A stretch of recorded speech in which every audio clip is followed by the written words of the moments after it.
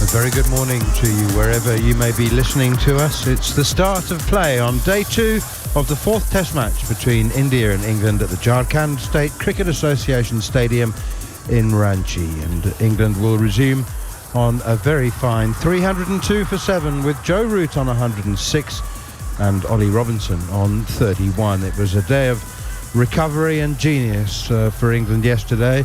The recovery came from the whole team led by Joe Root, and the genius came from Root himself, whose 31st Test century helped England to recover from a lunchtime position of 112 for 5, and he was helped in no small part by the contributions of Johnny Bairstow, Ben Foakes and Ollie Robinson, who will resume this morning in his company on 31. It was a very, very fine innings from Ollie Robinson in his first appearance of the series. And just before the start of play, he was talking to our man in Ranchi, Cameron Ponsonby. Obviously early stages, but at 302 for 7, do you think England are the happier of the two teams? Yeah, definitely. I think after the morning session that we saw yesterday, there's plenty in this pitch going forward, and hopefully it's only going to get worse. So I think we're in a really strong position at the moment, and if we can kick on this morning, get to 350, 375, that'd be a great first thing to score for us. You went out there. There's been a lot of pitch chat surrounding this fixture. With bat in hand, you made it look pretty flat. How do you think it's going to play? How do you think it's going to break up? Could it suit your bowling as well? Hopefully. I think the older ball on these wickets, it does go a bit slower and a bit flatter. They obviously got a bit reversed late yesterday, but I think the key to this is the new ball. If we can get early wickets, myself and Jimmy, and then the spinners after go to work, we're right in this fixture. So I think that the key for us is that new ball, hitting the wickets as hard as possible, getting the variable bounce and going from there. When you're out there with Joe Root, you obviously brought up his century. What's it like being out there when a master's at work and being there for that moment? It's cool, yeah, it's cool. It's one of those things, as a bowler who bats a little bit, going out there when Rooty or Stokesy or someone's batting, it's really sort of comforting, because you just know that you can bat with them and try and support them, and it makes life a lot easier when you've got someone of Rooty's class at the other end. You mentioned there you're more than capable with the bat. When you go to bed last night, are you dreaming of a maiden Test ton, or are you dreaming of a fifer? I was actually thinking I'd love to get my first 50, so first 50 and a fifer today would really be good, and for the team obviously would be in a great position, so hopefully we can make that happen. And how do you prepare for a day like today, where obviously your primary suit is as a bowler? You will bowl, or I assume you'll bowl at some point today, unless something amazing happens. What's your preparations looking like? Are you having a hit first, then you're having a bowl? What's the go? I'll just prep for bowling, really. I've done all my batting work before the game, and now it's just about bowling for me, so I'll prep for that and go from there. Best of luck today. Thank you, cheers. Well, it's always good to know that we're reading the game from a distance as accurately as the players themselves are. Ollie Robinson there, Steve Harmison, Darren Gough saying that they believe it is very much a new ball pitch, which is something that you both said very early yesterday. Morning. Yeah, good morning, Manners. Morning, Goffey. Morning, everyone. It's, new ball pitch, and India didn't take it, the home side. I really struggled to understand. As much as it was reversing, I think what we've seen with the new ball, it far outweighed taking it for me. I even with tired bowlers, I think I'd be giving it, if I was Rowan, I would have given it 2 overs, 3 overs to the seamers, and then you've got Jadeja and Ashwin, who are more than comfortable bowling with a new ball. So that was a strange one. Well played, Joe Root. He was magnificent yesterday. It really was a brilliant innings. And this morning, it's Ollie Robinson's job to try and eke out as much as he possibly can. Again, I said it yesterday, there's sometimes Ollie Robinson acts a clown, and sometimes he says some things which baffles you sometimes, but I think this kid's got a great cricket brain. I think when he's got a ball in his hand and it's business time, I think he's one of the best we've had for a long time with that brand new ball, and I think he'll be a handful on the surface. Nothing wrong with setting the bar high, Goffey. A fifer and a maiden 50 and a total of 350 or 375. Well, I expect nothing more than confidence from any of the guys when they do press conference, so it'd be great for him to get 50. It'd be a good little partnership if they do, and England would be looking more like 360, 370, even 380 if that's the case. But Root was magnificent. It was his day yesterday. Truly class innings in difficult conditions, but you're right, it's a new ball pitch, the new ball, and that's what makes it more surprising. We both agree with that. For him not to take the new ball last night, it gave him an extra 40 runs, England, and they're going to have to finish England off pretty quick this morning. His partnership's already worth 57, and it's transformed the innings from good to very good. I think 350 would be excellent. Zach Crawley, they thought quite early on that 300 was a par score, and I think that's probably a bit higher than... I've no idea. I honestly haven't. We can all predict how we see the ball behave, and a lot going down. I think there'll be more go down as the game goes on. But it's very hard until India bat on it, and they're used to batting in these conditions. Well, we don't have a clue, really, do we? Let's be fair. The encouraging thing for me, Manners and Goffey, is if it is a new ball pitch, and we've got Anderson and Robinson, if we can even just take 2 wickets with that new ball, you get into Paditar, Jadeja, Sarfaraz Khan, Jurel, Ashwin, that middle order. There's some experience in Ashwin and Jadeja, some very, very inexperienced batting options for India in that middle order, and that would encourage me if I was an England bowler. Mohammad Siraj, first ball of the morning, and it's down the leg side, and it's hit the pad, and it's disappearing off to the boundary for 4. I think those were leg byes. It went very quickly, though. Not sure what the signal is from the umpire. It went very quickly to the boundary. That's not the start that Siraj and India wanted. That's still the old ball. Amazing.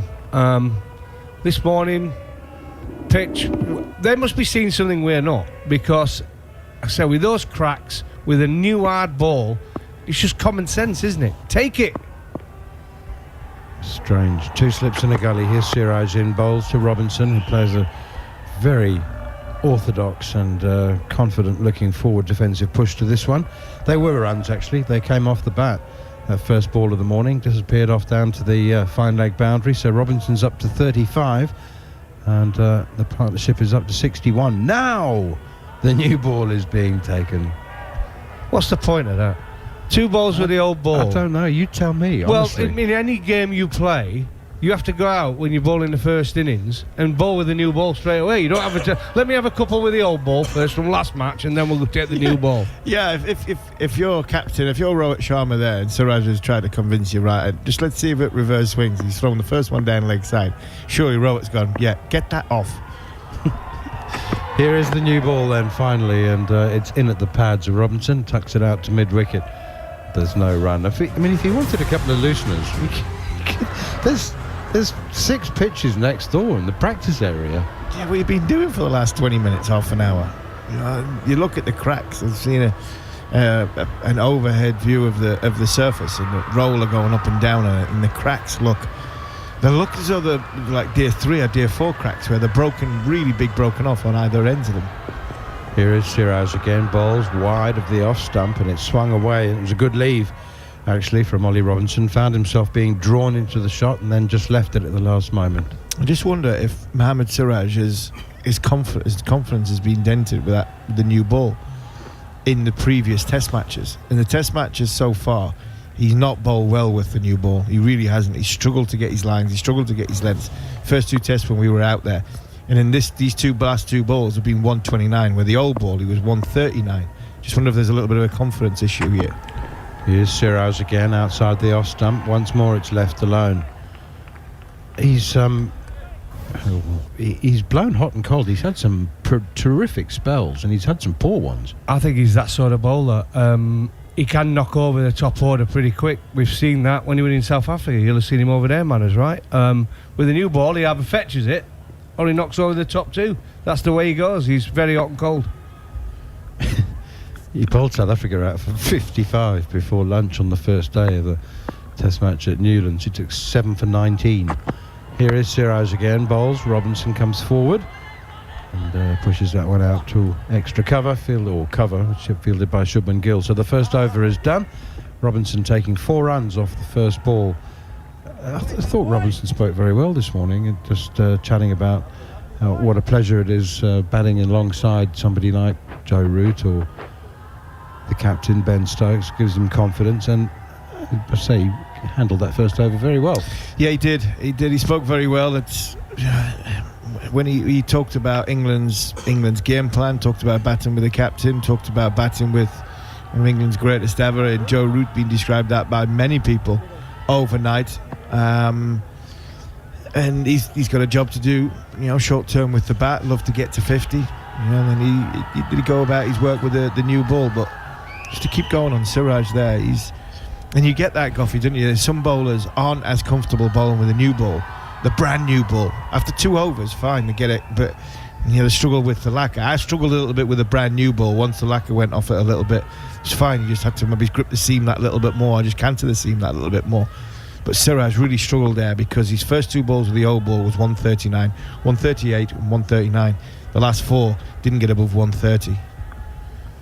Joe Root then takes strike for the first time. Akashdeep took the first 3 wickets yesterday. He's into Joe Root. It's very full. It was drivable, but Root just pushed it up to mid-off. No run.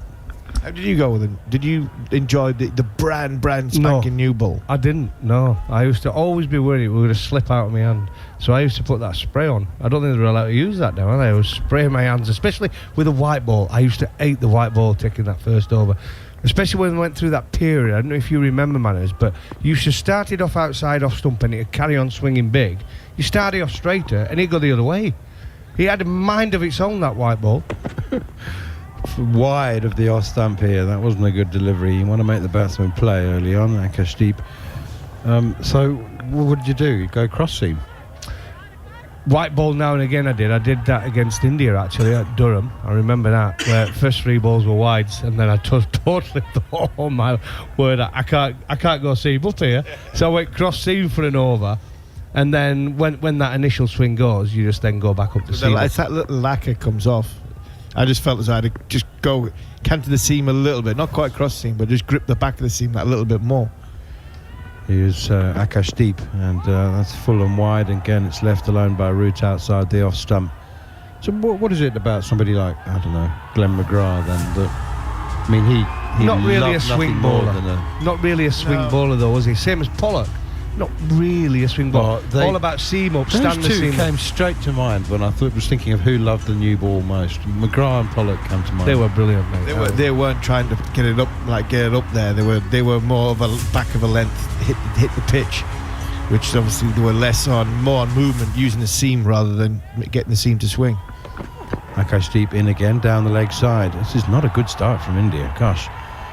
Root plays a leg glance at it, makes no contact, but once again Dhruv Jurel, the keeper, having to dive down the leg side. England 306 for 7. You want to be on the money first up with the new ball. Well, that's the thing. If we're very critical of not taking the new ball for 11 overs, but once you've got it, you've got to make it work for you. Again, yesterday it worked for them yesterday, even though England got off to a flying start, 47 for none. They did put the ball in better areas yesterday. 2 slips in a gully. Here's Akashdeep again, and Root back and across and playing defensively. Shubman Gill at cover does the fielding. Very, very sparse crowd in, and we were spoilt in the first 2 tests, weren't they? I mean, the crowds were really good in Hyderabad and Visakhapatnam. Especially in Hyderabad. I thought the Hyderabad crowd was really, really good. There was a lot of school children in Hyderabad every single day. I mean, must have been 10, 15, 20 schools which had their full classes, and obviously their full schools. And when we from the press box end down the right hand side, there was a whole bank of big stand full of kids. Akashdeep in again. That's wide of the off stump. He's not hitting line or length at the moment, Akashdeep. 2 overs gone then. 2 poor ones really from Mohammad Siraj and Akashdeep. England 306 for 7. No ball. There we go. I do love that. I love this siren. It's better than the ice cream one, wasn't it? Was it last time we were in India? It was like an ice cream van, wasn't it? I prefer the ice cream van. So do I. It's a long way over the line as well. Licking your lips, thinking of ice creams at 4 o'clock in the morning. Yeah, nearly as good as your Guinness and Guinness Zero for breakfast. I'm still yet to see Goffey do that. I can't take that seriously. No. A Guinness Zero for breakfast. 0-0, isn't it? Yeah, 0-0. I've just seen an advert on the television for it. Forgetting the guy who was Irish actor. Oh, what's his name? I'll come to this in a second. In the police drama. Yeah. What's his name? Yeah. I'll get it in a second. Jamie Duran. Is it Jamie Duran? Jamie Duran. Here's the re-bowl. Here's Akashdeep to Joe Root. Tries to chop it away down towards third man. Gets bottom edge down towards the gully. And there's no run. Robinson 35. Scored the first boundary of the day, first ball of the day. Root. Let's talk a bit about Joe Root.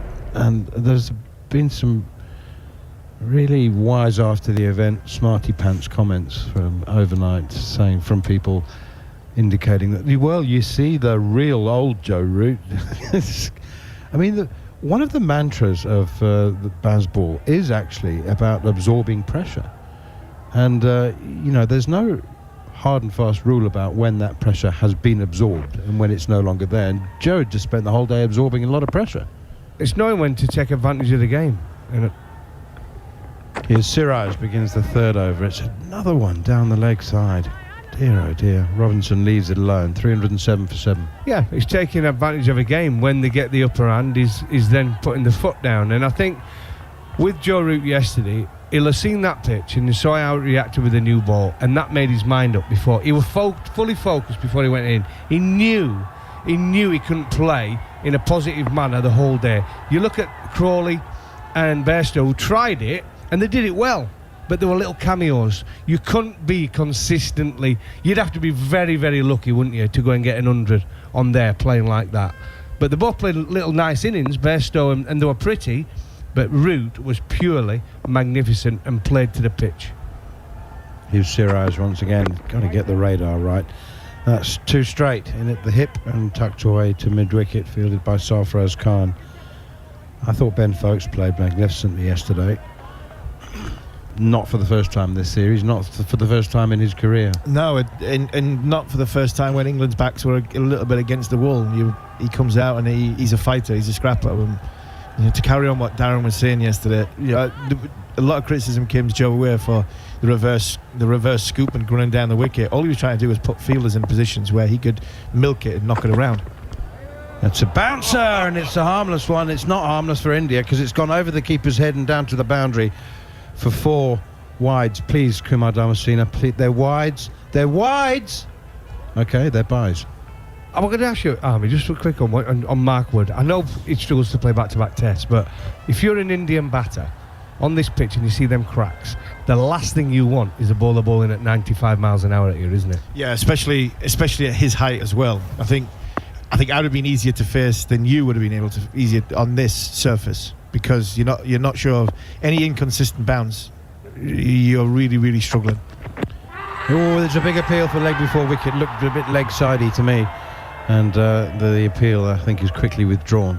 Kumar Damasina played a lot of cricket at international level as well. He was a useful bits and pieces all-rounder. The point is, he's got a feel and an empathy for the game. Why would he call those byes?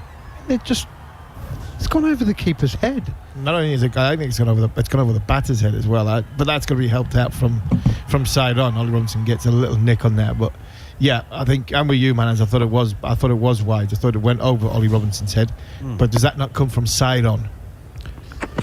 Here's Robinson coming forward to the next one from Siraj, and there's no right. Yes, it does. Yeah, of course, the signal should come from the square leg umpire, but mostly it doesn't. The standing umpire just calls it, doesn't it? Yeah, you should know. But I'm with you on Woody. I think. I said before this game, if there was a gamble needed to be taken, England need to win a test match, then I think Wood would have been a gamble worth risking on a pitch which you didn't think was going to go 4 days, 5 days. 2 slips, short mid-wicket, short cover, also quite close in stationary catching positions. This one has turned out towards square leg, fielded by Akashdeep, and they scurry through for a quick single. Robinson moves on to 36. Root has 106. England are 312 for 7. Yeah, my point being, Army, is, but listen, Anderson and Robinson, no doubt, will be accurate. They'll be good. They're good performers. On most pitches, they're both fantastic bowlers. So Jimmy's stats speak for itself. And Robinson, 21, I think 22 he averages in Test cricket. He's had a great start to his career. But as I said, if I'm trying to think about what would be going through my head, if I was going out to bat, I'd rather face Anderson Robinson after that ball than be facing Wood when I look down and I see all them cracks. Yeah, because there's a 10 mile an hour difference. Yeah, and I think you're talking about bowling the 90 overs or the 70 overs that it's going to take to bowl India out, not just the first 10 overs. Akashdeep begins a new over, and it's short, wide and cut, and it's 4. Ollie Robinson is prepared to play some aggressive shots early on. Mind you, that that was quite juicy, wasn't it? I think I might hit that for 4 man as it was short, wide out, outside, off stump. He not quite hit the kitchen sink at it, but this is a wide ball that a lot of batters would have been licking their lips at, especially on a surface where you're thinking one could go up and one could go down. And yeah, that was a short and wide one. It was in the air, but he sensed that Robinson was in control of it. He's on 40 now. Oh, and he drives. A bit loose there. Didn't move the feet at all. It was just a waft at that when he missed it. Well, back to normality. That's what you normally get from a number 9. What's up with you? He's only 10 away from that 50 though now. He's talked about it this morning. Stage 1 of his plan for the day. Get to 50. And the second stage, 5-4. Would be a good day. No, the second was 350 to 375. And then the 5-4. Yeah, it's on course. Robinson up to 40. Joe Root hasn't advanced from his overnight 106, but England have moved to 316 for 7. That's good leave outside the off stump. It's better ball from Akashdeep, just a line of 5th or 6th stump outside the off and left alone. He is Mohamed Shami though, isn't he? Surely. He runs in Mark like him, 2, doesn't isn't he? it? He runs in it's a like spitting him. image. Yeah. I think Shami's a little bit higher in release point. I think Akash, his head goes very, very early, and I think that's what makes the inconsistency. When you watch Shami bowl, I think he's able because his head drives him down the pitch. He's over the top rather than from side arm. Akashdeep into Robinson. That's good delivery. It bounces a bit of an effort ball, I think, on that occasion, up to 140 k's an hour. Robinson having a look at it outside the off stump, played and missed, I think. Akash Deep's left side goes early, so he comes to the crease. He sort of runs, he comes across the crease, and I think because his left side goes a bit early, his head goes.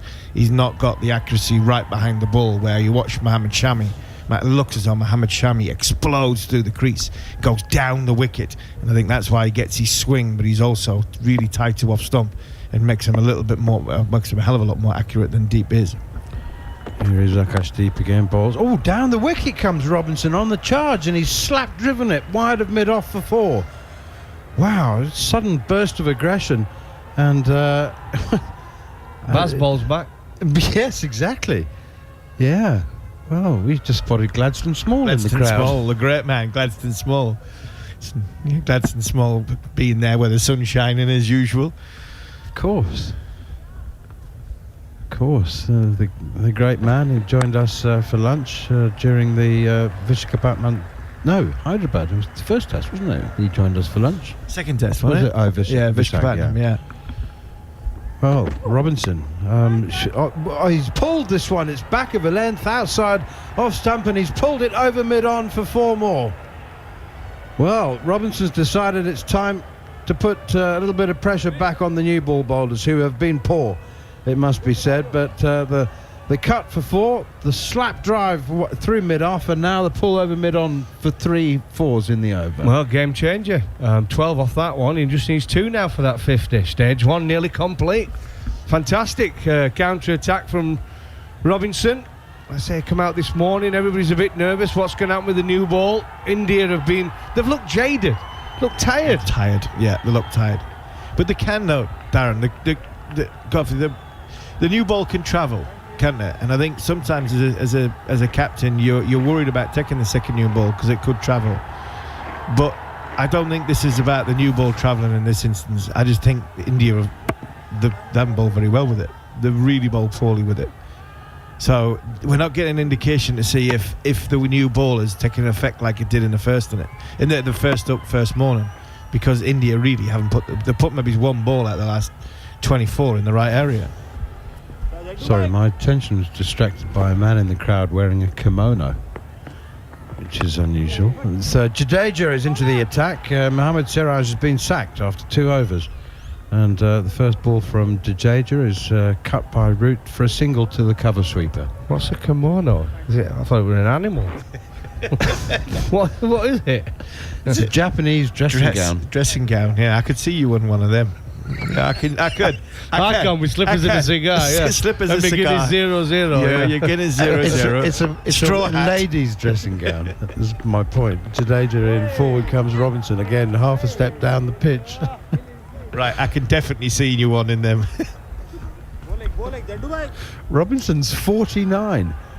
Terrific start from him. 18 he's added this morning. They took the opening bowler off. I know. Jadeja is in again. Forward comes Root playing defensively. Come on, more. 10 balls with the new ball he's bowled. And they took him off and brought the spinner on. He's bowled 4 of them down leg side, though. Still, I mean, Jadeja off the outside off stump and off the back foot goes Root, hits the cover sweeper. Kuldeep Yadav does the tidying up. I mean, he's bowled. As Goffey says, he's bowled 10 balls with the new ball. Mohammad Siraj is your weapon. But he's not bowled. He's not bowled well. Well, give him another over then. Jadeja is in once again. Robinson plays defence. If it was Ben Stokes, he would say, yeah, but I get what you're saying. But they're getting out of hand now. 3:27.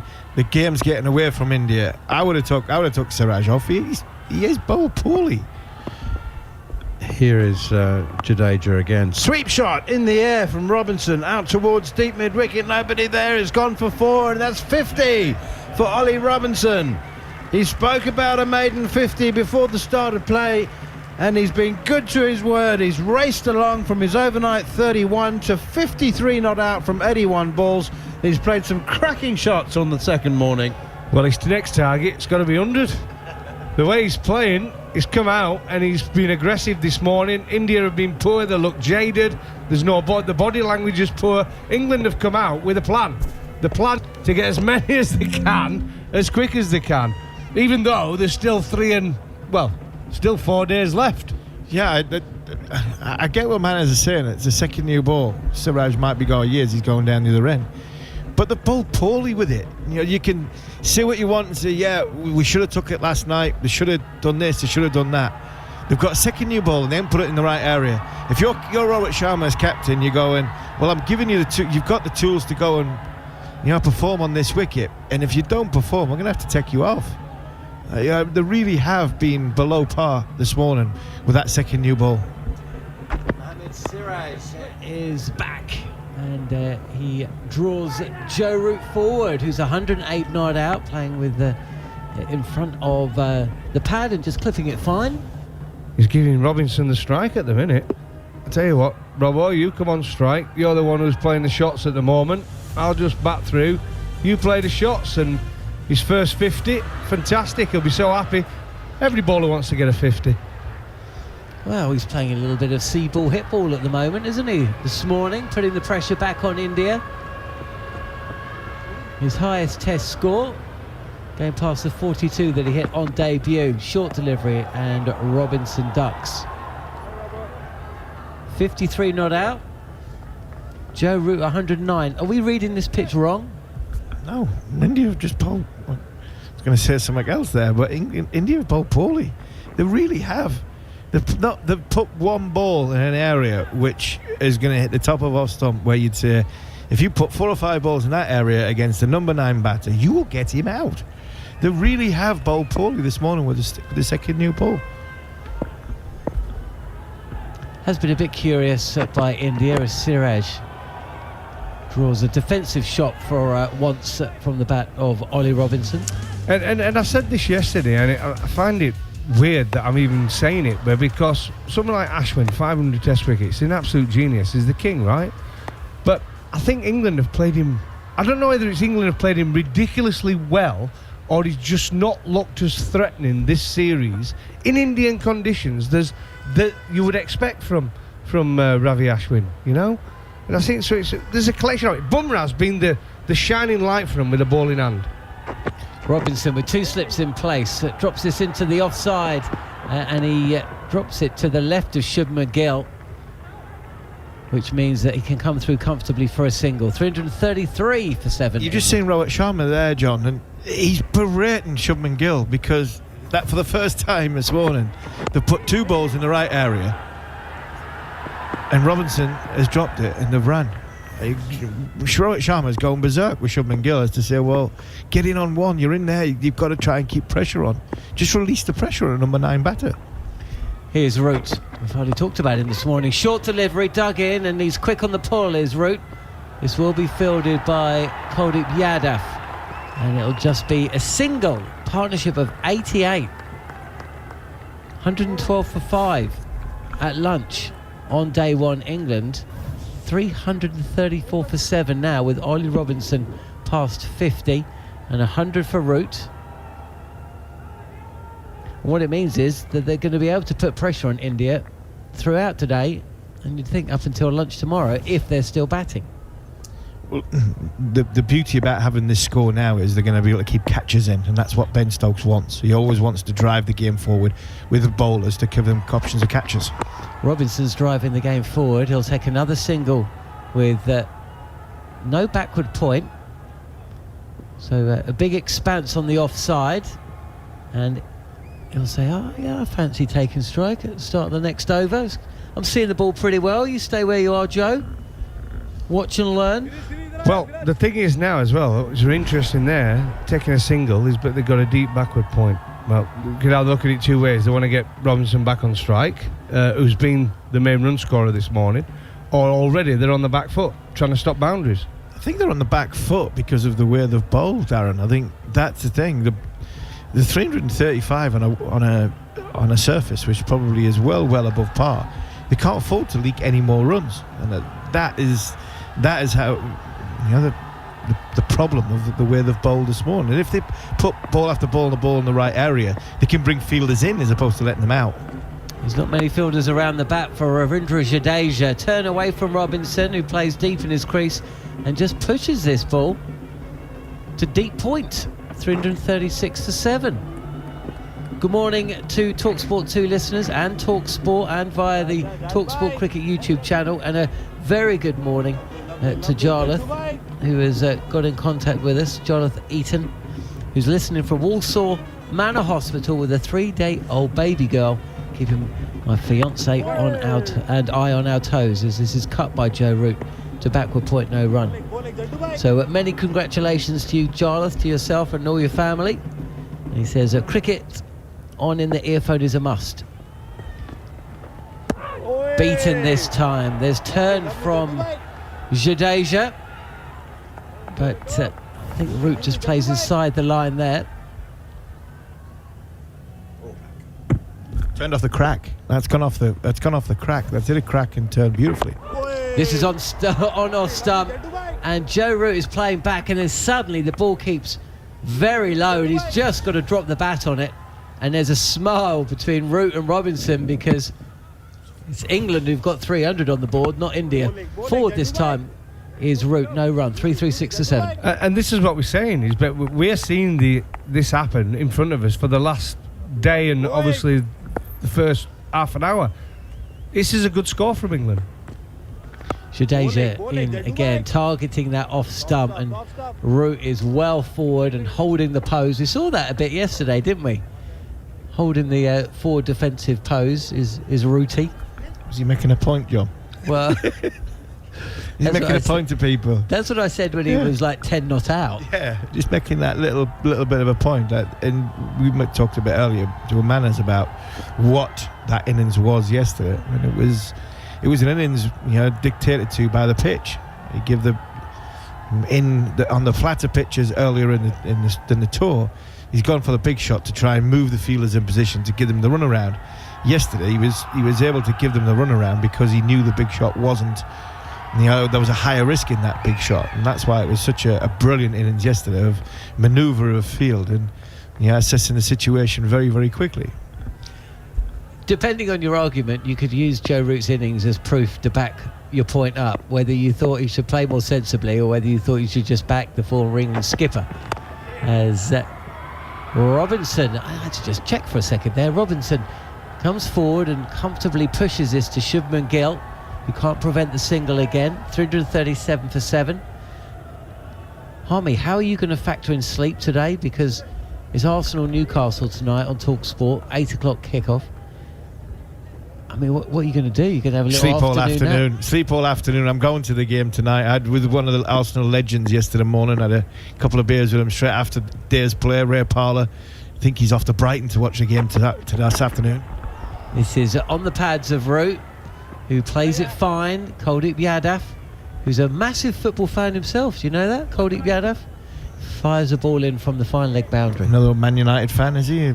He's a Barcelona fan. They're all Man United fans, isn't they? No, well, I tell you what. Can you remember when David Beckham rocked up for the semi-final of the Cricket World Cup? Yes. You must have had it so many times, both of you two, when, with the greatest will in the world, you're enjoying talking to whoever it is has come up to you and wants to chew your ear off about cricket. Short, and Robinson is through with a hook. No connection, no run. 3-3-8 for 7 England.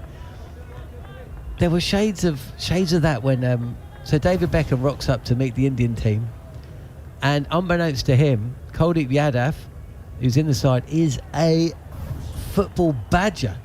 He loves it, and he would not let Bex go. Do you know what he said to him? Say hi to Gary Neville for me. And Bex is like, oh, I saw Gary the other day, actually. Little bit fuller from Siraj, targeting the stumps this time. Draws Robinson forward, and deep point again.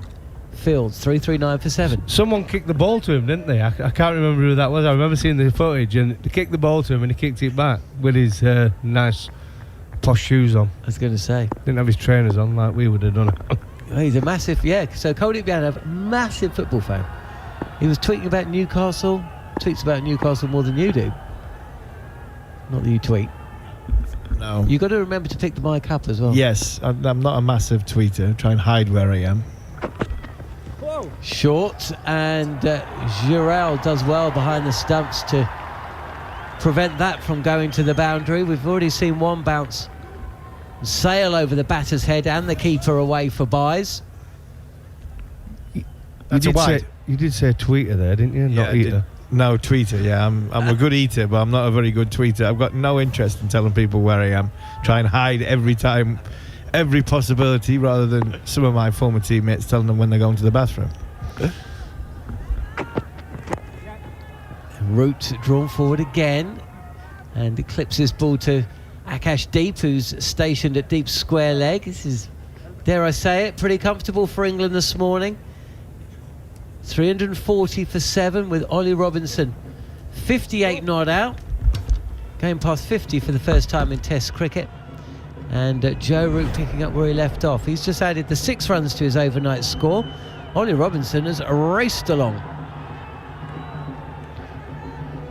Change in the commentary box as Alex Tudor and Jared Kimber get themselves ready. Rhys Jenkins has got in contact as well on cricket_TS. Listening from Low Fell. Says up in the northeast. Oh, well, Harmy's just gone. He says Harmy will know. Jadeja, this is wide and cut by Root. Giroud doesn't move, and it just flies to the bottom of the pad of the keeper. Well, a joke came through yesterday saying when will England declare?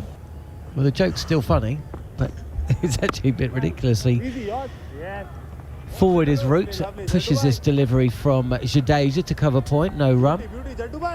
Good morning, Jared. Morning, Tudes. Morning. Yeah, it is weird, because at what point does England start to think to themselves, if we bat too long? This is that leg stump line, and there'll be no run because Ravindra Jadeja is at short fine. Maybe the draw will come back into the equation, eh? It's flown back in. Again, he goes straight at Jadeja, and Root is forward and playing this into the leg side. He wants to, and Robinson sends him back. It's a sharp throw from square leg, so he was right to do that.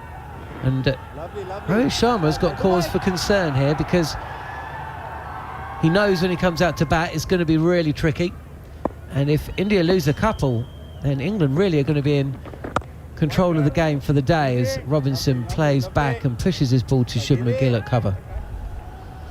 Yeah, he's got a lot to ponder. We weren't thinking this at lunch yesterday.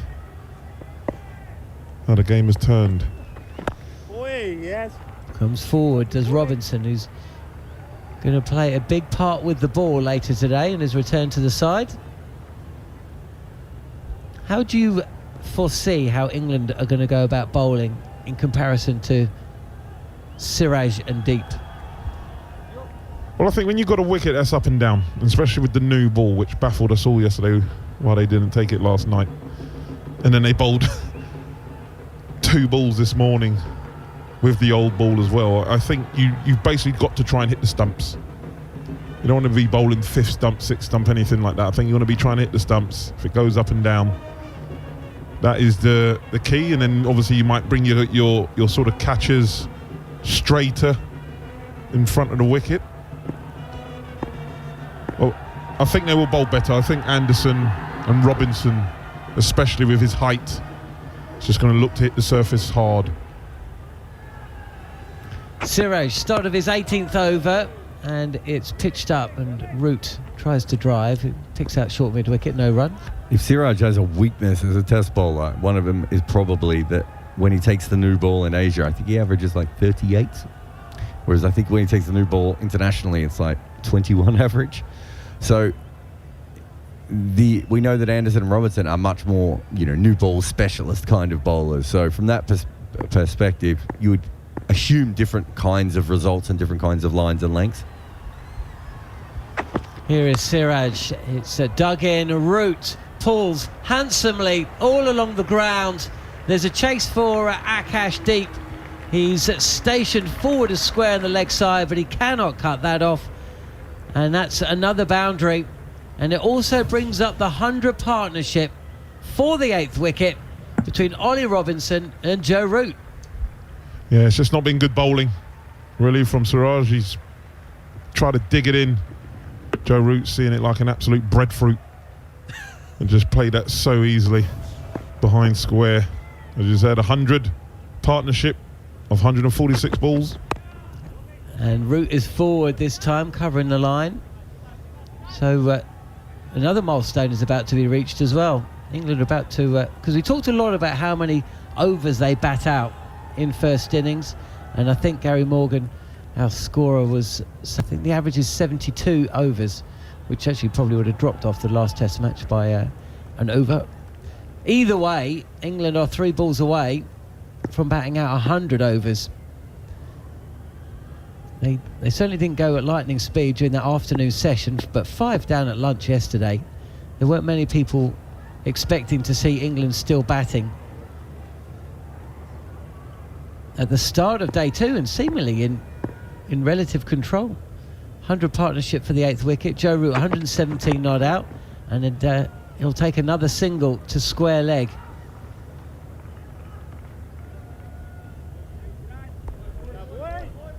We used to call this milking, Johnny. He's absolutely milking it in a minute. After lunch, India's bowlings hasn't been great. England have batted extremely well. Root, Folkes, Robinson, who've been his allies, they've batted extremely well and with a lot of common sense. Tim Wigmore in the Telegraph yesterday pointing out that in the 13 tests under Brendan McCullum, Ben Folkes has been involved in 6 century partnerships as Robinson ducks a short ball from Mohammad Siraj. There's a little smile from Robinson, who's not afraid to get involved in the battle.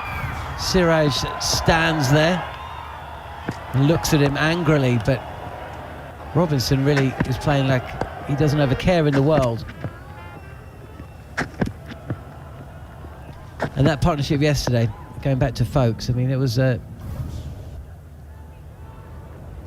much needed partnership between Folkes and Root. It's really got England to the position they're now in, where they're essentially playing pressure-free cricket. Who's Siraj gesticulating to there, I wonder? Another short delivery, and Robinson ducks again. There's another little look at the bowler, a little smile, and a few words from Siraj. And Robinson is absolutely loving this. He's actually giggling. back at Siraj. Siraj is trying to get in his face and be very aggressive, and it is not working at all. Just on the Ben Foakes thing, so I think there's an interesting part of their cricket, which is they try and make sure that the ball gets soft, and that's kind of the way that they attack and put pressure back on opposition teams so that they can cash in later. That actually really helps Ben Foakes. He doesn't play a lot of shots, and all he does is play the ball under his eyes and close his wrists on the ball occasionally to turn it to the leg side and everything. So I think it makes sense that Ben Foakes has been in a lot of those partnerships. His ability, his issue as a batter is that ability to kick on, but it's not that ability to get to 20, 30, 40 and put a partnership on of 100 with another batter. And I think it's probably not the situation they thought they were going to have with Baz Ball. They probably were thinking by now they'd have a Josh Butler type player coming in and slogging as their wicketkeeper, but actually maybe the way that they set it up, it works better for someone who just dead bats an older ball. Robinson and Root have gone past Jardine and Verity in the list of 8th wicket partnerships in India for England, as this ball is pushed to cover by Joe Root, 118 not out. Just the second 100-run partnership for the 8th wicket by an England pair in India. And England have batted out 100 overs. Back to basics cricket. You could say, as Jadeja, bowling wide of off stump, draws a back cut or a late cut from Joe Root, but fielded at backward point, no run.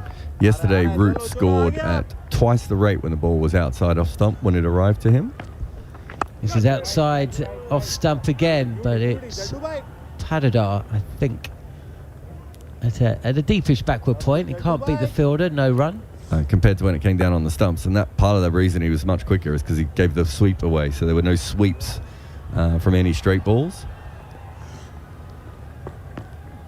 This is on the stumps, and Root plays this to the leg side, continuing to milk the runs, Judes. But I don't really understand why they're bowling outside off stump to him, Judes. Oh, with that stat from you there, I have no idea. I don't think they bowled particularly well after lunch yesterday. Slip in place for Robinson, who comes forward. This is on a 4th stump line, and just pushed to cover, no run. We haven't seen any signs, or have we seen any signs of that low bounce that we saw every now and again yesterday? We saw one, didn't we?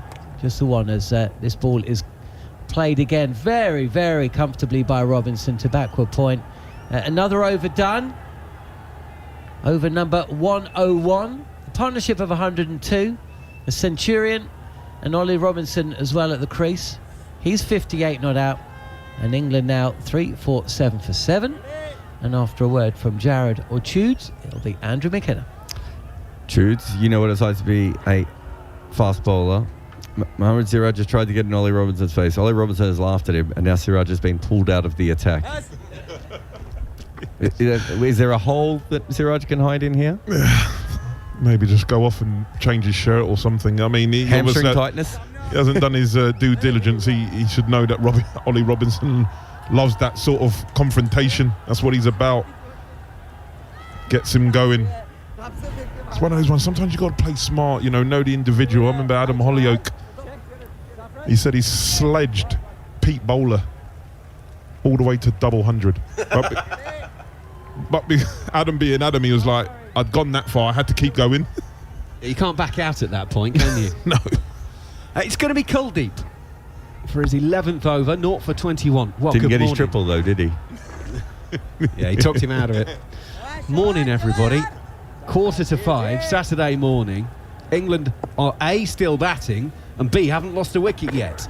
Kuldeep, left arm over the wicket, wrist spin to Joe Root. Defends back down the pitch, no run. 119 for Joe Root, 58 for Ollie Robinson. England number 9 has got 58 from 95 balls. Kuldeep is in as a slip and a deep short leg as Joe Root plays forward to Kuldeep, straight back down the pitch, and there's no run. Well, on the Following On podcast yesterday, the very end of it, I asked you and Goffey for a score prediction as to what England would end up in their first innings. I went 365, the highest. I've gone low. I've gone way low. Well, Goffey's gone. He went 325 or something like that. Now I said 350. Kuldeep comes in, past the umpire, gives that one a little bit of air. Turned on the leg side by Root. Straight to Shubman Gill at mid-wicket. There's no run. It's like a better batting pitch at the moment than it did yesterday, if we're being honest. I mean, part of that is the way that India have bowled. I think, and obviously Joe Root and Robinson have batted really well, but it just looks really flat. There's been some strange stuff, though. Kuldeep in. Outside edge of Joe Root. Caught at slip by Rohit. That one was a bit wider. No, Rohit saying it didn't carry. He's saying to the umpire, you should review this. India can't review it, of course, because they've got none left. So the umpires can, if they're not sure, have an umpire review to judge whether the catch has been taken cleanly. Yeah, India don't need a review for this one because it's caught, but it will come down to what the umpire's saying. I thought it looked okay, but then straight away he was like, I don't know. I thought it was clean. TV umpire to director, we have an umpire review for a fair catch. To be fair, after yesterday, we should keep quiet. Move on to front on. Especially us three. Right. So we're now lining up the best angle. Joel Wilson has started the process. And it bounced. Ball is clearly grounded. The ball is clearly grounded. I have a decision for the big screen. Well, fair play to Rohit for saying that straight away. Good pickup, actually, as well. It is. I know it doesn't mean anything, but he picked that up on the half volley beautifully. It's like the kids at school. Come on. Not one and one bounce, but it was like great half volley, wasn't it? So England had the better of things in terms of decisions yesterday and close calls. There's one that it's a genuine edge off Joe Root's bat. We've not seen many of those that doesn't carry to slip. He's deep in his crease as Kuldeep goes in and bowls left arm over. Work to Shubman Gill at mid-wicket, and there is no run. But it was a little bit wider, that one. Brought Joe Root forward. Genuine outside edge as he's pushing. He's not driving, just pushing. And the head jagged round from Joe Root to look at slip. But in fairness, Rohit straight away said, I'm not sure, and made the square signal as if say, you need to look at the replay. Joe Root is solidly forward to end the over from Kuldeep. Well, that's an eventful one, and it's 102 overs been sent down by England here on TalkSport 2, TalkSport, and of course the TalkSport Cricket YouTube channel. England are still going 3-4-7 for 7. Yeah, and again, that wasn't really anything off the pitch. It was a good ball by Kuldeep. It sort of drifted across, and then when it spun back, it didn't spin back enough, and so Root got the edge as he pushed at it. But again, it's not anything we've seen all that much. We've seen one, maybe two keep low on this surface so far today. We expected the new ball to play up a little bit more than that. I have seen wickets, here deteriorate throughout with the both the Test matches that we've seen. It certainly gets a lot harder, but it looks like a very good batting surface at the moment. The problem for India is that they have to play very similar to how they did against Australia on this when the first Test match was played here. Jadeja is around the wicket to Ollie Robinson, who plays the reverse, and now is he caught off the blade? Yes. Ollie Robinson has gone down on one knee to play the reverse, and he's reviewed this. It would be straight off the face of the blade to the keeper's gloves. Thought for a moment Damasceno wasn't going to give that out as well. I know he's been taking so long, Shoots. It's hard to tell with him if he's on the pregnant pause or what's happening, but they look really confident, India. But I've checked the feet. The original decision is out. I've checked the feet and it's a fair delivery. Robinson's saying, I didn't feel anything. Well, I don't think this is housery from Robinson's point of view. Glove, maybe? It's so close to everything, isn't it? The bat. Can you give me ultra edge? So the ball disappears behind the bat, which is what Joel Wilson is saying, so he can't see any deviation. So we're going to need the sound waveform. This does seem to be a fairly big change of angle from the ball. Can't imagine it's missed everything, has it? No, glove. A little bit of glove. Yeah, I've got the ball on the glove and there's a spike. Well, as we said, Robinson said he didn't feel anything. It looks like it just nicked it. But this is what I want to say. We always go on and on, Shoots, about, the player always knows. The player is a number 9 who's playing a reverse sweep of Jadeja, He doesn't know what's happening. He's just hoping to try and get near that, and it's just nicked the outside of the glove on the way through. He would have felt his hands moving. There would have been noises. Everything was going on there. But lucky for India that Damasena picked that up, because they don't have any reviews left, right? So good umpiring. You know, we yesterday the umpiring was a little bit random at times, but that is a very, very good decision, because that was, to use an Ian Smithism, by the barest of margins. I can see social media now. All the fans were happy with the way England batted yesterday, and batting sensibly and sort of old school batting. Straight away reverse sweep gets a wicket. I can see it now. So Ollie Robinson, 58 from 96 balls, 347 for 8. I think it's fair to say the England number 9 has done his job, and Bashir can come out to the middle and join Joe Root. Well, the other thing I would say about, the last 2 chances really. So the catch that was almost taken at slip, and that reverse. Good bowling, but the pitch didn't do anything. They weren't fantastic. You know, it was just England trying to, England making slight mistakes here. So it's still, this reminds me of one of those games where you've seen a couple of things happen on the wicket, Judes, and you start to get all nervous. But actually, if you think to yourself, well, if Ollie Robinson's just made all these runs, Jaiswal must be thinking, well, there's 150 for me just by coming out here. Yeah, exactly. I think, even though I can, the body language, you sense body language sometimes with the players out in the field, and you're thinking, yeah, we should be doing better. But the batters are thinking, well, geez, if, as you rightly said, we can get some runs on this, definitely. Jadeja then to Bashir, who's beaten on the outside edge, turns and bounces. Keeper doesn't even smell it. It hits him and goes down to short third, and they're going to take a bye. But all of a sudden, isn't it amazing that the new batter comes in, and all of a sudden it looks like you're playing on a minefield? Joe Root's coming down laughing, saying to Bashir, we haven't had one of those yet. I mean, it was just a quick ball. I want to say that hit the crack, Judes, and it moved at pace away. And as you said, Macca, Jarrell was nowhere near it. Not even close. Wow. Okay. Well, look, it's been an interesting morning. They took the new ball after 2 balls this morning, and then gave Akash 10 deliveries with it before they gave him the shepherd's crook. If you weren't with us earlier, Goffey was hysterical on that. Jadeja in, gives it a little bit of air, brings Joe Root forward, pushing to long off, giving him an easy single, which England take. So Bashir will be back on strike. Root goes to 120, not out. They gave the new ball, as I said, to Akash for 10 deliveries, and put Jadeja on, who bowled one that kept very low on Joe Root, but not enough. Bashir swings hard at Jadeja, and he'll be caught at point.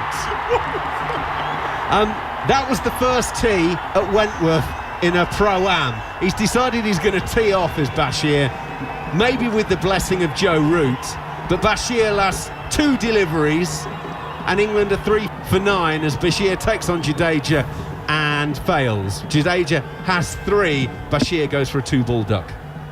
I could only laugh at that shot. I mean, it's not very good. He's obviously been told by the skipper and the coach to go out there and have free rein. Or they heard my prediction yesterday when I said 350. It's 3-4, 9 for 9. Also, have we got all the wickets, us 3? I feel like every time we've been on, there's been no one else has called any wickets. But that was. He was told to get on with it. I can't think of a worse shot to have played though. Because did he get demoted? Did he bat ahead of Anderson and then move in his other test? I'm trying to remember. No. The first game he played, Anderson was above him, and then Bashir played so well. So Ben Stokes was actually asked post-match in Vizag. He said, one of the questions in the press conference was, what have you learnt this test? He went, well, not a lot. Oh no, hang on, Bashir's a better batter than Jimmy. Because I'm just saying, based on this, I'd rather Jimmy coming out and playing reverse sweeps, because at least that's a shot Jimmy Anderson is good at. Whatever shot Bashir just played is not a shot he's comfortable with, he understands. It looked like very much a club shot. So let's hope for him he goes and has a look at that and goes, I probably could have played that a little bit. I remember talking yesterday about, giving yourself a base. That was the important thing. You're watching Joe Root and these guys when they're playing attacking shots, they do it from a base. he was all over the place. Yeah. Neil Bashir on that one. It looked horrible. What Shield Berry called Joe Root the worst shot in Test cricket history in the last Test. That was 12 times worse. Is he going to reverse sweep first ball, Macca? Go on, let's have the sweepstake. What are we going then? I'm going first ball. Okay, I'll go second. Third then. I think he did fourth in his last Test, didn't he? A little bit disappointing. 2 wickets in 4 balls. James Anderson is taken on the pad by Jadeja as he's bowling left arm around the wicket. It's going down leg side though, so first ball's out the equation. After that, second ball's probably on because he was nowhere near that. England 3-4-9 for 9. Jadeja left arm around the wicket. It's down the leg side. It's taken on the pad by Anderson. They're going to take one. Are they going to come back for a second leg by? They are going to take it on, and the throw is brilliant. It actually takes the keeper Durrell away from the stumps. So England will get 2 more to the total. They're past 350. 3-5-1 for 9 thanks to 2 leg byes. Anderson yet to get off the mark, therefore has given Root the strike for the first ball of the 104th over. Root is 120 not out here on TalkSport, TalkSport 2 and the TalkSport Cricket YouTube channel. This is where working radio is great because Macca's called that perfectly, but he hasn't called just how terrible all that cricket was. Jadeja, trying to get out the tail ender, bowls the ball on leg stump. Jimmy misses that by about a foot, I reckon. His bat was over on off stump and the ball was down on leg stump. Then he takes off for a single, forgetting it's the last ball of the over shoots, and then has to run really quickly. But because India were slacking in the field, he gets back for the second one on top of a bad throw that could have run him out. It was just terrible cricket all round. I enjoyed every moment of it. It wasn't great. Just warmed himself up. 41 years young. Anderson got in there easily. Kuldeep then to Joe Root, deep in the crease, tries to work it onto the leg side, and Patidar, who's just actually done that fielding at short fine leg, is now at deep mid-wicket, and he's all the way out on the boundary, and Root doesn't run. So it is going to be now strike management for Joe Root to try and maximise the balls that are left.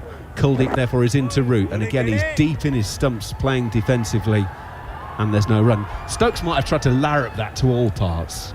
Root isn't doing that, and he's not done that this innings. Stokes or Bashir. Or Bashir, yes, absolutely. Slip, extra cover, mid-on, inside the circle as Kuldeep goes in, and it's straight to Root. Root plays it back to the bowler, no run. There's also a short fine leg. Everyone else is doing deep boundary riding at the moment. Deep square, deep mid-wicket, long on, long off, and deep backward point. So they've got bases covered. And Kuldeep comes in past the umpire, left arm over, and Joe Root with the biggest stride you've seen covers up defensively, no run. Is he going to bring the field in? You would like to think so. I mean, he hasn't moved for it. We need to check his pulse. 5th ball of the over. Kuldeep in, left arm over, gives that one to Mayer. Push drive from Joe Root. The easiest push drive to long off, to take a single, and to mean Anderson has to survive now 1 ball to complete the over. I'm not going to tell Rohit Sharma how to captain or play cricket, but there are local third 11s that can spot that one. And the only thing I can think is that he... No, I've got nothing. Go on. I suppose what I was thinking is Joe Root just edged one last over, or 2 overs back now, and maybe it would be hard for him to attack Jadeja, and they think that's a good matchup for them. They've got 5 out for Anderson. 5! Well, he's going to reverse it. Kuldeep then, final ball of the over. Anderson blocks the cover off of it. End of the over. I think it's fair to say that Rohit's captaincy at times has less than impressed us in this series, and there are times in Hyderabad, by the way, that is the end of the over, and that is the first hour done and drinks, 352 for 9 after 104 overs. There were times in Hyderabad when that incredible run chase was going on and the second innings turnaround, that we felt that Rohit had kind of lost some of the players. Just the body language was that. But I mean, it's basic. It's under 14 stuff. That if you're trying to keep one bloke on strike and another bloke off strike, you amend the field at the end of the over. What were they doing? Yeah, I mean, coming into this series, there was a lot of chat about the 2 captaincies, and they're obviously very different. I think Rohit is an understated captain. You watch him for Mumbai, watch him for India. He kind of backs his players. It does feel at times, and this is not his fault, because he's probably developed with a team like this where he can throw the ball to Jasprit Bumrah or Jofra Archer for Mumbai. And, in Test cricket, he's got, Ashwin and Jadeja and Bumrah and Shami. He has the ability to do that. It does feel like there's a little bit of Ricky Ponting-esque thing where he doesn't have the other tactics available to him, because in every stage where he's captain, he's just like, I'm just going to throw the ball to one of the best bowlers in the world. They'll work it out. It does feel like that at times with him. But to be fair, he's also, I think he's just an understated captain, Jude. I don't think he's one of those captains like Ben Stokes who's going to make 7 changes in an over. So sometimes to us it does look defensive, but he has looked out of answers at times. When you go up against Stokes specifically, who is making all those changes and is trying to manufacture wickets and is doing, you can see how different the two styles are. That doesn't necessarily mean that Rohit's style is terrible. He is leading the series 2-1, but it doesn't look good. And I think that particularly he doesn't have a good style for flat wickets. He just doesn't. Pat Cummins is another captain like this, but you look at Pat Cummins sometimes, he's like, are you going to make a change? Are you going to do something? Whereas we know on flat wickets is probably where Ben Stokes is at his best. Probably not as good Ben Stokes when he needs to just settle down and let them hit the top of off. But on a flat wicket, Ben Stokes is like, great. We tried that plan for 2 balls. I don't think that's going to work. I'm going to go with this one, and keeps going, cycling through his plans. And I think that's one thing England have done very well. It's not a Rohit strength. Right, well, let's recap where we are then. So at close of play yesterday, England were 302 for 7 after 90 overs. Ollie Robinson was the first man dismissed today. He got to 58 from 96 balls before being caught behind off the bowling of Jadeja.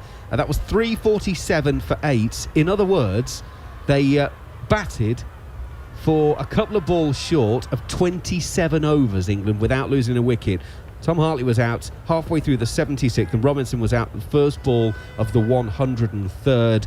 When that did bring a wicket, though, it brought 2, because Bashir lasted only 2 deliveries before having a big yahoo at Jadeja and was caught by Patidar at deep gully. So that was 102.4 overs, so 3 deliveries between the wickets. 347 for 8, 349 for 9. It's now 352 for 9. Right. We've talked all the way through the drinks break, and I've not made way for Neil Manthorpe, which is a criminal on my point of view. So, Jared, I'll tell you what, I'll describe the first ball, you can then fill, and then Manners can come in and pick up the commentary. Jadeja will come in, left arm around, Joe Root will defend, no run. Yeah, we're definitely seeing when the ball hits the non-cracky part of the pitch, just sliding on very, very well. That one there, easily played. We saw Anderson have a similar one off the last ball of the over, and Jadeja comes in again, and it's a sweep by Joe Root. We haven't seen many. Heard a lot of talking there, but no actual runs. And it goes out to deep a mid-wicket, and they take no run, and so Root will be back on strike. Neil Manthorpe. Is that the 5th? Well, there were 4. Did he sweep 4 times yesterday? I think he did. Here is Jadeja. Short and punched off the back foot by Joe Root to wide third man, and they take another. No, they don't. They don't take a single. 3rd ball of the over. Joe Root is protecting Jimmy Anderson, which is interesting because they do have a partnership of 180 together. A long time ago. England 352 for 9. Jimmy Anderson made 81 in a 10th wicket partnership of 180. I'll just check that with Gary Morgan. He just sent through some a confirmation of that record stand, but you remember Jimmy Anderson at Trent Bridge made 81, Joe Root made 100. Jadeja in again, and it's driven by Joe Root down to long off, and this time they do. Did they take a single? Yes, they did. Just confirmation of that. 198 actually.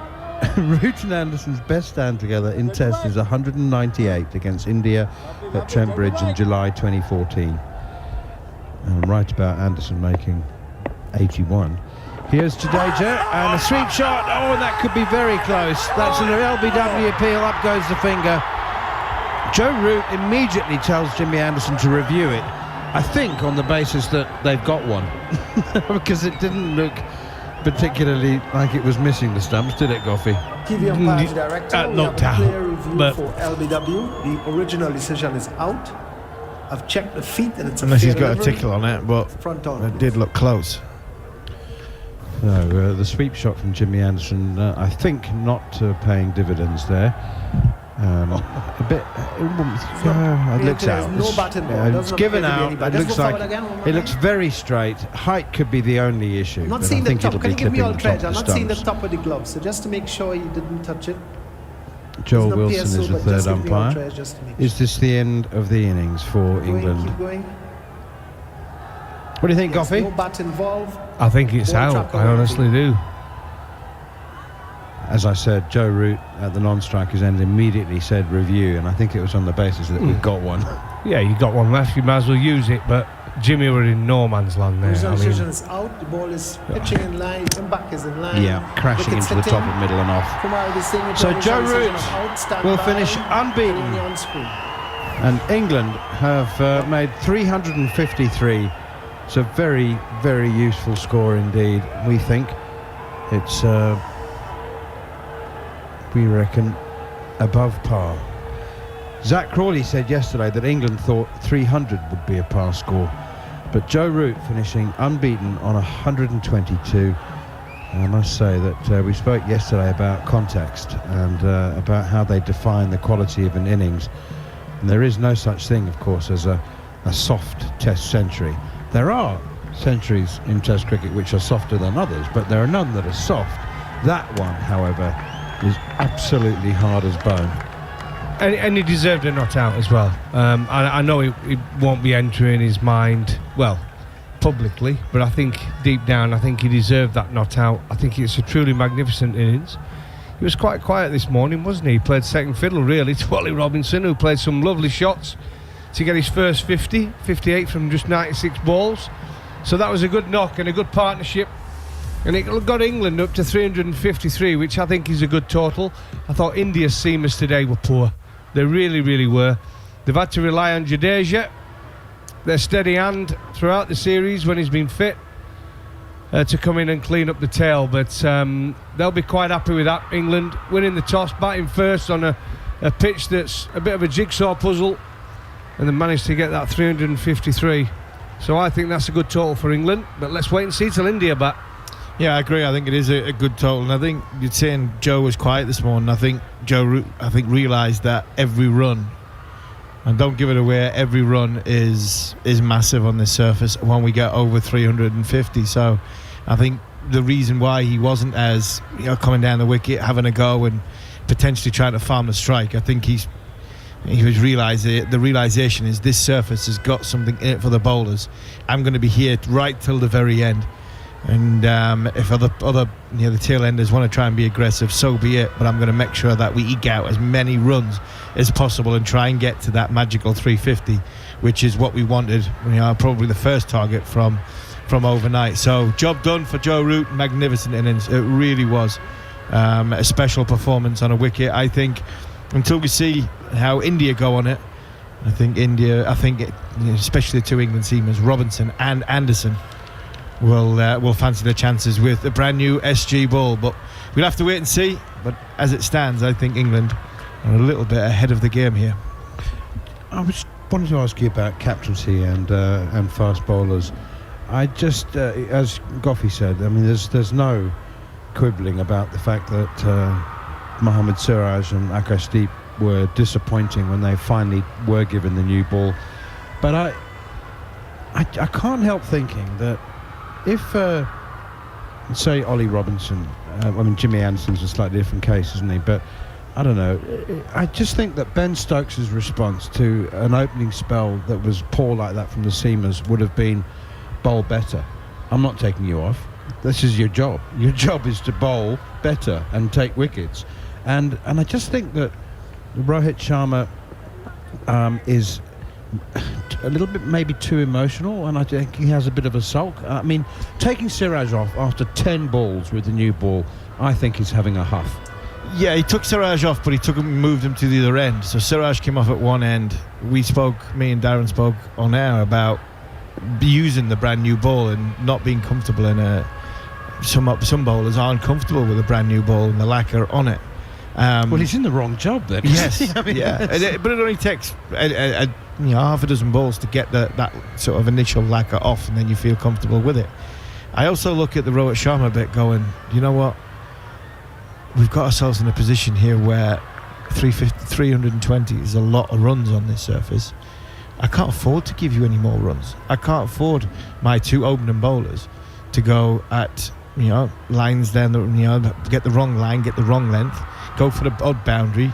Ollie Robinson was milking it into backward point because we got a deep point, because you bowled two wide half volleys which have gone through extra cover, or we've bowled balls down leg side which are going to the leg side boundary.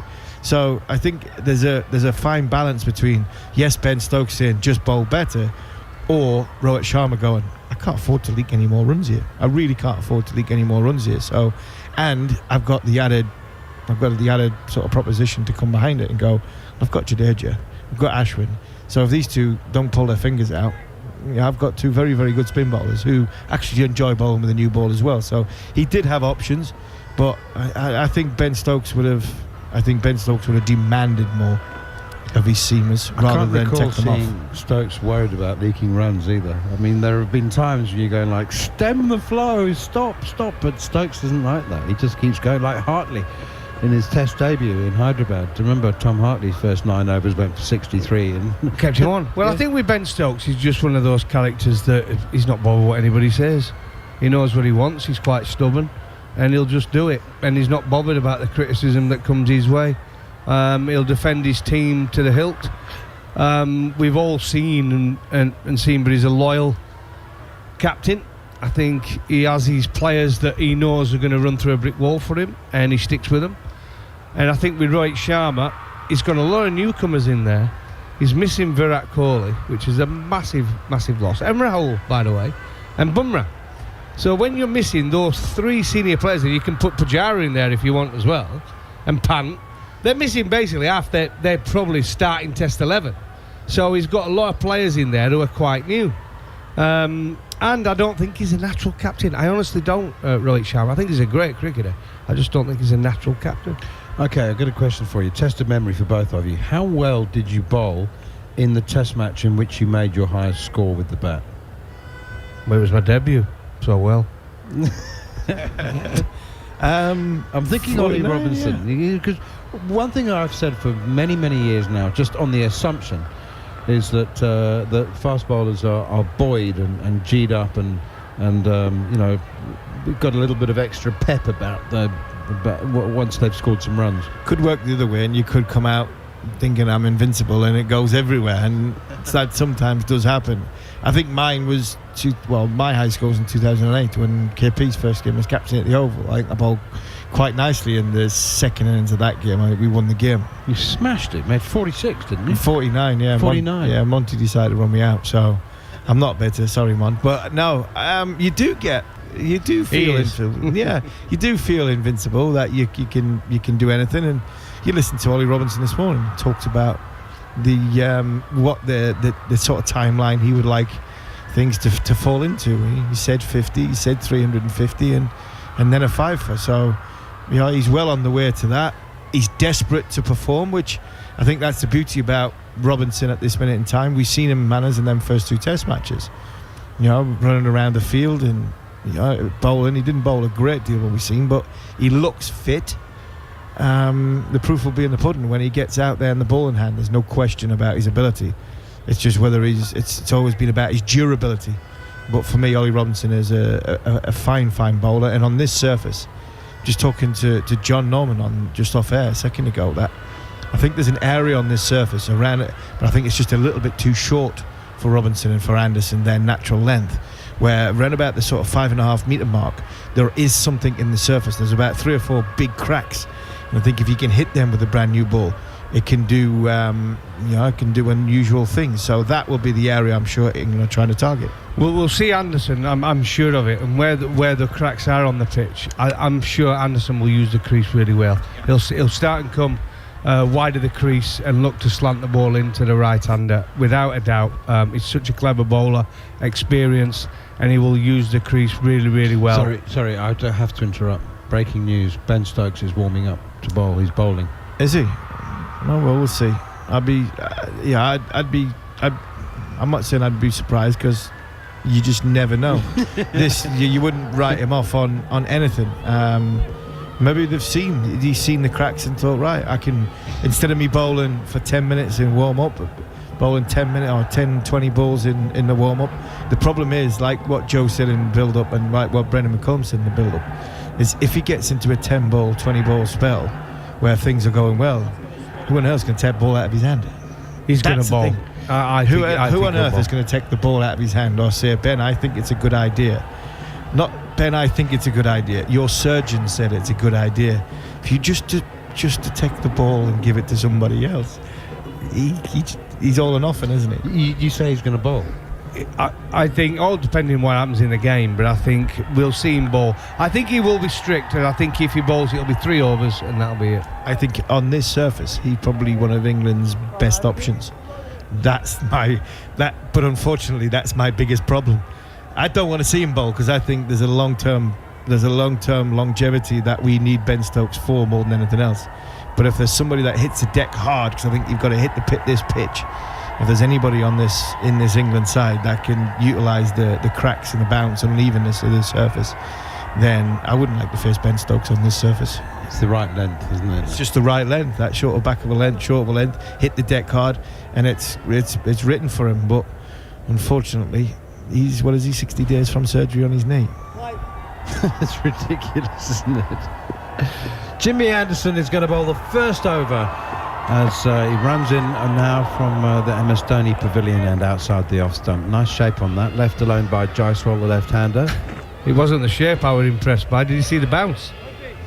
Looks like he's bowling at 150 miles an hour with the bounce he got there off perfect length, first ball.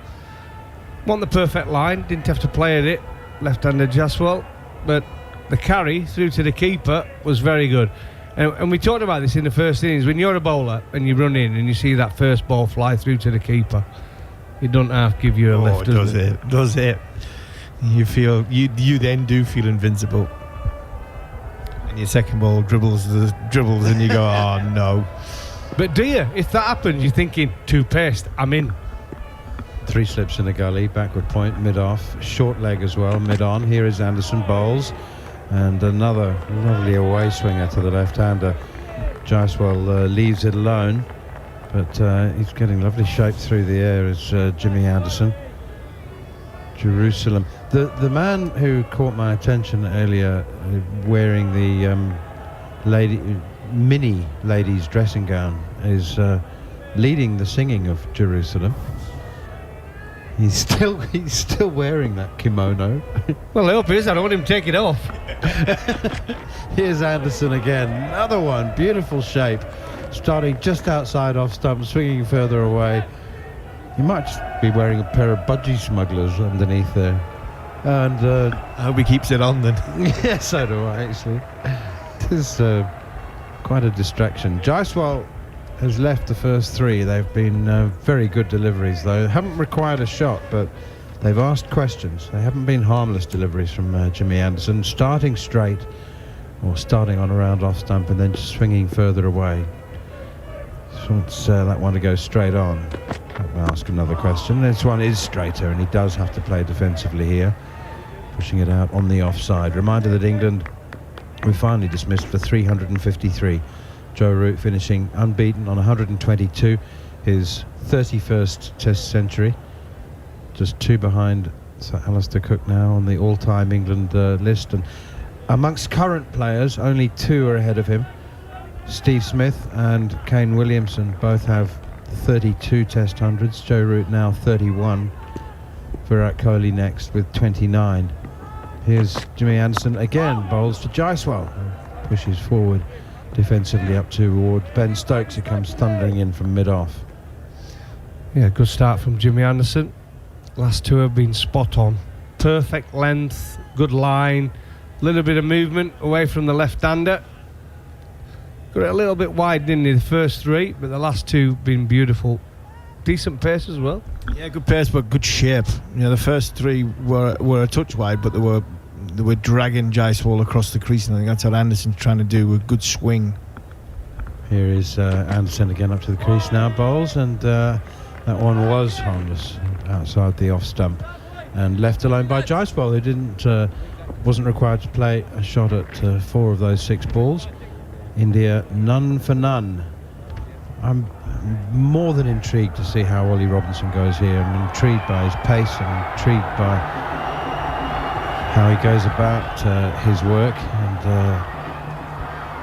I'm also intrigued to see whether he is buoyed by the fact that he made his maiden half century today. 58, batted really well too. I like this as in Robinson against Sharma, Anderson against Jaiswal. I think Robinson against Sharma is the matchup I'd like to see, because Rohit does play away from his body in and around that off stump, and I think Anderson will get in with some more swing, where Robinson will get the ball to bounce. Right, here he is, Ollie Robinson, 30 years old, first test match of the series, and forward comes Rohit Sharma to his first delivery, plays it out on the offside, and there's no run. Can I just say as well the importance of England getting that 353, because winning the toss, you've got the advantage now, but if it goes to India know now, realistically they have to go past England. They have to go past England to give themselves in this game, because batting last on here with those cracks, and we've already seen the ball go low, and it will deteriorate this pitch. India now under pressure, they have to really get 400 plus. 3 slips in a gully as well for Ollie Robinson, who's into Rohit Sharma playing defensively, and straight back to the bowler. Do you remember during COVID lockdown there was an England fan who got stranded in Sri Lanka? Yeah. Sri Lanka. Yeah. Do you remember? I do. His name was Rob Lewis. Yeah. He's the man in the kimono. Scott Taylor, our disc intrepid jockey, wasn't producer. he stayed over there doing DJ stuff, didn't he? That's right. And he's done some research, and that's who the man is.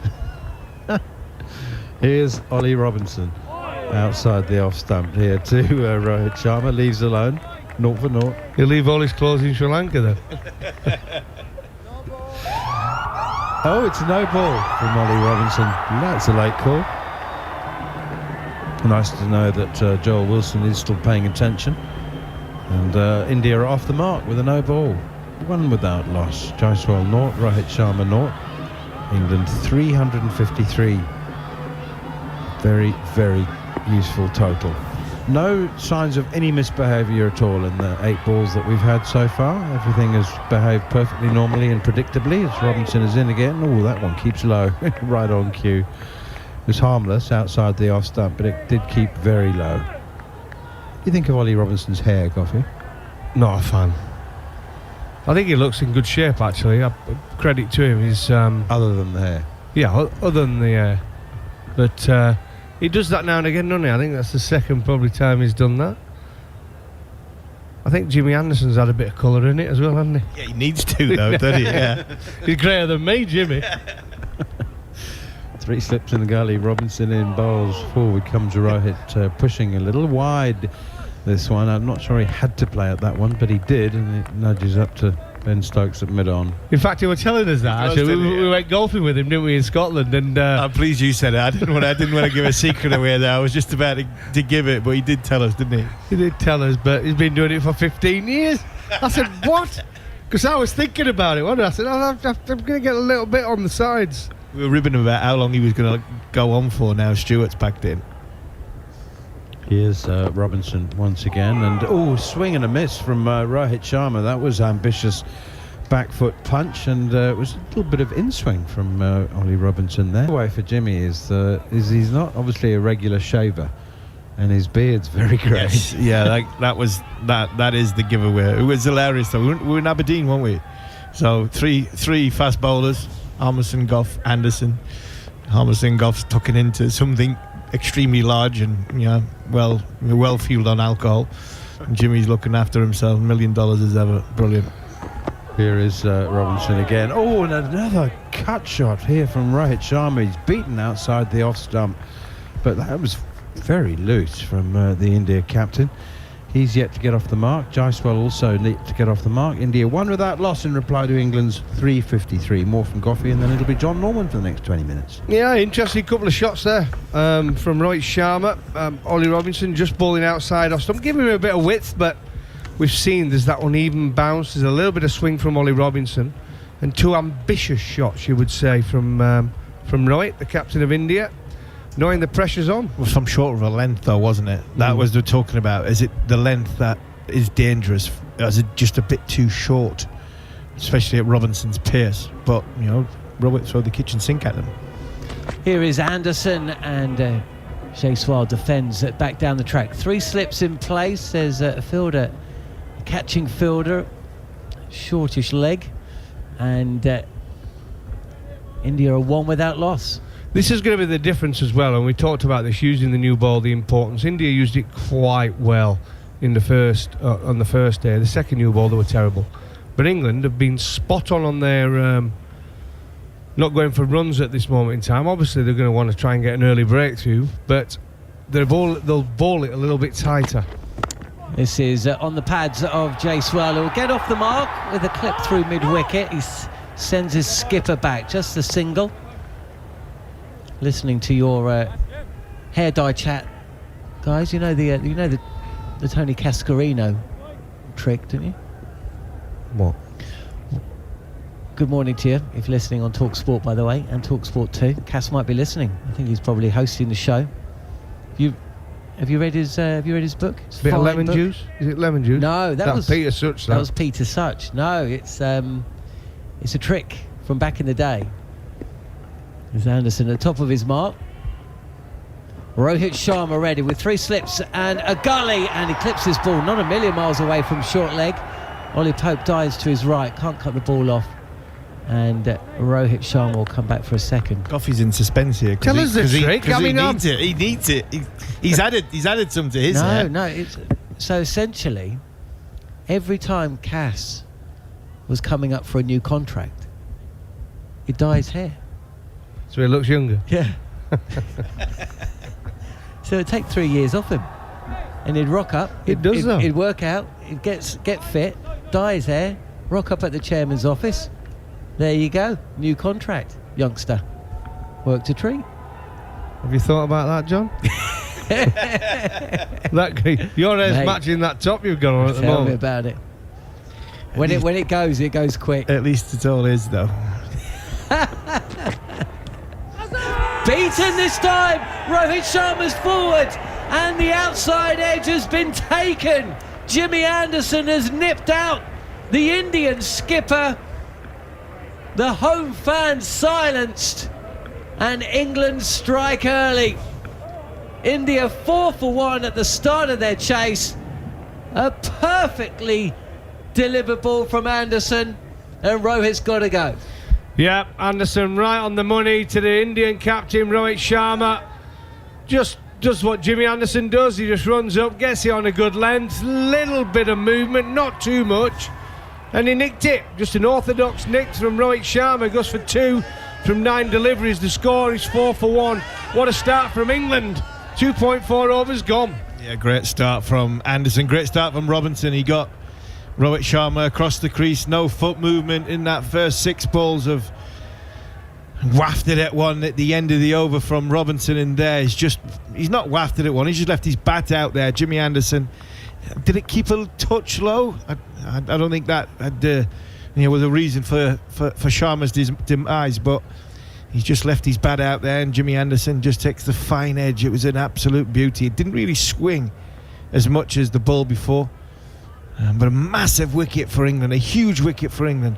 Rohit Sharma's been out in the field, 100 and odd overs, was at 104 overs as captain, marshalling his troops, getting his bowlers. The disappointment this morning of Robinson carrying on from where he left off last night, deepened, and Siraj really letting him down with a new ball, and he comes out as a batter to try and put all that to one side. And unfortunately, the great Jimmy Anderson has nicked him off. Well said, Harmy. Wow. Well, the morning has continued as the afternoon and evening sessions progressed yesterday. England on top, full delivery from Anderson, and it is played straight to short leg, who shies at the stumps. Just for a second there, I think Shubman Gill was out of his crease. Just for a second there, I think Shubman Gill was nearly caught. I think that just dropped short of Ollie Pope. Breakthrough for England. Half an hour before the lunch break. England bowled out for 357 earlier today. Joe Root unbeaten, 122 not out. Root with the runs and Jimmy with the wicket. That's been the template for England's success for so many years.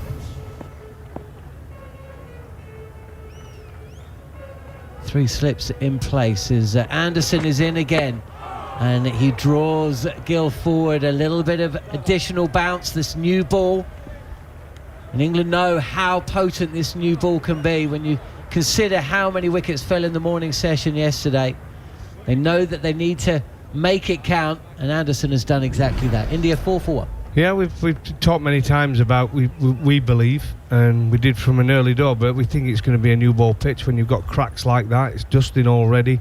When you've got cracks that are widening with a new ball, hard ball in hand, you've got to get the ball in the right areas. And Jimmy Anderson started really, really well. Probably a little bit wider to the left-hander, but to the right-hander was right on the money straight away. And like I said, Rohit, just forward defensive, genuine nick straight through to folks. The beauty about Anderson and Robinson, they are going to be on the money. And here is Robinson with a 50 to his name, with the bat in hand, now with the ball.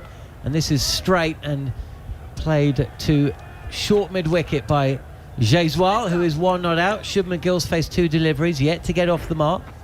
They are going to be on the money, and yesterday, first up, the ball was doing a bit, it was bouncing, it was keeping low.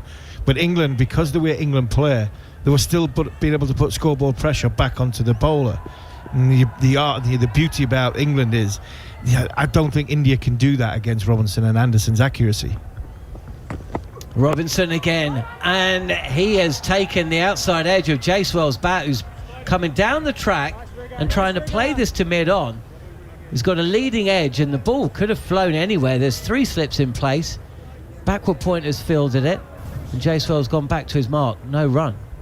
He's come out of his crease again. That hit the good part of the pitch. Seen a slow motion, close up of the surface right behind the bowler's arm. Hit the good part of the pitch. Jaiswal trying to just knock Robinson off his lines, not wanting him to there. If I was Robinson, Anderson, I wouldn't be bothered about him moving. Just put the ball in a good area and let him make the run of trying to build and get off strike and potentially, being a more positive shot. Jaiswal batting a yard out of his crease, and this ball just bounces a little bit more, surprises Jaiswal. We haven't seen Jaiswal come down the track like that, not the start of his innings. No, and I think that's largely down to the fact that there's trying to put Robinson off his line. I'd be interested to see if he does that to Anderson. I think he might stay at home for Anderson, but the bounce, Jaiswal will probably want Robinson to come that little bit fuller. When Robinson comes that little bit fuller, the pace he's at, he floats it. When Robinson bowls 5.5, 6 metre, in between 5 and 6 metre mark, that's when he's at his most potent. That's when he delivers the ball and bowls it into the circle. Yeah, he's bowling at 122 kilometres an hour, and there's an outside edge. It flies to the right of Zach Crawley. I'm not sure he quite got a hand to it, but that was a genuine edge into the slips, and it's flown away for 4. There you go again. You get the ball in the right areas, hard ball, new ball in hand. You get that little bit of uneven bounce, seam up, good position, just a little bit of away movement, and it just falls short of Zach Crawley, who's a big man, but he always gets down well and catches well at slip. But it just goes under a diving Zach Crawley, and it runs away for a boundary. Robinson again, he's asking problems of Jaiswal, who almost chops on. He's playing deep in his crease. He tries to ride the bounce. Inside portion of the bat bounces down, and I think it comes off his thigh and away from the wicket. I think that's it. Jaiswal's come out of his crease to try and put Ollie Robinson off his line and off his length, and if anything, it's putting Jaiswal off his line and length, because the last 2 balls he's gone really further back in his crease to try and smother the bounce and let the ball come to him and ride it with soft hands. Got away with 2 there. England dominant as we approach lunch, and Jaiswal is forward, pushes this into the offside, and good running calls Shubman Gill through for a single, gets off strike. But that was the last ball of an eventful over, and it's been an eventful passage of play since India came out to bat. 9 runs from the 4 overs, and that big wicket of the skipper, the man whose test centuries for India have resulted in a win on every occasion. And India with a few problems now. Changing the commentary box as Jarrah Kimber and Alex Tudor join me. You're listening to TalkSport and TalkSport 2, or watching us via the TalkSport Cricket YouTube channel. Plenty of football will be following the cricket today. We've got Arsenal versus Newcastle live from the Emirates at 8 o'clock tonight, and we've got some games at 3 o'clock and earlier actually, as Anderson is in, pitched up and driven absolutely beautifully by Jaiswal, past extra cover and away for 4. And that is a shot of an absolute champion, even if India are up against it at the start of their innings. Alex Tudor. Yeah, we've seen that before, haven't we? Beautiful, just full in length, got a bit long in his delivery there. Jimmy's jumped all over that. Jaiswal's fantastic. He's back out of his crease again. He's been mixing it up as Jaiswal, but he's a good 7 inches or so, and Anderson goes full on the pads. This is clipped away for boundary number 2. You know, I was thinking about this last test, the way he went after Anderson reminded me of KP going after McGrath, where, like, for generations, English players were absolutely terrified of McGrath, and then the new guy turns up and goes, "What are you all talking about?" And it's, again, we're seeing over-pitched ball smashed down the wicket, a little bit too straight, flicked away for 4. He really does like putting pressure back on Anderson, and we're seeing Anderson with economy rates we've never seen before. This is what I love about this guy as well, because he's got a plan. He's mixing it up against Robinson, who's doing the same, as he'll tuck a delivery on length off his hip, Jaiswal, and he will come back for a second. 16 from 17. You say he targeted Anderson. I found his methods against Anderson fascinating in that double century, because if you look at the breakdown against all the bowlers, he was the average strike rate, I imagine, was about 70, but against Anderson he was really watchful, and Anderson got him as well. I don't have the figures to hand, but I think it's 17 runs from 67 deliveries and the wicket. That was the first innings, but the second innings he went after him. He did. Yeah. And That's what I mean. that is what I love about this guy. On the body again, and fielded by Ben Duckett.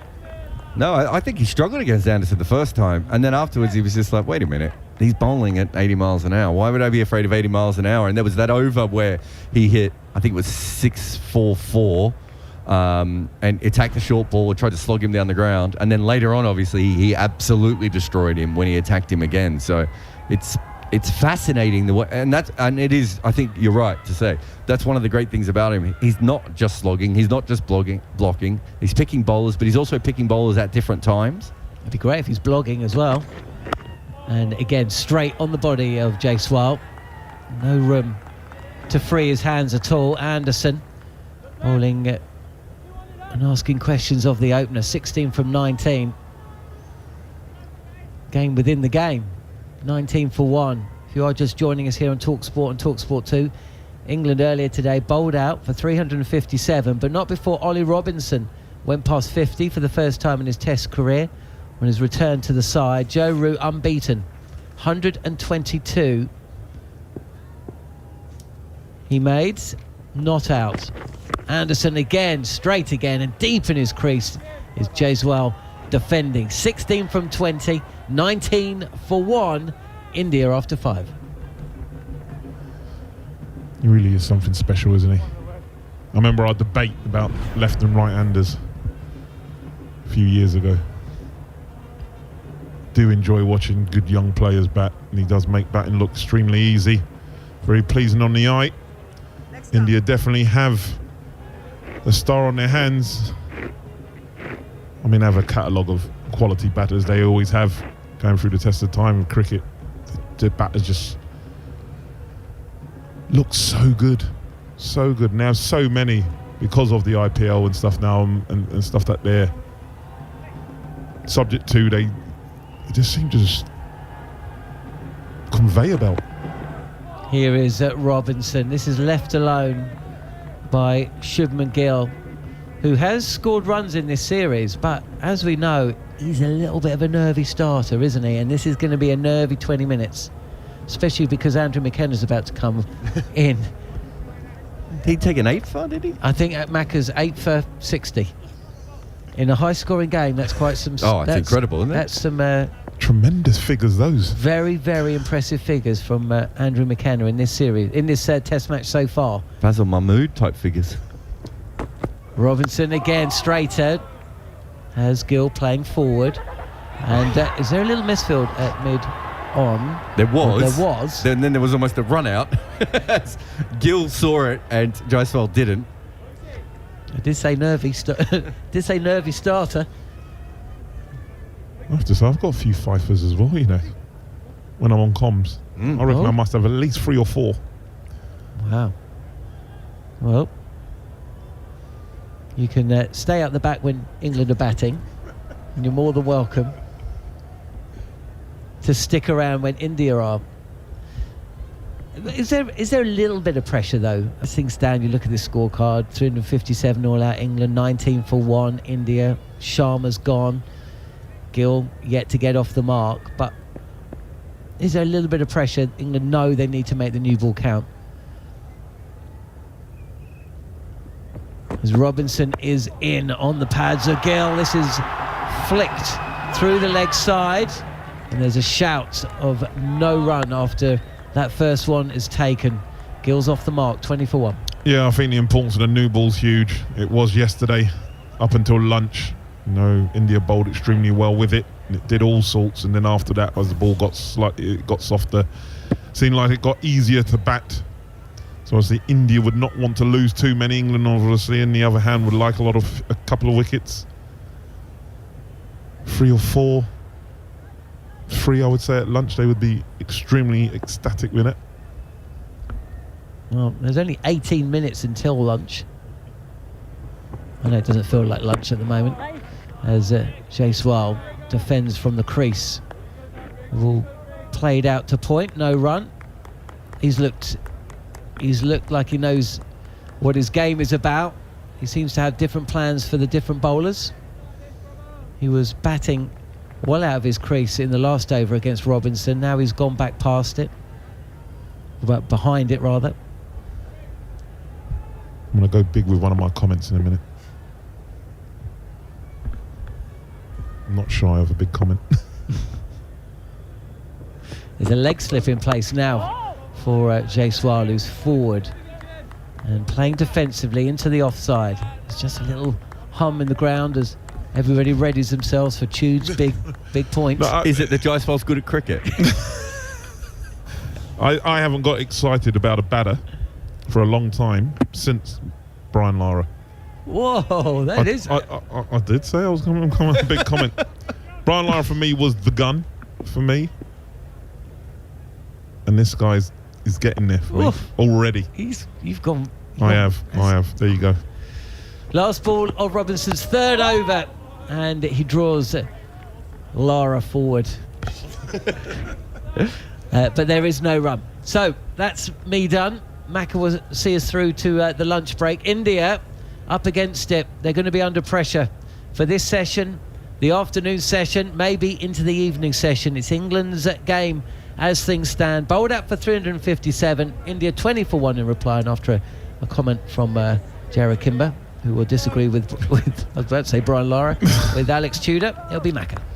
Better than Kohli and Williamson and...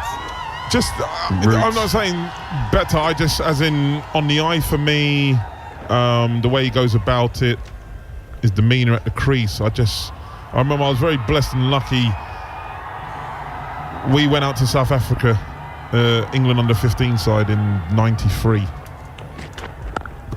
As Anderson starts the 7th over, and it's turned on the onside by Gill to mid-on, and they'll take a single. 21 for 1 here on TalkSport. And West Indies were playing South Africa in Bloemfontein. And Brian Lara got 100, and I was just sitting in the stand. I was like, oh my gosh, because Alan Donald was bowling the speed of light. And this is before, Lara just had the earpieces on back in the day, that sort of time. And he got 100, and I was like, oh my goodness, this boy's special.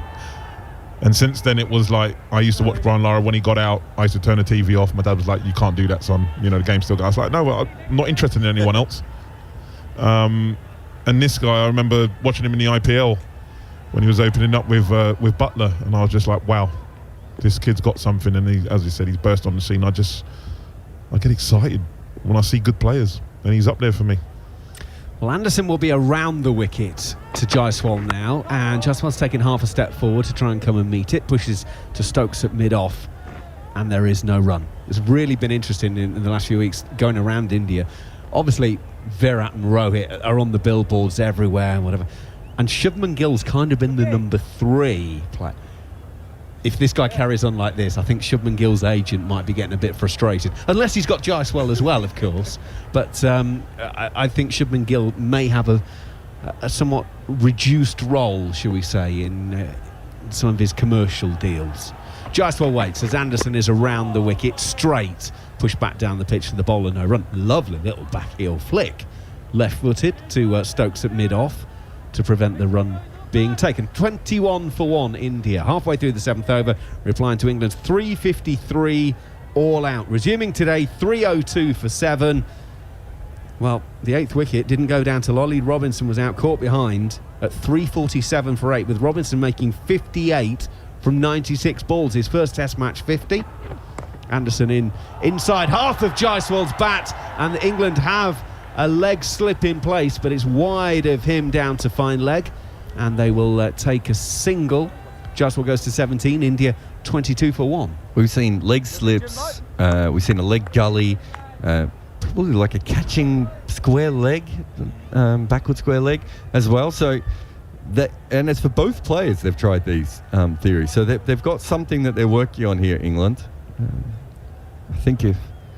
don't think Jaiswal's going to be overly worried about that last one, but I would say in the last 5 or 6 years, we've seen a lot more catches at leg slip and leg gully than we have in the previous 20 or 30 years. Anderson over the wicket to Shubman Gill, who's taking this one off of the thigh pad, trying to keep it down as it goes towards Ollie Pope, who is quite deep at short leg, and there's no run. And I think the main reason is that teams just attack the stumps a lot more now. They're trying to get LBWs and bowled, and players are flicking across the line, which gives you a chance of doing that. It was, the whole Steve Smith theory of having 2 leg slips that we saw at times, even for him. So we're seeing teams just attack fuller, and it's hard to control that guide on the leg side or the flick on the leg side. Anderson is on the way once again. Final ball of the over. Shubman Gill just playing it defensively to mid-on, and it ends the over. India 22 for 1 after 7 overs. There are about 12 minutes or so to go until the lunch interval, so 3 overs or so of play likely. India responding to England's 3-5-3, as I say. Robinson, the 8th man out, batted for just shy of 27 overs between the wickets. Bashir, though, lasted only 2 balls, 3 balls between the 8th wicket and the 9th wicket, as he absolutely tried to launch Jadeja and got a leading edge and was caught at deep gully. And Anderson LBW to Jadeja for a 4-ball duck. So Bashir a 2-ball duck, Anderson a 4-ball duck, 353 all out, and Jadeja finishing with 4 for 67. Robinson will start his next over with a beauty.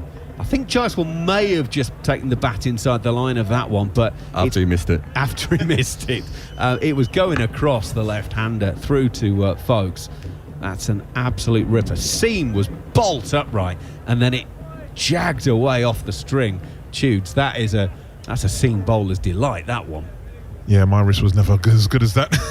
Mine, Bicknell used to crucify me all the time. He used to come back with pizzas on the side of the ball. I said, I was just trying to sort it out for reverse swing for Azhar Mahmood. Robinson in once again. That's 2-leg side-ish. It's clipped away by Jaiswal down to long leg, where Bashir is stationed, and a single will be taken. Bashir keeps it to 1. So Jaiswal's got 18 now out of the 23 that India make. Rohit Sharma dismissed for 2. Caught behind off the bowling of Anderson earlier. So Jaiswal again is doing the bulk of the Indian scoring. I just noticed there as he flicks that quite safely on the leg side that the short leg and leg slip put their hands up in the air. And then Ben Duckett went and talked to the slip cord about that was the one that they're trying to get him on. So it's that leg stump when they get a little bit too straight. I think they think he's just going to flick it and he's not going to control the ball. Robinson goes in and it's played to points where it's fielded and there's no run. We've already seen him hit 2 balls fairly fine to fine leg before, and it's such a hard shot to control, especially with the new ball and and a wicket like this that has decent pace and carry as well. They're hoping that he just gets a little bit less on it and it goes through. It would be this wouldn't be a lucky wicket because they've planned for it already.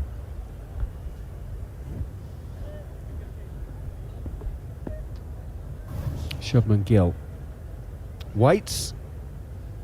Robinson is on the way once again, making his way in. Shubman Gill has nothing to do with that one. It pitches well outside of off stump, and even if it jagged back in, it was going to safely go past. It does come back in a bit, but it's too wide to invite the shots, and folks will take behind the stumps for no run. I would say a good few years ago, my good friend Ian Salisbury told me about Ollie Robinson. He was sort of asking if I was sort of interested to come down to Sussex and just sort of help the bowlers. He goes, I've got a kid, Shoots. You'll like him. He does. He's a good bowler. Bit Martin Bicknell-esque. A little bit quicker than Bickers. In goes Robinson for the 5th ball of the over. Solidly forward is Shubman Gill, pushing to mid-on. Oh, James Anderson has missed it at mid-on. Sliding around, and they will take 1 and come back for a second. So Shubman Gill doubles his score in 1 shot, going to 4. India 25 for 1. Put that in a scrapbook. You do not see that too often. Let me tell you, Jimmy missing 1 even at 41. I think he fumbled a ball earlier, that one where Shubman Gill almost took the single. Do you remember? I think he's missed 2. So you're right. It's remarkable to watch him miss the ball as much as he did. But yeah, just allowed that through. I think the thing with Ollie Robinson is you say a little bit quicker than Martin Bicknell. A lot quicker. In goes Robinson, turned on the leg side by Shubman Gill to a short square leg, and there is no run. 8 overs gone, 25 for 1. Did Beckers ever go for the blonde top though, which Ollie Robinson, I mean, in fairness, it's now sort of starting to wear off a bit, but I have to say, first week in Hyderabad, I mean, it was like a Belisha beacon. I mean, he was properly standing out. No, Bickers didn't. No. Bless him. I mean, I was very lucky and blessed to have him as a bowling partner and sort of learn off him. I remember once he changed his run-up because people don't remember Martin Bicknell had a very long run-up. And then he shortened it at the back end of his career. And I remember the great man, Graham Hick. He was like, Toots, I think this is the quickest I've ever faced Bickers. I mean, it would have been like 75, 76 miles an hour, but sorry, Bickers. I'm sure he's still asleep. But what I was going to say is, I think we've seen Bashir's coming on as well. I think we've seen a lot of bowlers like Bicknell play in county cricket, but Robinson having that incredibly long, arm span or whatever it is, wingspan that he has, allows him to bowl from such a high pace, from a high release, allows him to actually, even though he's only bowling at 80 miles an hour, still be a threat in Test cricket. Well, it's going to be Bashir bowling around the wicket, his off-spin to Jaiswal, who immediately tries and aims a big drive. It doesn't time it, and it's back to the bowler and his follow-through, and there's no run. Interestingly, you were talking about height, because Ben Stokes was talking pre-game about why they've gone for Bashir in this match, and he was talking about the height that he bowls from, and therefore the extra bounce that he could potentially create on this surface. Bashir comes in tight to the stumps, goes wide, bowls, and Jaiswal pushes back to the bowler and his follow-through, no run. It's probably more to do with the fact that they didn't want to bowl Joe Root again with his sore hand, if we're being honest. But yeah, off-spinners generally bowl from a fairly high height. It's left-arm finger spinners who quite often come low. So I think...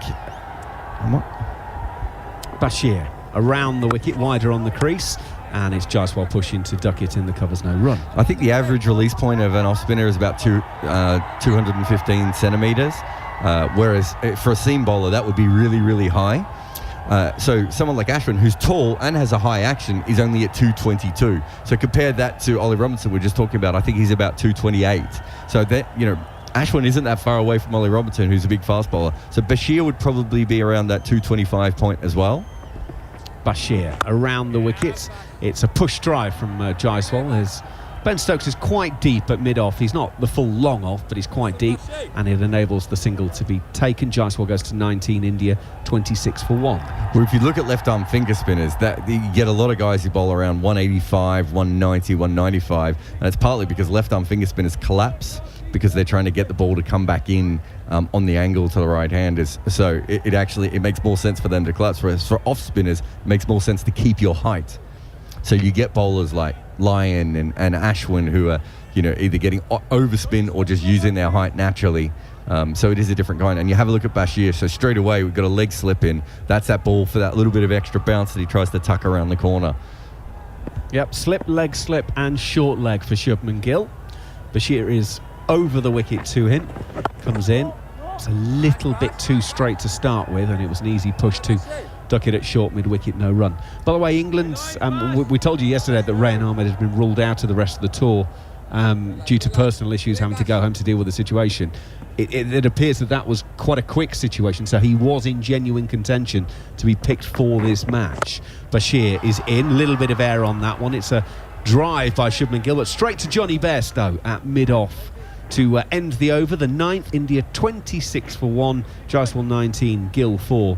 So yeah, apparently Rayan Ahmed was very much in the selection thought process. So the fact that Bashir is playing and Rayan Ahmed has gone home, don't read into it that Rayan's gone and that's why Bashir was playing. That it was a genuine selection call. I think me and Mumble did a podcast at the end of the day's play, at the end of the last test, and we both sort of said that we thought Bashir would come in just because they needed an extra frontline bowler. And Rayan Ahmed bowled really well, but he's not quite a frontline bowler. And also, you just can't keep making Joe Root do what Joe Root's doing. So I think that made sense. I forget who it was, but there was a journalist I saw on social media yesterday evening going all about Joe Root's 100 and said, I don't think we can overestimate how important it is. He's also not bowled 50 overs before going into bat. Robinson to start a new over. Jaiswal tries to play it off the hip, but can only find Ben Stokes at mid-on. No run. Before yesterday, he had more overs bowled than runs scored, didn't he? In this series? Off the top of my head, that would probably be about right, yeah. Probably not the balance you're looking for Joe Root as a cricketer. Well, I mean, he did joke that he bowled Stokes into the ground when he was captain, so Stokes was simply returning the favour, wasn't he? So. Do you know, I did an interview for my podcast with Kumar Sangakkara this week, and we were talking about wicket keeping and batting.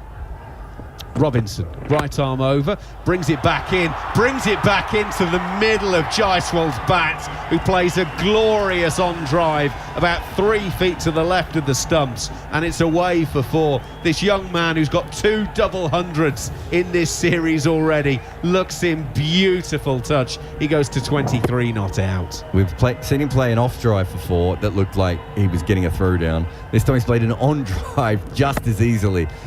If there's a shot he can't play, I'd love to know what it is. I'd love to have a 5-minute chat with him and try and work out the one shot he can't play in cricket. But the balance on that and the way he waited for the ball was perfect. Jaiswal waits as Robinson comes in once again. This time he's whipping it through square leg.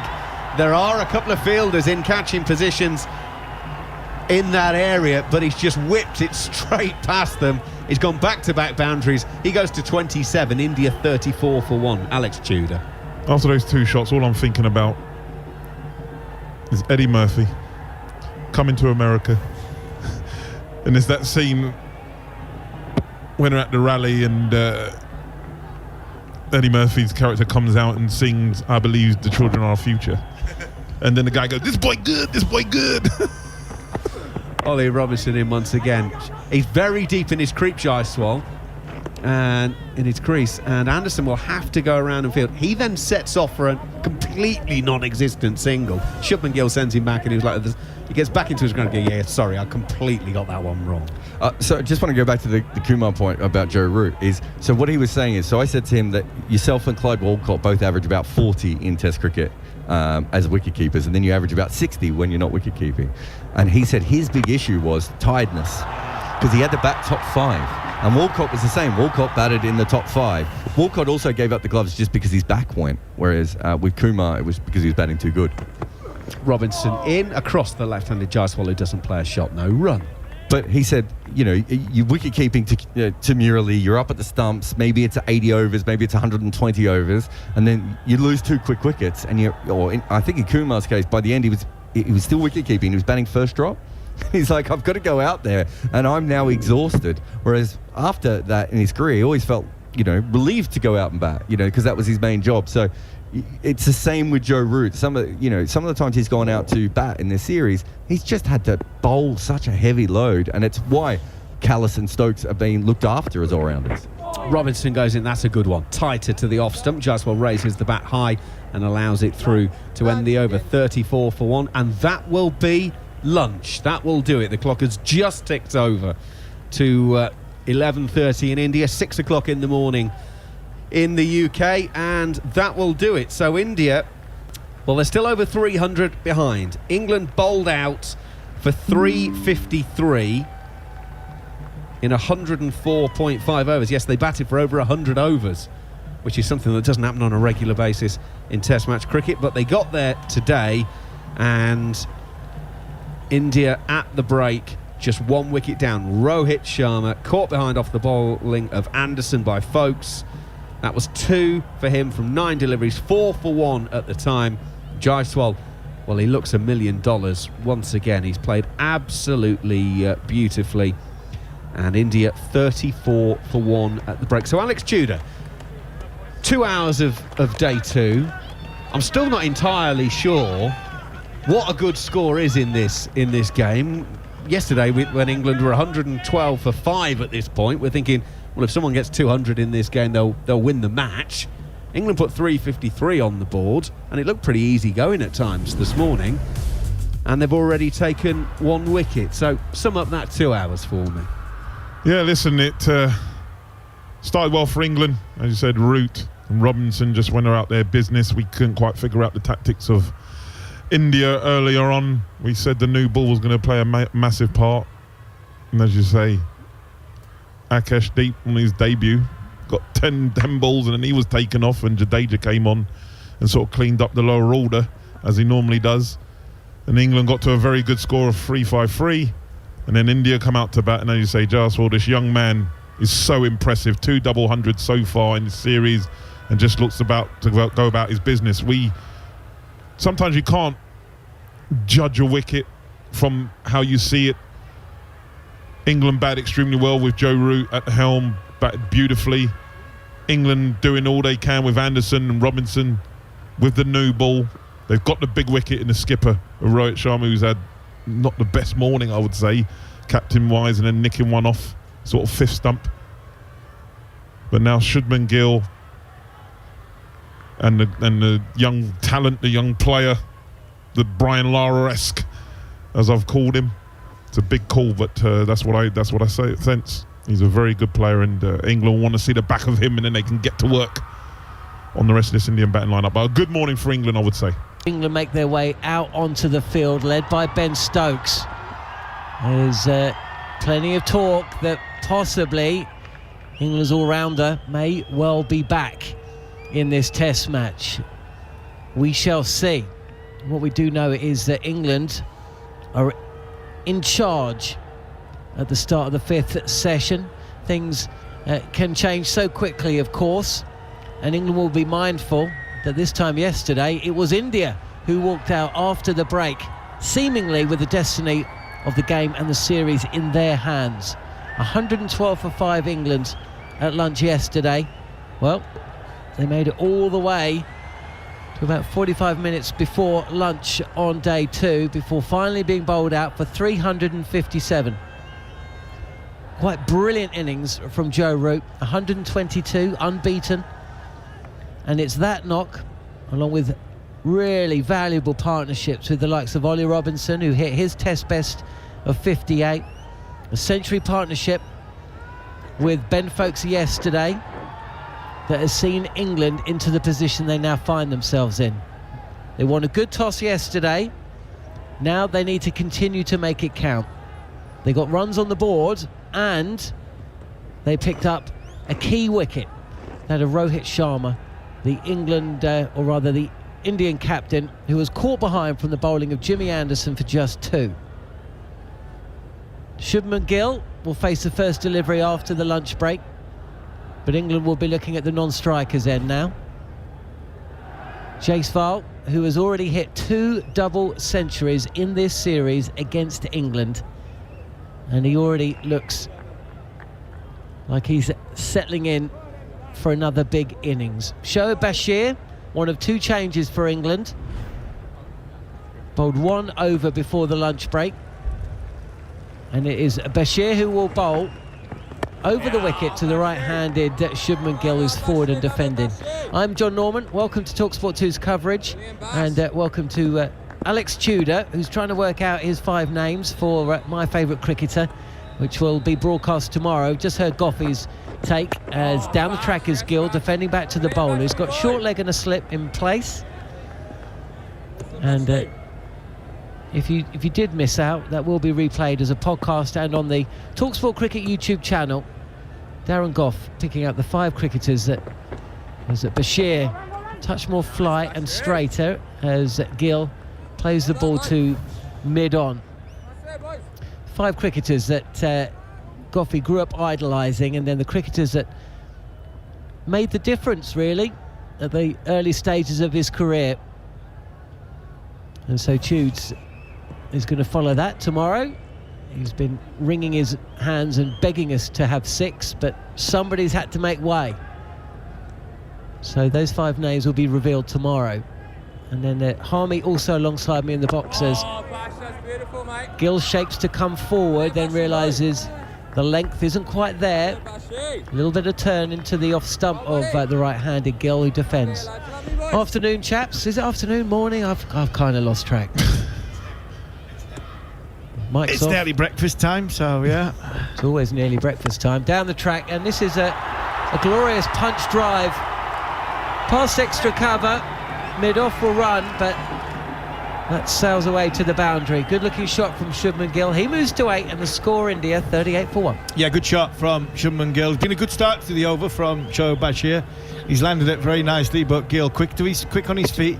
Little shuffle out of the crease.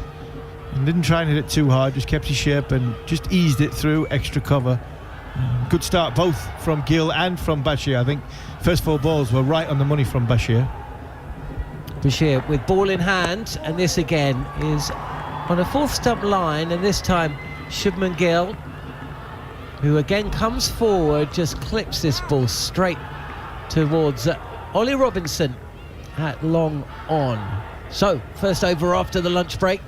And England, well, I'm sure there are times, guys, when you had to be dragged back out onto the field. Today, I would suggest, from a fielding perspective, was not one of those for this England side. I've had many. There's many when I've gone out, not even with the studs on, half and halves. Just let Saki and Sauls get on with it. And I was at Surrey. But yeah, obviously England, while the ball's still hard, they need to make it work.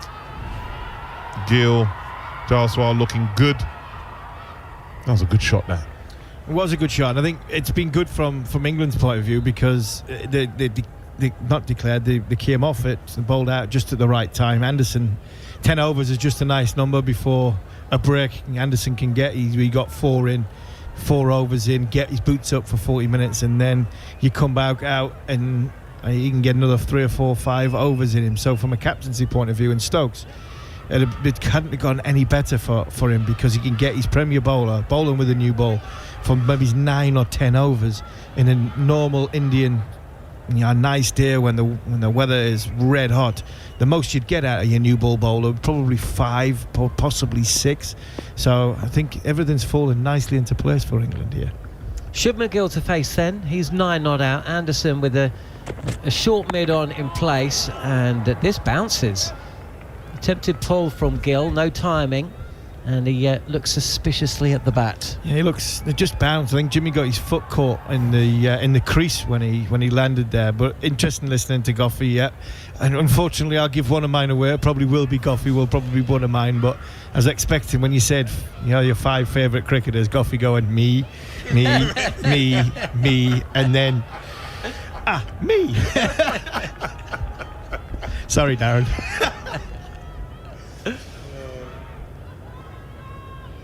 Two slips in place then for Shubman Gill as Anderson short again. Now, Gill aborts the pull shot halfway through. It sounded like there was a little noise there. Maybe just kissed the helmet. Either way, taken by Folkes. And it's not often you see a ball rear up like that from Anderson. He doesn't... Glove off helmet, possibly. His hands and his head were very close. There is a noise, and I think is it possibly ball clipped the helmet, or is his gloves, Gill's gloves hit the helmet as it's gone through? Sharp bouncer from Jimmy Anderson. Yeah, Anderson again in, past the umpire. This is pitched up, and again, just gives Shubman Gill the hurry up. Tries to play to leg, misses the ball. You made the point off air, Harmy. You possibly made it on air as well, but there's a little portion of the strip which is just shorter of the natural length for both Anderson and Robinson, which you think is showing some variable bounce, and that possibly does bring the Ben Stokes bowling into the equation if England don't get the breakthrough in if England don't get the breakthrough, traditional ways. I agree with that. I wouldn't advise it. I'm not keen on Ben bowling because I think there's more to come for him.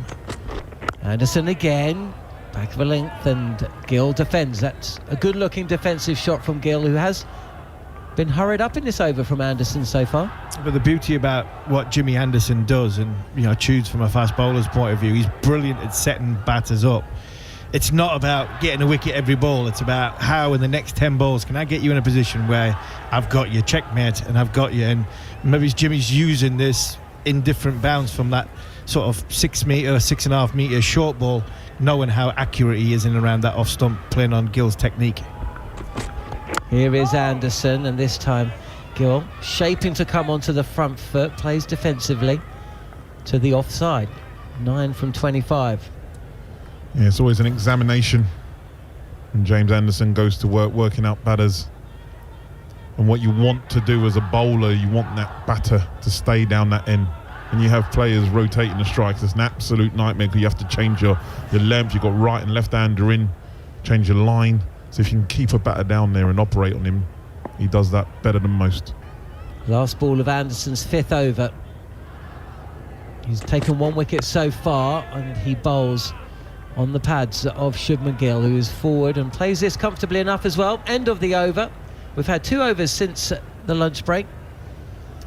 India have added 5 runs to their score. 39 for 1. Again, John, it doesn't look a red hot, belting summer's day like we had in Hyderabad. Hyderabad was warm. It was really warm. It was in its 30s. Vishakhapatnam on the coast, it was a little bit cooler. I'm not sure what Rajkot was like last week, but it looks a lot better from a bowler's, talking about a fast bowler's point of view, to eke out that one more. In Hyderabad, you're going 4, possibly 5 max. Where here you might get, if Jimmy Anderson gets into a spell, you might get Jimmy for 6, possibly 7 overs.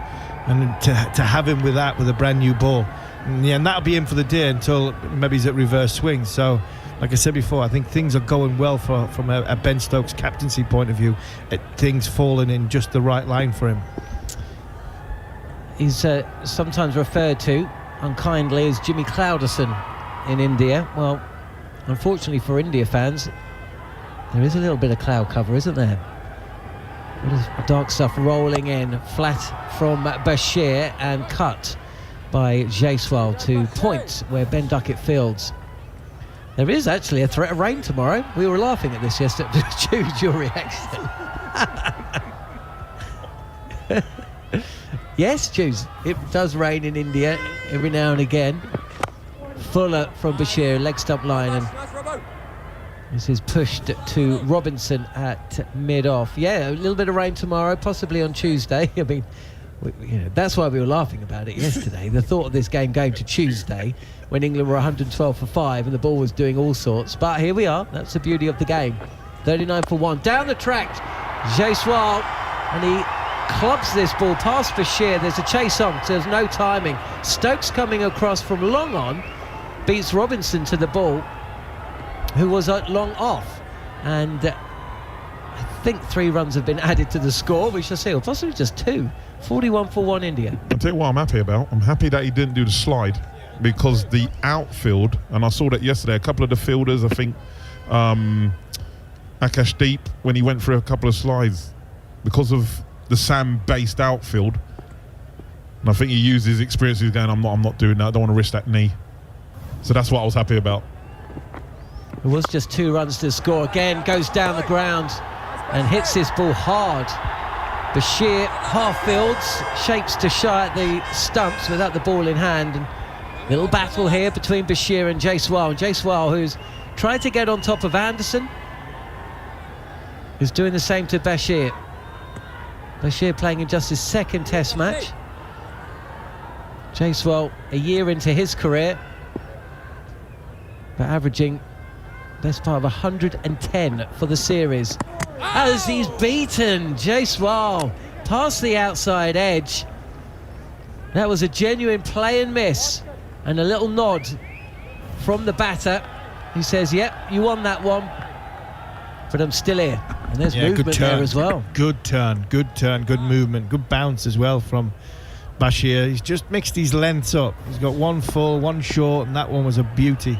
Just outside off stump, pitched on the stumps and then turned. Will it be in Jaiswal's mind? Well, he does play watchfully. He plays back, but he will take a single as he guides the ball to backward points. And Duckett, who is fielding square of the wicket, cuts it off, but not before Jaiswal comes through for a single. He moves to 30, and India are 42 for 1 in reply to England's 357. And you're listening to TalkSport 2. Man, I love watching Ben Foakes keep. He makes it look so easy. It was a great delivery from Bashir, but it just melted in those gloves, took the stumps, and I think that's going to be the difference. As in when the Indian keeper, Jarrell, was a little bit untidy, I don't think you'll see that from Foakes. There's the sound, isn't it? There's just no sound there. It's a bit like when I was at Essex and James Foster behind the stumps. I mean, it just used to melt in his gloves. Another keeper, young keeper as well, Ben Scott, was at Surrey and then he went to Worcester, Middlesex, and it just made it look easy. You know, like sometimes you throw it in from the boundary and you get it horribly wrong, and you get it on a half volley and they just clean it up. So it made your bad throw look good. It just made it look easy, and Ben Foakes does that. He's just a smoothness about him. There's a smoothness about him in general as well. He's a good-looking lad as well. He's not a bad-looking lad. He's not going to struggle. Yeah, he's a good-looking lad. He's quite stylish when it comes to the glove work as well. And I'll tell you what, if England go on to win this Test match or push this Test match into the latter parts, that partnership between Joe Root and Ben Foakes, that's a game changer, arguably a match winner, because England 112 for 5, they were in all sorts of trouble when he came to the wicket. Anderson is in, and Jaiswal plays defensively. 2 slips in place. Here's a catching mid-wicket, square leg and a mid-on.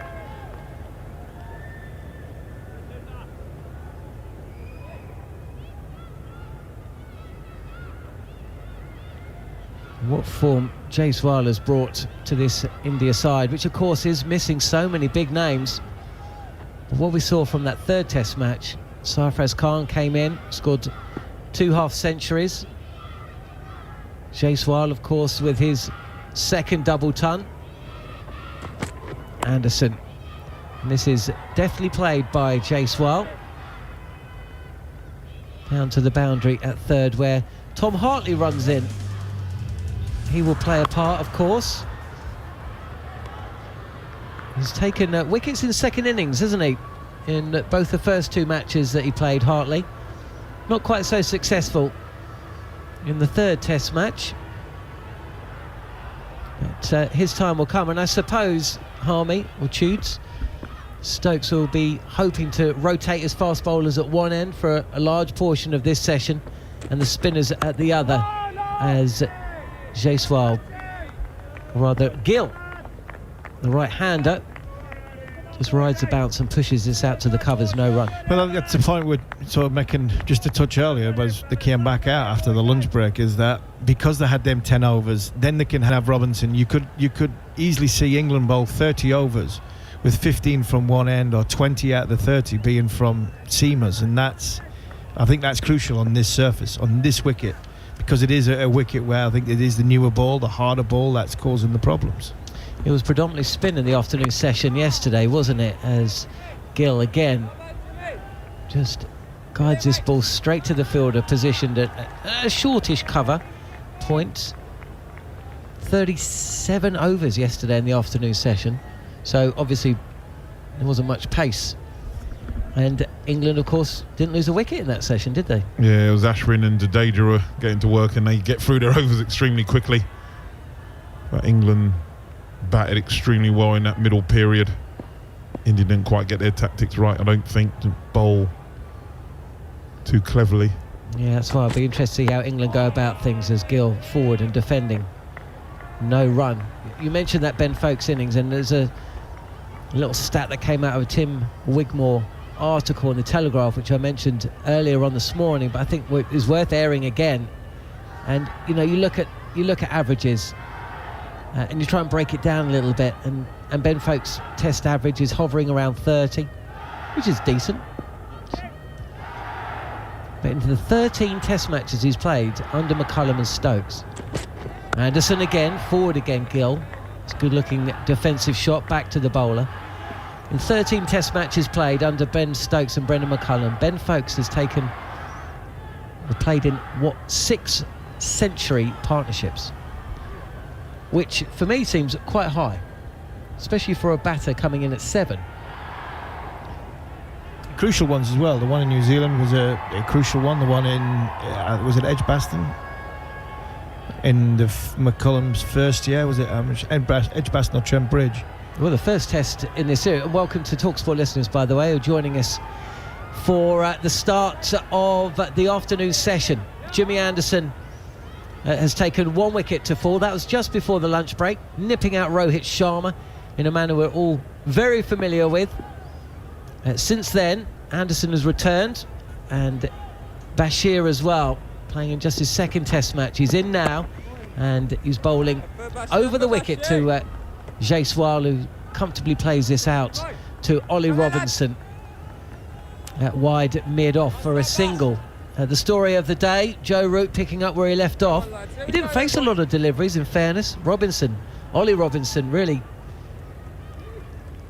playing a little bit of see-ball, hit ball.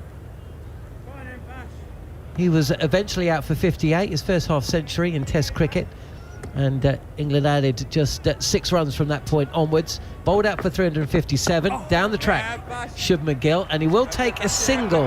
The 2 batters just watched to see if Duckett is going to come across from wide mid-on, but he can't cut the ball off.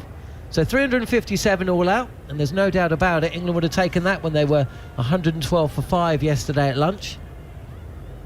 And then Anderson struck in his 2nd over to remove Rohit Sharma for 2.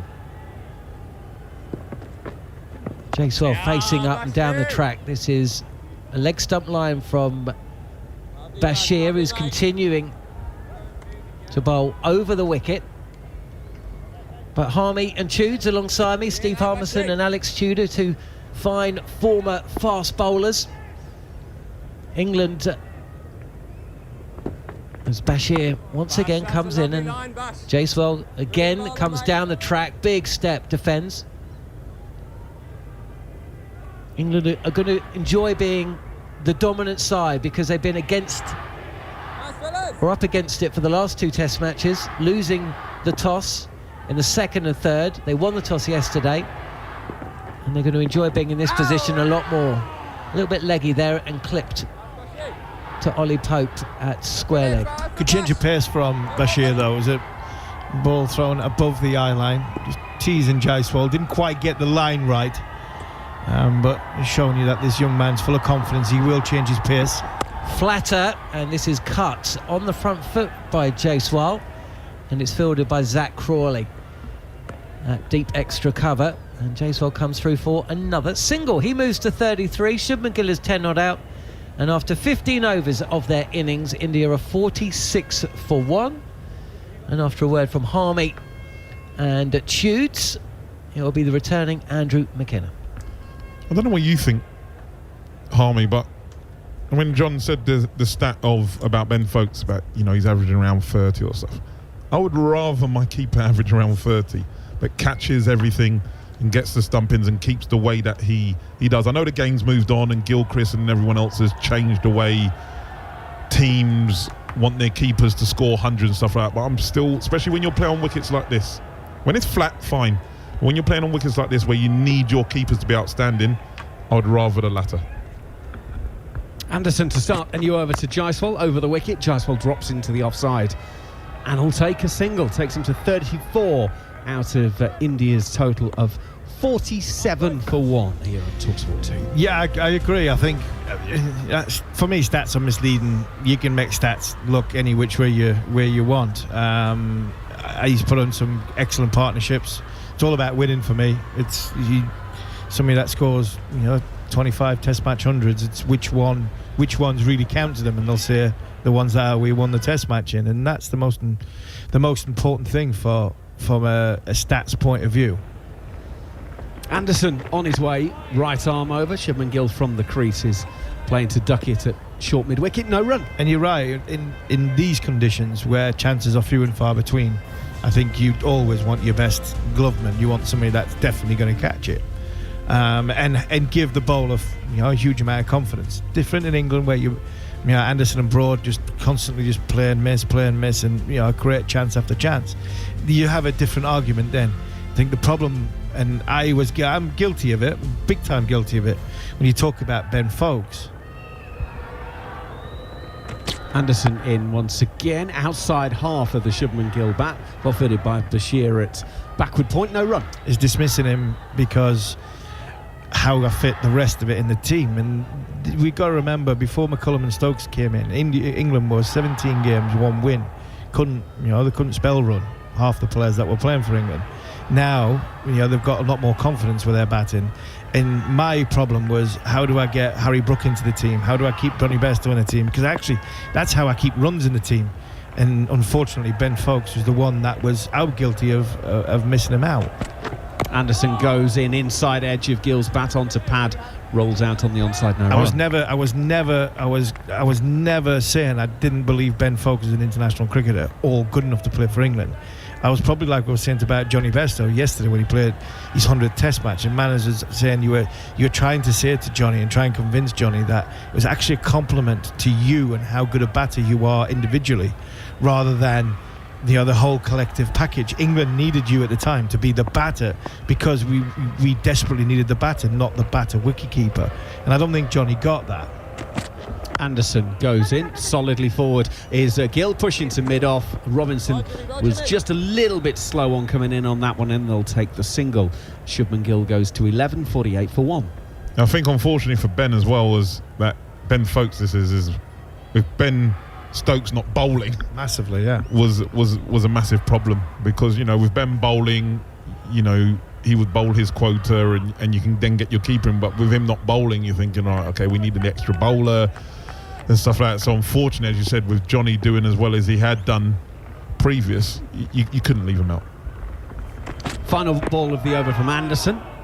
A little bit of a nip on that. It seems to bounce a little bit on Jaiswal. Hits him quite high up on the thigh pad, and will roll out to end the 16th over here on TalkSport 2. 48 for 1. Our India replying to England's 353 all out. If you weren't with us earlier on, Ollie Robinson 58 from 96 balls. Bashir and Anderson both went for ducks, leaving Joe Root 122 not out. Jadeja finishing with 4 for 67. Akashdeep 3 for 83, 2 for Siraj. Ashwin with the other 1. So India 48 for 1 in reply, as Rohit was caught behind off the bowling of Anderson when the score was on 4. And that is a good point about the Ben Stokes not bowling, because you Jack Leach at number 8, you've got 4 number 10s. And that, when you've got 4 number 10s, your number 7 probably needs to be a 100 scorer, and that's where Johnny was so key. During my time, we had a number 8 in Ashley Giles. A little bit after that, you had number 8 in Graham Swan, and Stuart Broad before he got hit was a. So if you've got character and batters and quality players like that contribute both bat and ball, then you can have a wicketkeeper. Bashir to start a new over. He's outside the off stump. Gill will chop to backward point where Johnny Bairstow is stationed, and he takes that ball diving away to his left hand side. To finish off on this topic, I still think that England will go back to Bairstow in the summer. I still think they will. Whether that's right or wrong, I'm not sure. Bashir bowls outside of off stump. Gill uses his foot to meet it on the half volley, pushes to short mid on, and there's no run once again. Well, any good team needs healthy competition, and this England team do have that. Bashir at the end of his mark now comes in from that quite wide angle, comes in and delivers. Shubman Gill is solidly forward defending on the offside now run. While we're just talking about Ben Stokes and not bowling, between innings he did have quite a serious warm-up, and again we've seen him increasing that workload throughout this tour. Bashir goes in, leg side-ish, Gill turns to mid-wicket, no run, and between innings he was again having a decent sort of bowl. Now again, it was sort of hinted at, could he potentially bowl in this match? He's still maintaining that he's building his workload up, so he's ready for the summer. So I hope, this is my personal opinion, I hope we don't see him bowl.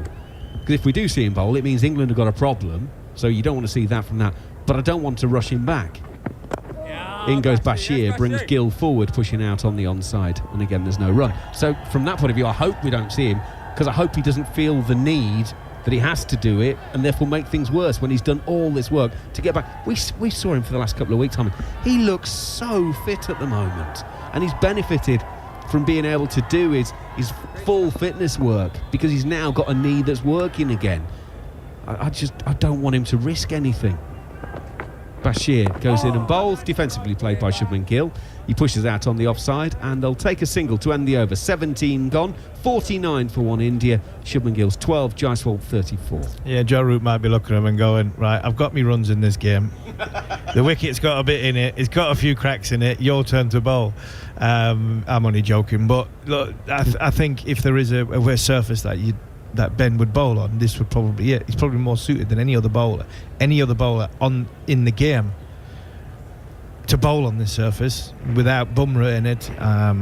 Bumrah would be ideal on it. Shami hits the deck. Mark Wood hits the deck a little bit harder. Robinson, he's hitting the deck, but obviously he hasn't bowled for such a long time. Jimmy's tried to drag his length back a little bit, but I think a fully fit Ben Stokes might be a handful on this. Anderson then to start a new over. He's bringing Gill forward, pushes to Robinson at mid-off, and there is no run. But I'm with you, I don't want him to bowl. I don't want him to bowl. I think there's far too much cricket going down the line. What a proposition the World T20 would be if you had a fit Ben Stokes in that, trying to defend that title. Ashes, less than 18 months away. I think all these on the horizon, I think, are more important than just this sort of being short-sighted for this series. Because I agree with you, I think he's as fit as he's been for quite some time now. Anderson is on his way once again, makes his way past the umpire. A little bit too straight on that occasion, and Shubman Gill will clip him through square leg. Hartley is stationed out on the boundary, has to have 2 goes at stopping that, flicks it back in. I'm pretty sure the third umpire is going to want to have a look at a replay there, just to make sure that he wasn't sliding in still and touching the advertising triangle while he then has another go at it. The first one is fine, but he flicks it onto his own thigh, and surely his leg is resting against that while he then has the second go. I can't believe. Yeah, 4 for me. Yeah, it's 4. Should be given. The blue. It's an Astral Tanks logo, and from the side angle, it seems that it's moving while he's touching that. Yep, it is indeed 4. It looked like 4 all the way, and indeed it is signalled so. So the Indian 50 is up officially, 53 for 1. It was an absolutely glorious shot. If you talk about playing the ball late, playing it underneath your eyes, he just guided it. The timing of that ball from Gill was outstanding. Anderson goes in. playing a little bit around his front pad is Shubman Gill there. Just goes out to Ben Duckett at short mid-wicket, and there is no run. Yeah, just got his left foot just across his body. So that means that the bat has to come round. His foot's just sort of gone over to offside. Ball's sort of going to legs. He's having to play around that front leg. Still a little bit of shape on that ball, isn't there, even at this stage? 18th over of the innings. Anderson 1 for 22. Means he's 3 wickets away from 700, of course. And Anderson is on his way once again. Slightly shorter in length this time. Shubman Gill off the back foot, playing down the pitch. There's no run. Don't forget, of course, I mean, I don't know about you, I get lost in terms of what day of the week it is. I just know it's day 2 of the match. It is Saturday today, so there's loads of football coming your way. Once we're done and dusted at lunchtime, Hull West Brom follows us on TalkSport 2, and it's Aston Villa against Forest in the Premier League, also on TalkSport 2 at 3 o'clock. And then Harmy's going to be in no shape for the first commentary stint tomorrow morning, because Newcastle don't play till 8 o'clock this evening. I'm going. So you're, oh dear. Anderson is in once again. Gill dropping it into the offside. No, well, if there's any consolation to being in England and getting up at 8 o'clock in the morning, it's that you can go and watch Newcastle against Arsenal tonight. I can sleep all afternoon, go to the game, and come straight from there. I just make sure I'll be in my best behaviour. Fingers crossed for the black and whites. You in a box? No, I'm not. I'm not in a box. That's one of the good things of not being trying to be on my best behaviour. I'm not in a box. So I've try and stay away as much as I possibly can from any sort of alcohol, and I'll be on my best behaviour tomorrow. That noise you can hear is the pen of Scott, the producer, writing down, "Don't put Harmy on commentary in the first 40 minutes in the morning." Anderson on his way for the final ball of the over. Straight drive by Shubman Gill. Just misses the stumps at the far end, and Ben Stokes gives chase but won't get there. It's a boundary for Shubman Gill. He goes to 20. India 57 for 1 at the end of 18 overs, and it now means that these two have put on 53 from 92 deliveries. Jaiswal was dominating things earlier on. He'd got the vast majority of the Indian score. He's got 34 from 53. Shubman Gill's now gone to 20 from 47. Steve Harmison and Alex Tudor have moved out. Darren Goff and Jared Kimber have moved in as India just continue on their way, boys. Yeah, nice little partnership. 2 of the young players for India. Jaiswal, we've seen enough of him this series, haven't we? Pretty solid player throughout. He's been excellent to watch, and Shubman Gill's found his mojo. He's been really good this series. He needed it. He did. Bashir to start a new over. Solidly forward is Jaiswal. Just pushes back to the bowler in his follow-through. You don't see many off-spinners bowling over the wicket anymore. Harmy to a left-hander. Yeah, I like it though. I think the more should do it. I've nothing wrong. Bashir is in off of the crease line. Is Jaiswal is pushing to mid-off, no run to Crawley. I sometimes as well. I know I like an off-spinner bowling over the wicket to a right-hander as well. It's good to come round the wicket, but it's also good to come over. Swan, if you remember, used to bowl most of it over the wicket. Nothing else, it just changes the angle, isn't it? Gives the batter something to think about. Well, Jaiswal's thinking about running at Bashir here. He comes down the pitch and launches in for 6 over long on. That's a shot we've seen from Jaiswal an awful lot. It's brought up some milestones for him. This one, it's just a regulation 6. He goes to 40, India 63 for 1. Yeah, pretty good shot that. Used his feet. Look at that little shimmy down the pitch. Right under his nose when he hits it, and it clears the rope for the maximum. Real good shot from Jaiswal. Proper crowd scatterer, that one. Now this one is over the wicket. It must have pitched outside leg stump as it takes Jaiswal on the pad. England gave up on that appeal pretty quickly, and Ben Stokes is wandering down just to have the conversation, and he's pointing at the brains trust saying that was outside leg stump, wasn't it? And they went, yep. That's where England are good. Folkes is brilliant. He's brilliant at that when it comes down to the reviews.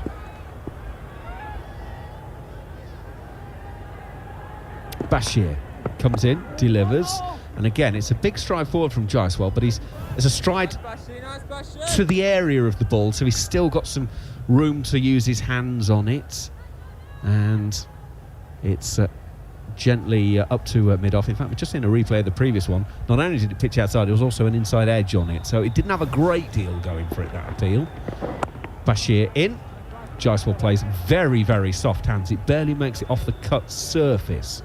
To end the over, 19 gone here on TalkSport 2 and the TalkSport Cricket YouTube channel. Morning to everyone watching on the YouTube channel. How are we all? 63 for 1 after 19. Replying to England's 3-5-3. Yeah, I think for most off-spinners bowling to left-handers, you can just come around the wicket and just kind of set up a stall. But Jaiswal is so good at the way he plays off-spin, and we've already seen that in this series. It's actually worth giving him something he probably doesn't see all that much. He still came down and humped him over mid-on. So you're not stopping him from scoring, but it is a more defensive way of bowling. And I just assume he probably hasn't faced that many off-spinners doing it to him, but just because off-spinners just automatically come around the wicket to left-handers all the time. I remember Pat Simcox bowling Michael Bevan around his legs with off-spin, years ago. And that line is just not something that we see anymore. DRS has taken over so much that everyone wants to have bowled LBW and then, the caught behind option. So just mixing it up a little bit. Also shows you again that Bashir is probably just not as experienced and still learning his own art. Last 5 years in Test cricket, 5% of deliveries by off-spinners to left-handers are being from over the wicket. So it's that rare. That's from CricViz. Thank you, CricViz. 5%. Ollie Robinson replaces James Anderson. 2 slips in place, and that's down the leg side to Shubman Gill. He can't catch up with it. No run. For Ollie Robinson here, this is where he'll be tested because he has hardly played any cricket. First spell's always good, right? The adrenaline's going, you're eager to impress, and I think his first spell was pretty impressive. Seam position was excellent. His lines and lengths were good as well. But when he comes into his second and his third spells, that's where we're going to see where he's at with his fitness, Ollie Robinson. Well, that first ball was 121 kilometres. In he comes, delivers right arm over. It's the full face of the Shubman Gill bat. Punch to Anderson at mid-off, and there is no run there. Yeah, it's his first. This is his first-class game since the third Ashes Test last July. So it's not even his first Test match. It's his first-class game. I'll tell you what, he played against for Sussex against Yorkshire last year, and I think he ended up with none for 80 in the game, but something like that. But I tell you what, he bowled really well. He bowled beautifully. I've got a lot of time for him. I think he's an excellent performer. Well, he turns at the end of his mark. Goes in past umpire Kumar Dharmasena, and it's straight driven just wide of the mid-off fielder on the straight side in the V, and Shubman Gill all of a sudden is finding the middle of the bat with much more regularity in the V. He's gone to 24 from 50 balls. India 67 for 1. I don't think he was always looking at hitting this down the ground, and I think at the last minute he just went, that's just floated up. It's almost like he blocked that pass mid-off. You're right. It was a floated delivery, and this is what I'm saying. It's obviously taking him a while to get back into his stride. Those first three balls of this over have been really slow. Zach Crawley is now at short mid-off, so Shubman Gill gets the ball that's fairly straight, but he's going to play it to Ben Duckett at straightish mid-wicket instead, and there is no run. That can't be right. The speed gun has just shown that's at 111 kilometres an hour.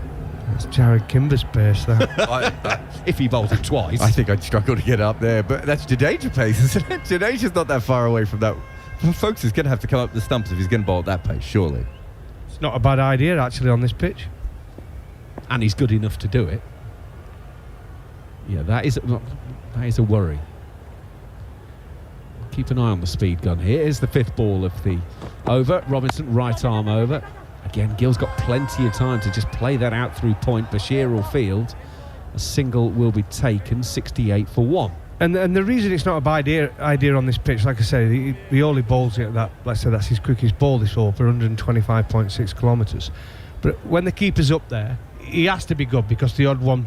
But it's mainly keeping low, and you want the batter to remain in his crease, and you can pin him LBW. So at some point, I would expect to see it from folks, especially to Ollie Robinson, and possibly even Jimmy Anderson. Did it to Anderson in one of the previous tests, didn't he? He has been up a little bit in this series. Will that come from Folkes or will that come from Stokes? I mean, the bowler won't ever want to suggest that you come up because that's like the knife through the heart, isn't it? In he comes for the final time this over. Oh, there's an edge! And has that carried to Folkes? It has! Jaiswal has got a genuine edge. Now, there's some conversation about whether it carried. I'm sure it's carried. The umpires are going to get together, so this will probably get sent upstairs for conversation and confirmation. But Jaiswal might be dismissed for less than 200 in this series. TV umpire to director, we have an umpire review for a fair catch. I've already checked the feet, it's a fair delivery. Front on, please. Well, interesting. Like I said, just steady delivery, nothing special in the ball, just decent line, good seam position. Played away from his body, did Jaiswal. He's hit it. Take me to your best angle for the catch now. Oh no! Are you sure now, Mac? Carry it back. I thought you went early. It has I have this ball in the ground. just landed. So as the little Do you have any fingers other are, angles? the little fingers are coming together and they close in around it. It Do you have hasn't. any other? All right, you're zooming this slow. Yeah, this ball has touched the ground. Oh Fingers are no! down, the ball has touched the ground. I have a decision for the big screen. Well, Joel Wilson has seen enough, and he's now going to put it onto the big screen that it is not out. Yeah. It didn't look right, did they? They weren't totally convinced. Root was convinced it carried, but Root can't see there. He's behind the keeper, and he can't see. But Ollie Robinson, it was your sign. Yeah. He wasn't sure whatsoever. Absolutely. But Ben Stokes is fuming, look. He's convinced it's out as well. Amazing, really. I mean, it's clear that it didn't carry. Yeah, I mean, it was Robertson that alerted us because Macca said he was positive, and I was like, well, Robertson isn't, because Robertson's standing around shocked. We're just getting a replay. Not as shocked as Ben Stokes. Ben Stokes has got both hands over his mouth in complete disbelief. Well, we remember after the last test, Ben had a bit of a moan up about umpire's call in the DRS. No umpire's call in catching. Yeah. So that is just the third umpire having a look at it. And if it was umpire's call, I reckon Dharmasena might have said, I think that carried. It was just the same as Rohit Sharma's catch. Yeah. Off route. That was clear that it bounced. Yeah, bounced. Okay, well. That's not a foreshortening thing or anything else. We saw the ball hit the ground, didn't we? Yeah. The bowler's your clue there. He knew it didn't carry. Well, as you were, everybody. Bashir to starting you over to Gill, and he's pushed out quietly on the offside, no run. And as being a bowler myself, and when you do get the edge, and you know you're not 100% convinced, you still go up as though it's out, right? He didn't go whatsoever, Robinson. He knew it didn't carry. You've got to sell it, because if you don't think it's out, why should the umpire? Bashir, Shubman Gill takes half a step towards this one, clips to duck it at short mid on, no run. Well, that would have been a bonus. Getting Jaiswal for less than 100, getting less than 50 is a massive bonus. Less than in 200. this series. Exactly. Wow. Okay. Does that come back and bite them? Shubman Gill waits as Bashir bowls, slightly shorter in length. He's able to turn this through square leg. Bairstow's after this one. He'll pull it back in 10 metres or so inside the square leg boundary, but they've still taken a couple more. 70 for one India. I really like this. Shubman Gill doesn't sweep, and they're like, we're not going to put someone out there. If he wants to turn it, that's fine. We'll take that. But then they're not worried about having the fielder out. They want him to sweep on this pitch as well, don't they? You can tell that's the plan. Get the fielders up, and they want him to sweep. Bashir bowls short in length, and it gives Gill a chance to go very deep in his crease. Cut it back with a point. Hartley's after that. Certainly be a couple. Probably 3 if they scamper. They do scamper. So Shubman Gill will go to 30. India 73 for one. 5 in the last 2 deliveries. It's very interesting. TV are still showing that catch. Still bounced. You show it as much as you want. Well, it's interesting because in the huddle, England were looking at the big screen, and they all started giving it the back slaps and the high fives. They were convinced it was going to get given out. And then when the not out appeared, after Joel Wilson said, I've made my decision, they were genuinely surprised at that. Bashir in for the 5th ball, well outside of leg stump. Jaiswal turns it around the corner and takes the easiest of singles. 74 for one. India trail by 279. Jaiswal goes to 41 from 61. Well, I think we'll probably be talking about that caught behind later on the following on podcast. We had a lot of close decisions yesterday and reviews on day one. Not been as many on day two. Bashir for the final time. Turns it to mid-on to Shubman Gill, and it's the end of the over. Some more thoughts from Jared and Darren. I'll move out the way for Neil Manthorpe. So I've just got the figures here, Goffey, of Ollie Robinson when he's away from home. So his first spell, he averages 24 with the ball. His second spell, he averages 48. And his third spell, he averages 44. And we saw, and he hasn't played a lot away from home, of course, at the moment, but he's so new ball dependent when he's not in England. That wicket is going to hurt even more because he set him up quite well then. We saw him moving the ball around. He really does need to find a way to be a constant threat when he's away from home. Yeah, I think that comes down to the pacey balls as well, isn't it? And they've even mentioned it. I mean, they have had a go at his fitness, and I think he has improved that. So let's hope he gets longevity now in his spells, and he can do that. But there is a lot of bowlers out there. They get past that first spell, and they're not as effective. Talking about being not as effective, it's Neil Manthorpe. I think I've only presided over one wicket in this Test match so far. Really? I think so, yeah. I think Mac has taken them. He's nicking them, is he? 74 for 1. Here's Ollie Robinson, just the one slip in place. Short mid-wicket, short cover as well. Catching. Oh, and he walks down the wicket, does Jaiswal here. Step and a half, and then plays defensively.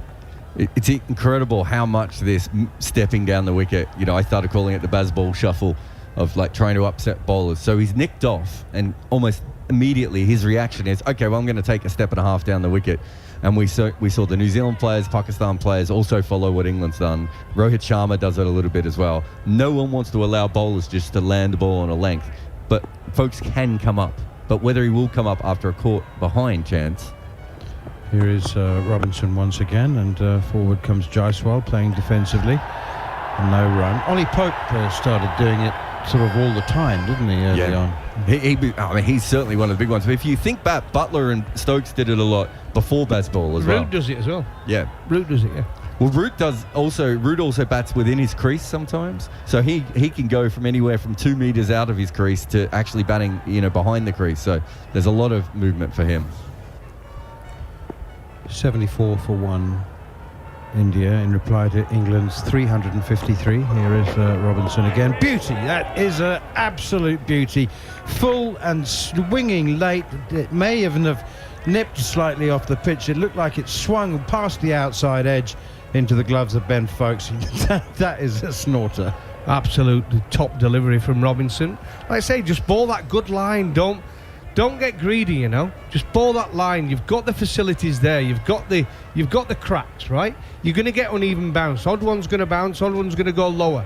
Just keep balling that consistent line and length, and things will happen. Here is Robinson again, and then once more, step and a half down the wicket, or maybe just a step down the wicket. Jaiswal turns it off his pads down to fine leg for a single Shoaib Bashir Fields. It's incredible, isn't it? Straight away beaten, straight away coming back down the wicket, just, changing that length again. Also, the issue for folks, I think, is that if they're trying to get him caught behind with this little bit of reverse that's going at the moment, they're in a situation where it's much easier for him to take the catch if he's standing back. But if he keeps coming down the wicket, it makes it less likely he's going to get that catch. He's got to come up. I think he's got to come up to Jaiswal especially. Here is Ollie Robinson once again to the crease, bowls, and it's cut by Shubman Gill down to the backward point boundary for 4.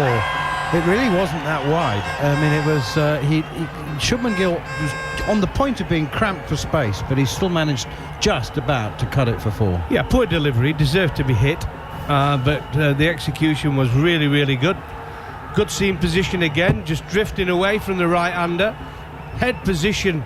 The Shubman Gill was excellent. Just beautiful shot actually in the end. Hands are almost in front of his chest as he's played that. Brilliant shot.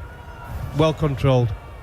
79 for 1. Shubman Gill moves on to 34, and that nips back into Shubman Gill, and he plays it away defensively on the onside, but then purses his lips afterwards as if to say, good ball. Yeah. Let's remember as well, look, 79 for 1 here, India. England got a good total. India, realistically, on this pitch, have to go past England, right? Let's be realistic on this pitch. It's got to deteriorate. It has to be those cracks, surely. So I think realistically, India know they have to go past. There we go. No ball from Robinson. 80 for 1, and his back, his heel, the back of his heel is on the line, literally on the line. There's nothing behind it, but it was the smallest no ball that you'll ever see. Robinson in once again, and a little bit more width, and another boundary behind square on the offside. A beautiful shot from Shubman Gill. He's just a little bit too wide, Robinson, and I know I'm sounding like an apologist, and he's not. They're not wide long hops. He's just a little bit too wide, and he's paid the price twice. 125 kilometres an hour. You know, in Indian wickets, if you're not threatening, you know, those sorts of balls go away.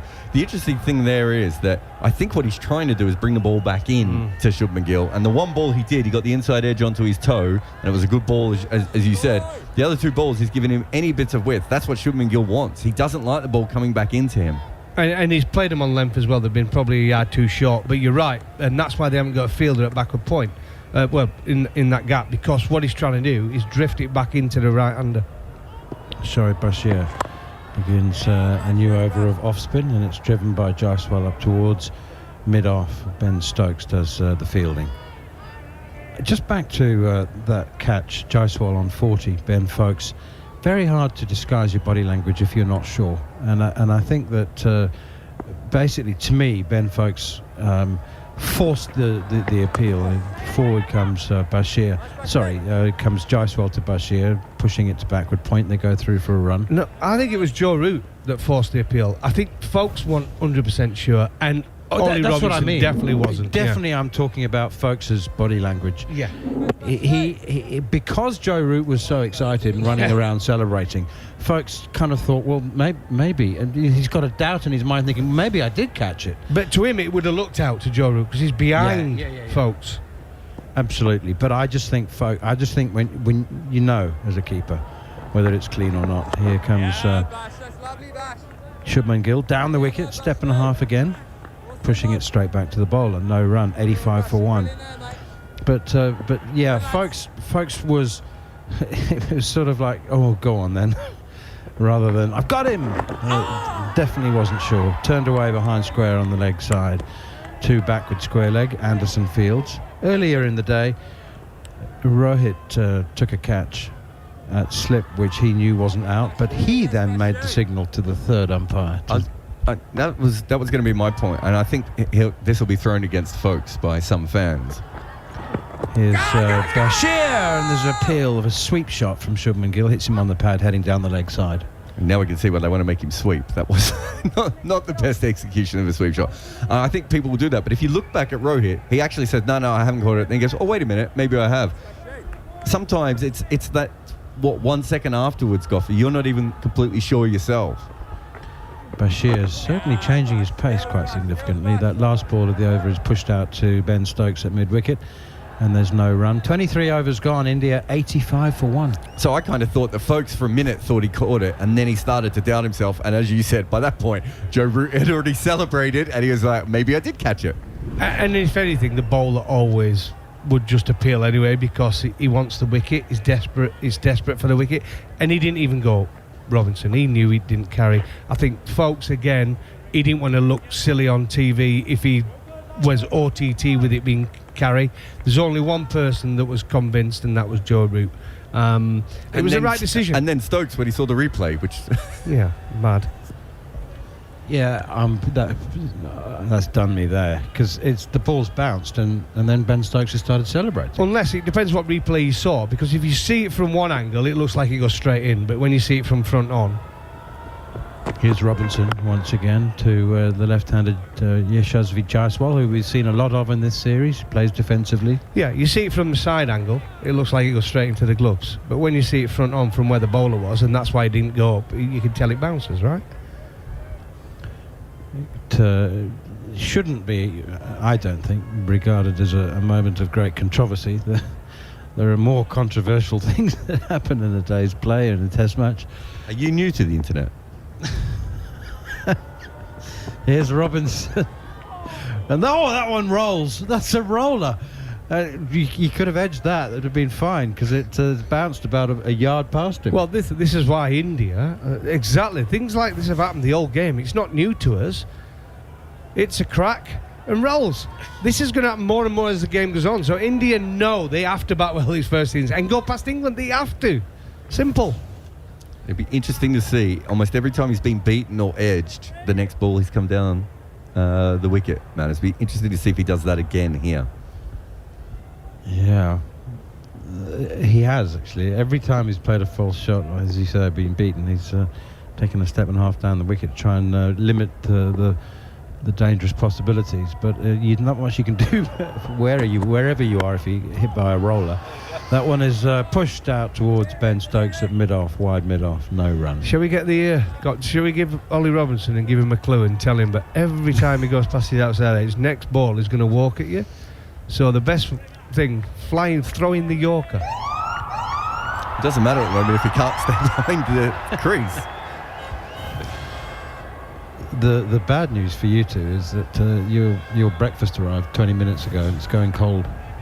Bad timing that one, Jared. You knew it as well, didn't you? It was always. There was a stuff up with the credit card, and once I heard that, I knew that we were going to be in the wrong one. You've got your timing perfectly. Previous 3 tests the most of the time. Robinson in again around the wicket. Jaiswal pushes to mid-off again. Stokes fields. The worst one was when me and Goffey were in this room alone, and one of us would be on air, and the person next to us would be eating the breakfast. That was the worst timings. Well, when we were in Hyderabad and Visakhapatnam, we could see you eating your breakfast. I did think to myself, should I go away? And then I went, I don't want to.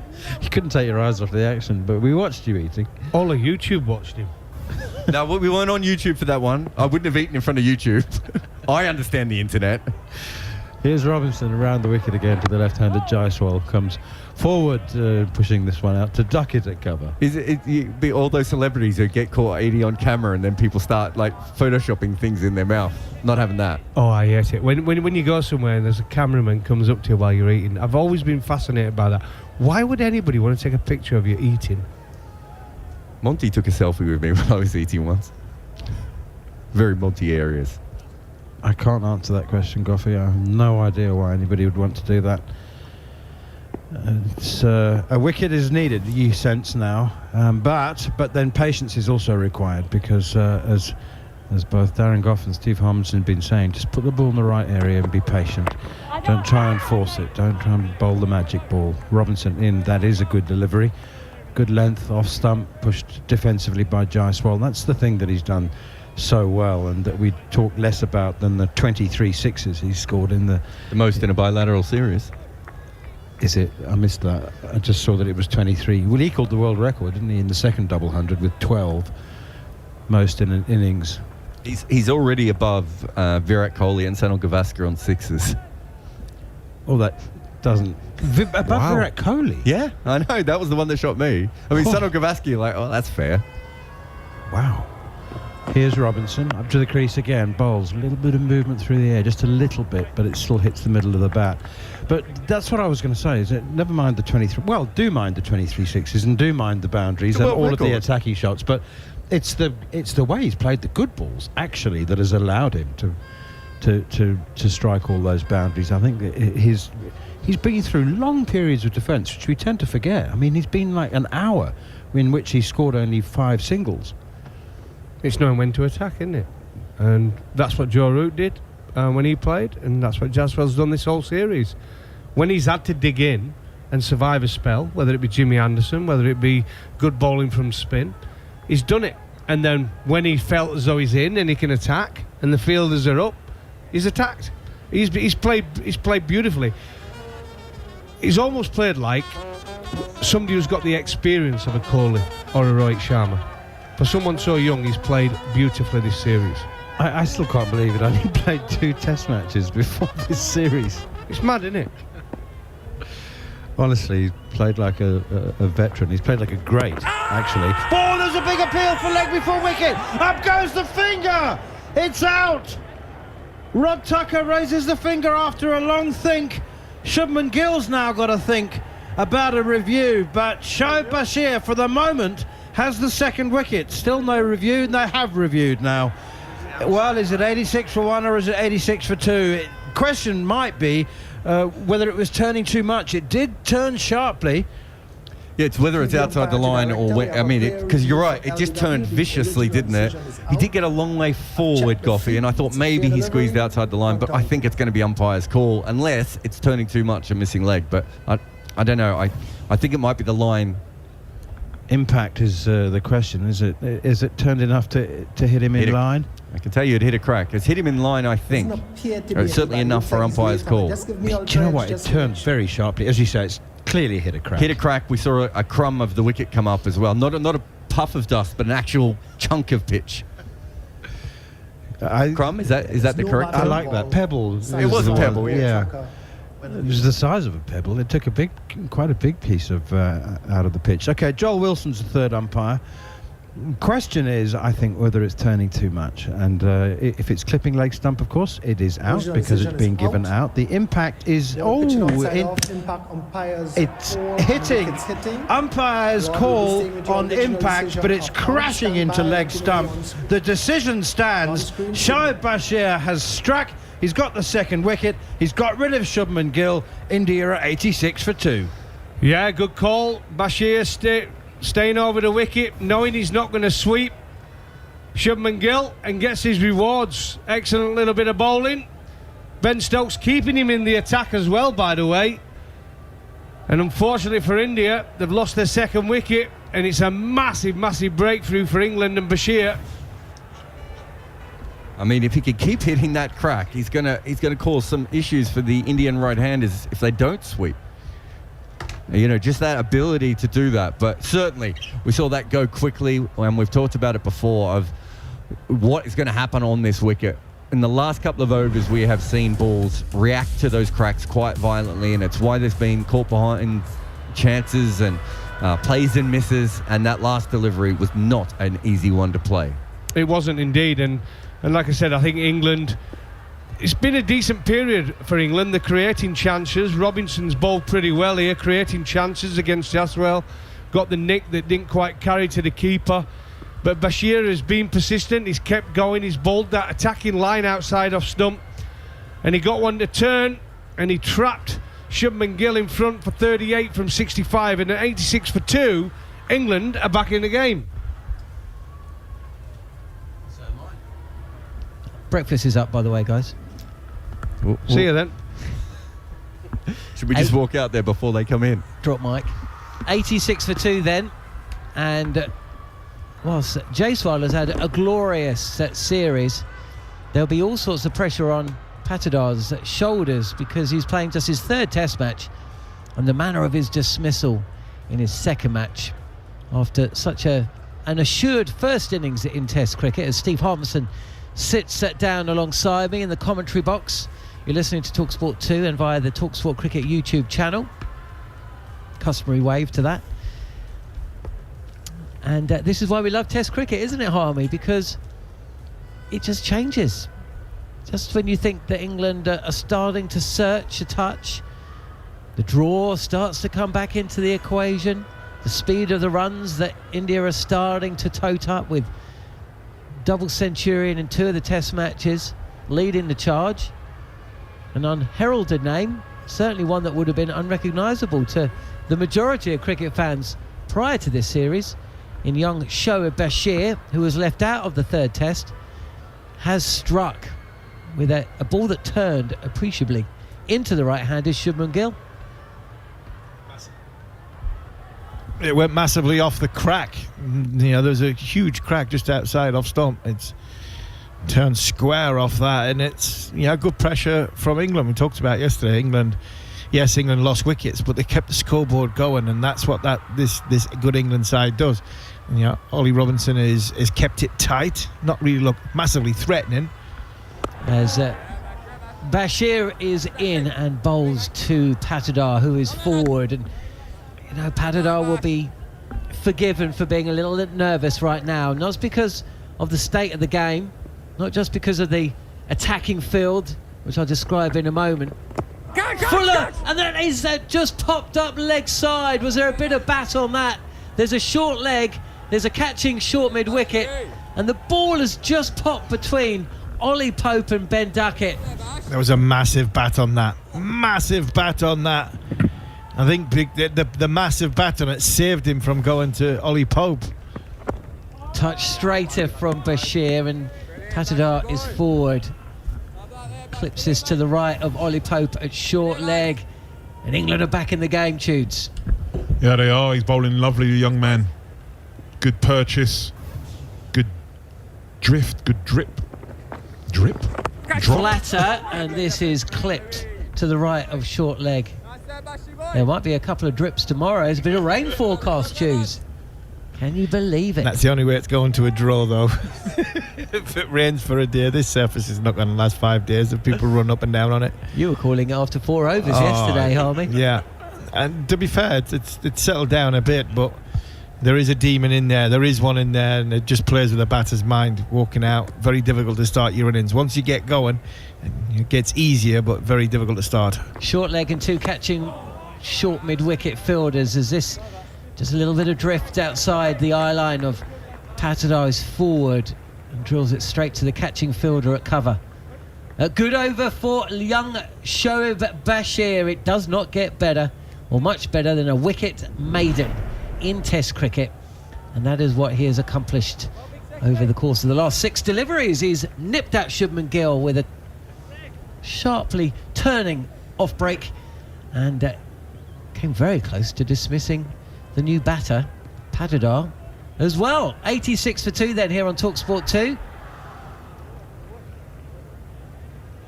Alongside me in the box, former fast bowlers Alex Tudor and Steve Harmison, who are just out the back recounting tales of under-19 tours gone by to Pakistan.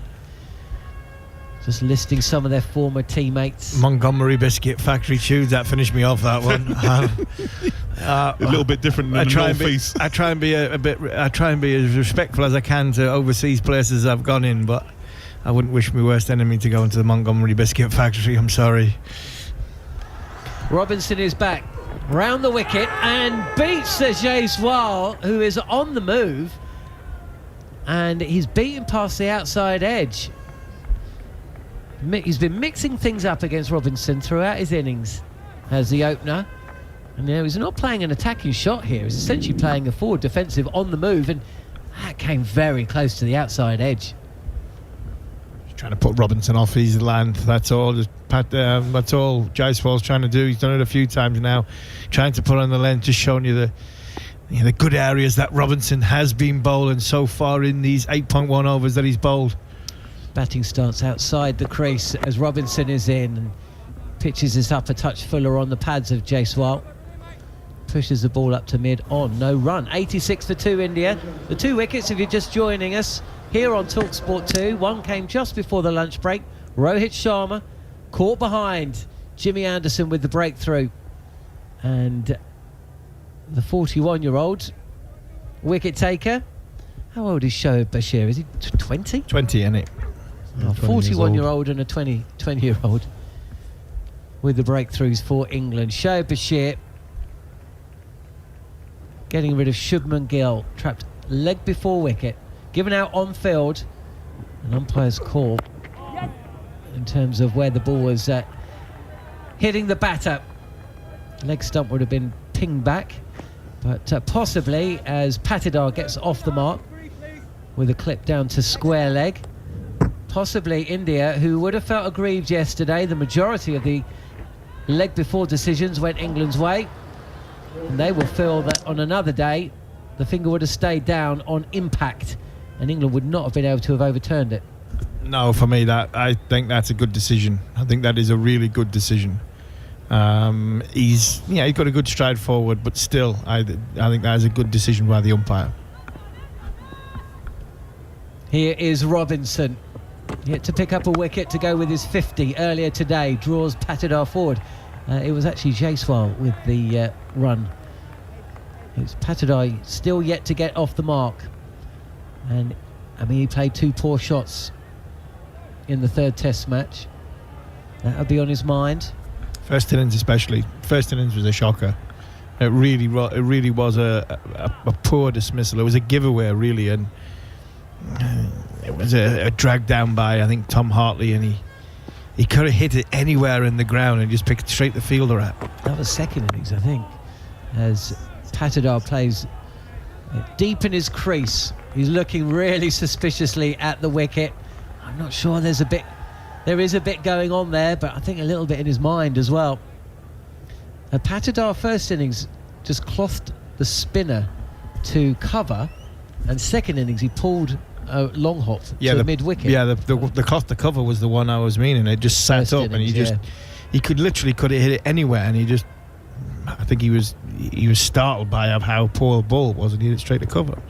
2 slips in place, and this is a good-looking shot from Patidar. Not too much foot movement here. He just opens the face of the bat and guides the ball past backward point for 4. Yeah, he's done them on length there as Robinson, but he's played it extremely well. No feet, good head position, and just watching it really late, and then just open up the blade to the vacant third. He gets off the mark. I was going to go back to Saiwal. Please, you want to go back and not me. It's just the size of the rat that ran out the room that David Lascelles and I were staying in. If you ever want to see two big lads run, we ran so quick, and Andrew Flintoff was our captain. And because he was captain, he had his own room. I reckon there might have been about 6 of us in his bedroom. I shared a bed. I'd shared a double bed. There was at least 4 of us in our double bed. Sleeping blankets, helmets on. Oh. Round the wicket, Bashir to the left-handed Jaiswal, and this is a little bit too leg side. It means that Jaiswal can comfortably take a single here to the man at short mid-wicket. We're just to the left. Comes through for a single. Talking about being scared of rats, Sam Ellard, TalkSport reporter. Do you remember when he was too scared to go back to his room in the Caribbean? Not because of a rat. He'd coming out of his room. No, he wouldn't come out of his room. Yeah, he'd coming out of his room. He sent me a message, can you come quickly? Can you come quickly? I thought he had fallen and banged his head. You know, I mean, I ran to his room. Slip in place and short leg as Patidar comes forward. Stokes at short mid-wicket as well. Defends this ball from Bashir, which is fallen outside off stump. Back to the bowler. So I've gone running into the room thinking Sam's lying on the floor in trouble. All of a sudden there's a cat lying underneath his door, and he opened the threshold of the door, seen the cat, went back in. Left alone from Patidar this time. Touch too wide from Bashir. Yeah, he was scared of the cat. The cat. I mean, it was even for Sam, and you know, these were the first 2 tours on TalkSport duty. Oh, outside edge there from Patidar. Doesn't go anywhere near Joe Root at first slip. I was trying to say to him, the sun was shining on the cat. Right, the cat's just lying there lazy having a sunbathe. I was like, Sam, this cat's lazier than you. It fancies a little bit more sun than you. Just step over it. Oh. This is faster, and that's not a million miles away from short leg. Bairstow Fields at mid-wicket. Bashir is asking some questions of the Indian batters, and England sense an opening here with Patidar looking a little nervy at the start of his innings, and who can blame him? Playing in just his 3rd test match, India trailing by 261 runs. England all out for 357 as he's forward this time. That's compactly played by Patidar. He's 4 not out. Just had a message off the great Sam Allard. The cat was massive, wasn't moving. It was staring me down. It could have had a disease. Did he think it was Blofeld's cat, bomb-filling cat or something? I think so, yeah. I think so. He was bigger than him, yeah, at the time, yeah. Well, yeah. He looks good now. He looks very good now. He's worked hard on saying nice things to our trusted friend in Sam Allard. Is he bringing us reports of this? He is. Of this game upstairs. Yeah, but to go to the room thinking he was having a heart attack, and then looking at him, what are you on about? And he's like, that has not moved. He's staring me down, cat lying in front of his door. It's like, just step over it. It's sunbathing, Sam. No. Can you remember that same tour you and Sam went to the Barmy Army event where you were talking, and you got to the front desk and the guy tried to charge you a tenner? You tried to charge me a tenner for getting in. It just shows you how much weight I'd put on Jude, because he's like, I said, who's speaking tonight? He went, oh, Steve Armisen. I was like, yeah. I said, well, it can't start. He said, well, how was that? I said, because that's me on there. And the bloke even looked at the picture as to say, that's not you. I had put 5 stone on. Jaiswal facing up. Anderson, he plays a drive on the up. And that's a thick outside edge. Flies to Tom Hartley at deep point. 93 for 2, India. Jaiswal moves to 46, but he's looked pretty assured throughout his innings. Not quite where that ball needed to be to play that shot, though. A little bit more bounce from Anderson, who's replaced Ollie Robinson. Anderson with a breakthrough just before the lunch break. 27 runs from his 8 overs, and he's bowling to Patidar now. Over the wicket, and that's defensively played by Patidar. The score remains 93 for 2. Used to be a bit of a running joke. I didn't like it, but it was a bit of a running joke on the PCA circuit, wasn't it? You and Hoggy. Yeah, me and Hoggy. It was like the old 2005 clan. The quartet had enjoyed themselves. Yeah, it was like Andrew Flintoff had lost something like 8 stone since he had finished playing, and me and Hoggy had definitely found it. You know, there were 2 big lads who were enjoying. You know, Hoggy's in the right job now. Bless him, he's brilliant at them barbecued food. Patidar again, he's playing really straight defensively to Anderson. So did they think that you and Hoggy had eaten the other 2? Yeah, well, Hoggy's learning how to barbecue food, and you know, we had been in each other's company quite a bit, testing how to cook this barbecue food. So we're eating it as you go along, and yeah, as good chefs do. You know, if you cook nice food, you enjoy what you sample what you taste. And you've got to have a glass of something with it, of course. Absolutely. Here is Jimmy Anderson back again past the umpire, and once again Patidar, who's not trying anything fancy whatsoever, just resolute defence. He's chewing his lip nervously. It seems like there's a lot on his mind, and while he's at the crease, India are going nowhere. And that's the problem. That's the problem for India. It's can you get through the gears? Can you go? And that's why Jaiswal possibly has gone at a couple of balls where he probably wouldn't have when Shubman Gill was in. The run rate, which was starting to escalate a little, as Patidar will take a couple of runs from the bat. There's a chase from Hartley, and he's unlucky. This ball from Anderson has drifted onto the pads of Patidar, who's gratefully accepted the release of pressure, clipping the ball in front of square on the leg sides towards the mid-wicket boundary. And Hartley, who's stationed at deep square leg, has got a big old chase, and he's a tall man as well. He gets a left hand to the ball, but in trying to drag the ball back, he's just misdirected it, and it's continued on to the boundary marker. So 4 more runs. India needed them, as did Patidar. He doubles his score. He moves to 8, and the score 97 for 2. India trailing by 256 runs. 1 ball left of Anderson's 9th over, and the field is in. Just Hartley at backwards square leg. All the other fielders are in catching positions. Now, was that just a little bit of reverse there?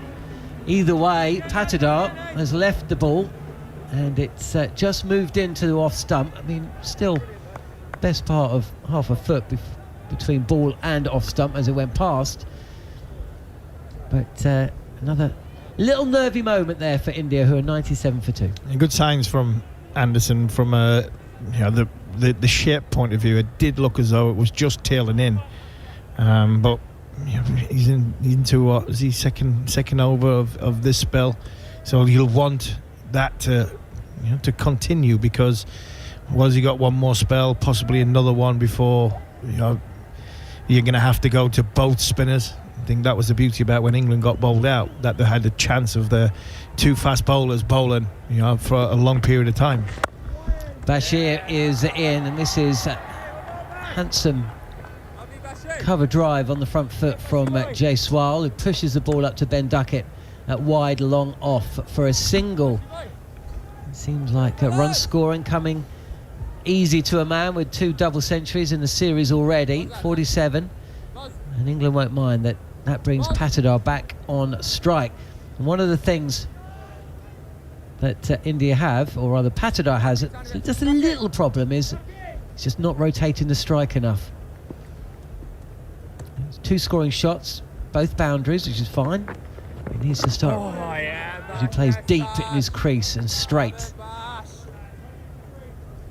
If it is starting to reverse swing, I wonder if Ben Stokes, as much as we've talked about him bowling and whether he does, if he thinks about bowling 2 or 3 overs himself, that'll probably be going through his mind.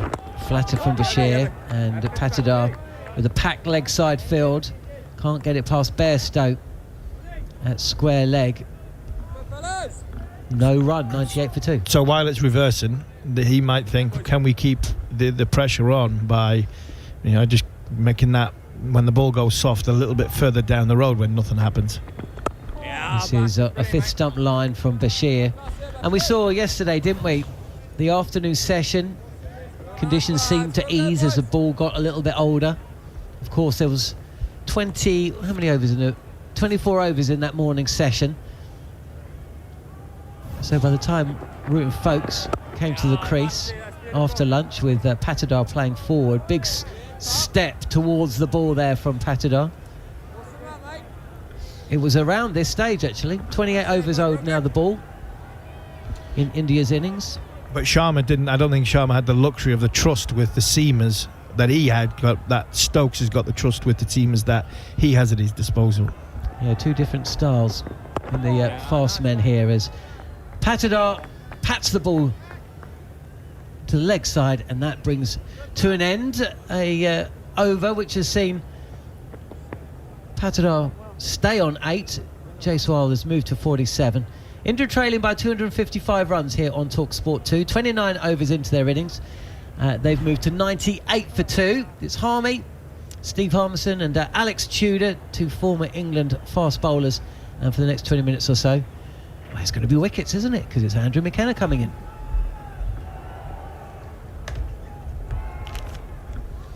Yeah, and Jimmy Anderson's going to continue on. He's 2 or 3 overs into this spell. Need a slight reverse swing in that last over. Robinson is not a massive reverse swing bowler, so whether Ben Stokes is thinking, can we get 2 more out of Jimmy, can we get possibly 3 more out of Jimmy, whether it reverse swinging, and then Ben might turn to himself and think, can I get 2 overs, 3 overs out of myself when it's reverse swinging, to keep that pressure on and the movement through the air against India. Anderson around the wicket to the left-handed Jaiswal, who is covering up back to the bowler, and there's no run. Jaiswal 47 not out, Patidar 8, India 98 for 2. Interesting, just listening to John there, said Patidar's problem is he's not rotating strike enough. I'd say he's got one other problem. His name's Patidar, and he's not Kohli or Rahul. So no matter what he does, he's kind of on a hiding to nothing, really, isn't he? He's watching as Anderson goes inside half of Jaiswal's bat as he aims a sort of an off drive, but it goes to Zach Crawley at shortish mid-wicket, and there's no run. It's the problem of being the spare batter, isn't it, really? Have you, I know you were a wicket-keeper, Macca, wasn't you, in your time? So, in your younger days, have you ever had an 8-fer? No, basically in the days before my shoulder packed up, I did bowl seam, and a couple of 3s and 4s, but not on 8s. Anderson around the wickets, just dab down to 3rd, take a single. Does Jaiswal, he goes to 48, Indian 99 for 2. Because out of the 11 wickets that are gone, you're on 8-fer, fella. Yeah, but I've dried up. I've had an absolutely belting test match, but I've gone in a bit of a spell here. So we do need England to kick back in here if we can. India trailing by 254, 99 for 2 they are. Replying to me, England's 353 all out earlier today. What is noticeable actually throughout this test match, there's been far more cloud cover out on the eastern coast. In goes Anderson off the back foot, forcing his Patidar. It's the outside half of the bat. It's a thick one. It'll go away for 4 through 3rd. That brings up the Indian 100. 103 for 2. Patidar's into double figures with 12. He's not dealing in any singles. He's on 12 and 3 boundaries. There's not much foot movement at all from Patidar at all. His feet is just staying in his stance and basically just, not saying throwing his hands, it is sort of playing it late, playing the ball as late, sort of close to the body. But there's no foot movement at all. Body weight transferring, not doing anything. And I'm looking at the two fast bowlers next to me, and I'm watching that shot thinking, yeah, it's gone for 4, but you're not that disappointed by that, are you? You're in the game. No, you're in the air. I was in the air quite a bit. We've seen the reaction of Joe Root. The ball was in the air quite a bit, heading towards that 5th slip region. One slip and a wide gully as Anderson goes in, nips it back in, takes Patidar on the body, and there'll be no run as it goes out on the offside. So, yeah, one slip and a wide gully at the moment for Anderson. Yeah, he's just playing with hard hands, as we will call it, just sort of really forcing it, but not with any foot movement at all. He's obviously nervous. He's a bit wary of the wicket. Obviously, he's got a bowler. He's got 696 wickets coming in at him. So it's going to be an education. It's also a bit quicker, which is a point I'm going to raise with you between the overs as Anderson goes in for the final time this over, and Patidar is playing it right under his nose up to mid-off, no run. End of the over, so 30 gone in the Indian innings. 103 for 2, they trail by 250. James Anderson there was bowling 136, 137 Ks. Ollie Robinson was bowling at 124, 125, and in fact TV earlier put up the graphic that his average in the match so far has been around about 125 Ks. Now we know he's coming off of very little cricket. Are we concerned that his speeds are down, or is this a man who's worked out what the pitch is doing and saying, well, actually, I don't need to be pushing it, so I can stay within myself? No, I think this is Ollie Robinson's max speed. I don't think it's as a case of his pace is down because he hasn't bowled for quite a while. I just think this is Ollie Robinson's not the quickest bowler. He bowls 72. Bashir is in around the wicket. Jaiswal defending no run. 75 to 78 miles per hour. Stock ball majority of the time. The thing about Robinson is his accuracy. He's unbelievably accurate. The bounce, 2 metre release point, that's where he's dangerous. Bashir gives that one a little bit of a loop. It's hit back hard at him by Jaiswal. Bashir gets a hand on it, doesn't stop it cleanly, but deflects it to another fielder, no run. He's not gonna terrorise you as from a pace point of view, but what he's going to do is he's going to test your technique, massively test your technique, and that's why he's so successful in the game at the modern day, red ball game with the invention of white ball cricket and 2020 cricket and 100 cricket. Players now want to hit the ball, and when they want to hit the ball, they lose their shape and their technique, and that's where Robinson and Anderson have cashed in. Jaiswal, 48 not out, is facing Bashir, who's around the wicket to him. The off spinner clips on the leg side. Bairstow Fields, no run. This is dangerous times here for Jaiswal. England need to keep on to here because Patidar the other end, he's got 12, but he's got 12 of 3 scoring shots. He's been in nearly 30 balls now, so that's 27 dots he's been down that end. Jaiswal's getting a little bit of itchy feet. Jaiswal is inside out of that one from Bashir, around the wicket to him. Hits down to Duckett at long off, takes a single to take him to 49 from 87 balls out of India's 104 for 2. And as a batter, when you're a free scoring batter and you want to be on strike so you can rotate the strike and put pressure on the opposition, maybe hit the odd big shot. If you spend 10 balls down one end and you don't get off strike and the bloke at the other end's just patting it back, then all of a sudden you do get a bit anxious. You want to put bat on ball, and that's where it becomes dangerous for the batter. Bashir over the wicket to Patidar, deep in his crease, trying to turn it backward of square. Ollie Pope under the helmet will thrust out a right hand and stop that going anywhere, and there's no run. Bashir got Shubman Gill, LBW, thanks to DRS confirmation even. 38 he made. 86 for 2 when the wicket went down after Rohit was out early doors. 2 he made when Anderson had him caught behind. 4 for 1 the score then, so it's now 104 for 2. India trailing by 249, and Bashir comes in outside of off stump, bringing his man forward, pushes into the offside and completes the over. So just a single taken from it. 31 overs bowled. India 104 for 2 here on TalkSport 2. Alex Tudor and Steve Harmison alongside myself, Andrew McKenna. Remember, live football coming your way throughout Saturday. on TalkSport and TalkSport 2. 2 games coming your way on TalkSport 2. 12:30 we're in the Championship, Hull against West Brom.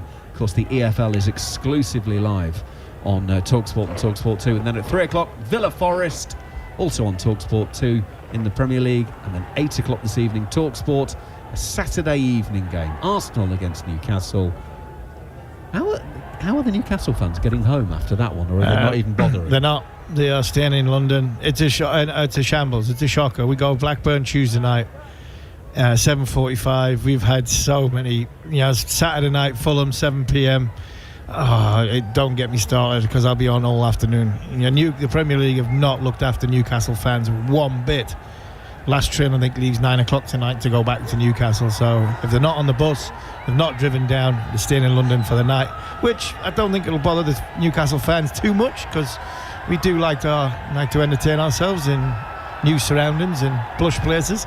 But there will be, a sellout crowd from, the Newcastle section supporting Eddie Howe's men well. But I'm biased. Newcastle fans have definitely not been looked after this year so far from the Premier League when it comes to away fixtures. Newcastle fans, if you are short of somewhere, drop me a message. I'll tell you what Harmy's hotel room is. You can crash with him.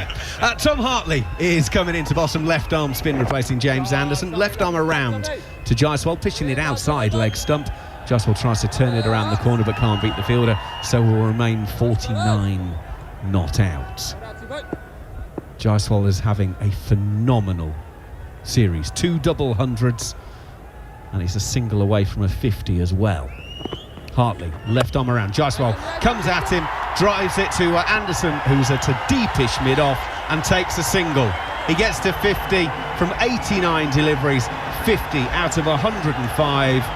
Well, we've seen the enormous celebrations for the double hundreds. This one's just a restrained, raise the bat, show it to all 4 sides. Now he walks down, shakes hands with Patidar in the most relaxed and quiet of manners, because the job is not yet done. Young man just keeps succeeding everything. He's a quality player. He knows it's important for him to go on. He needs to play that sort of Joe Root role for this Indian side. He's going to get up near England and even look to try and go past them, but obviously first objective is to get up near that England total. It's a great start in his career. Hartley's going to bowl around the wicket to Patidar. Joe Root's at slip, only close catcher. That's shorter, driven into the pitch by Hartley. Quicker one, Patidar off the back foot, plays it to short cover, no run. Come on, lads. Interesting that Hartley's been introduced for the first time in the 32nd over. Anderson, Robinson and Bashir had done all the bowling before that, but now here is Hartley bringing Patidar forward. And again, boys were talking about it, he's not even looking to rotate strike there. That is solidly a forward defence. Get back in my stance, and I'm thinking about the next one. Yeah, he's not playing for himself. He's just trying to give himself the best chance possible for the ball not to get either go under the bat or go past the bat. Hartley around the wicket brings him forward. Fuller, but he's playing it defensively, no run. I mean, I kind of jokingly said earlier that his biggest problem is he's not Virat Kohli, he's not KL Rahul. It's got to be hard for him, because yes, he's got the great honour of playing for his country, but he's keeping a place warm essentially, because unless he makes 3 triple hundreds, Patidar is getting a slowish full toss from Hartley that he'll turn to Johnny Bairstow at mid wicket to complete the over, and there's no run. So it's 105 for 2 here on TalkSport 2. But unless he makes like 3 triple hundreds, he's not going to have a long-term place in the side. Yeah, I get what you're saying, but you've also got to remember that when Sourav Ganguly came out the side, when Rahul Dravid came out the side, Vivesh Laxman came out the side, the likes of Virat Kohli, they start somewhere. So Patidar's a little bit older, but still, he's trying to forge a career like what Jaiswal's doing, like what Shubman Gill's doing. But Patidar just seems to be a level down. He's not as sort of quick on his feet. His hands aren't as good as what some of the younger players that have come in, and you can see why as what you're describing there, the likelihood is he's not just keeping a place warm. He'll move on, and then somebody else, a younger player, will come in if Virat Kohli goes missing again in the future. Jaiswal's got 595 runs in the series so far. Small matter of an average of 119. And he is is now going to be facing Bashir.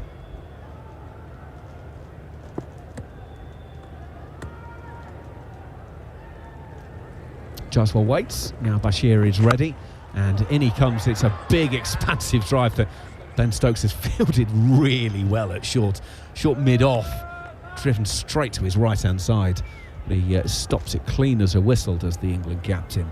Bashir comes in again, round the wickets. Oh, and it's no shot offered from Jaiswal, and that's the straight honour. Didn't turn, it misses off stump, but not by much. Steve Harmison and Alex Tudor have moved out, Darren Goff's moved in. Wow, that was a coat of varnish job. Absolutely, a misjudgment there, wasn't it? Just left it, and how it missed off stump, I do not know. Well, the old thing is there's two types of leaves, good ones and bad ones. And that one is technically a good one. Bashir around the wicket. Again, a little bit of loop. Inside half of Jaiswal's bat. Back to the bowler, no run. There was one in an Australian test, I want to say last year, Australian summer, where someone left the ball and it hit the stumps and the bails didn't come off. Like they sort of bobbled, and that was the third kind of leaf. It's neither good nor bad. It's just incredible. One. Bashir round the wicket, slightly quicker, fired in. Jaiswal's turning it around the corner, and Johnny Bairstow can't get to his left-hand side quickly enough to prevent the single taken. Jaiswal continues, 51 not out of 106 for 2, as India reply to England's 353 all out here on TalkSport 2. It does feel like we're watching the start of something very, very special. I mean, there's been lots of players who burst onto the scene, and then it's kind of petered out a bit, but in Jaiswal you just get the impression that there's something very, very special here for a long time. I mean, 2 double hundreds in a series, that's a proper player. Bashir goes in, right arm over. It's played off of the back foot by Patidar, and Ben Stokes is very close in now at mid-on. He stops, no run.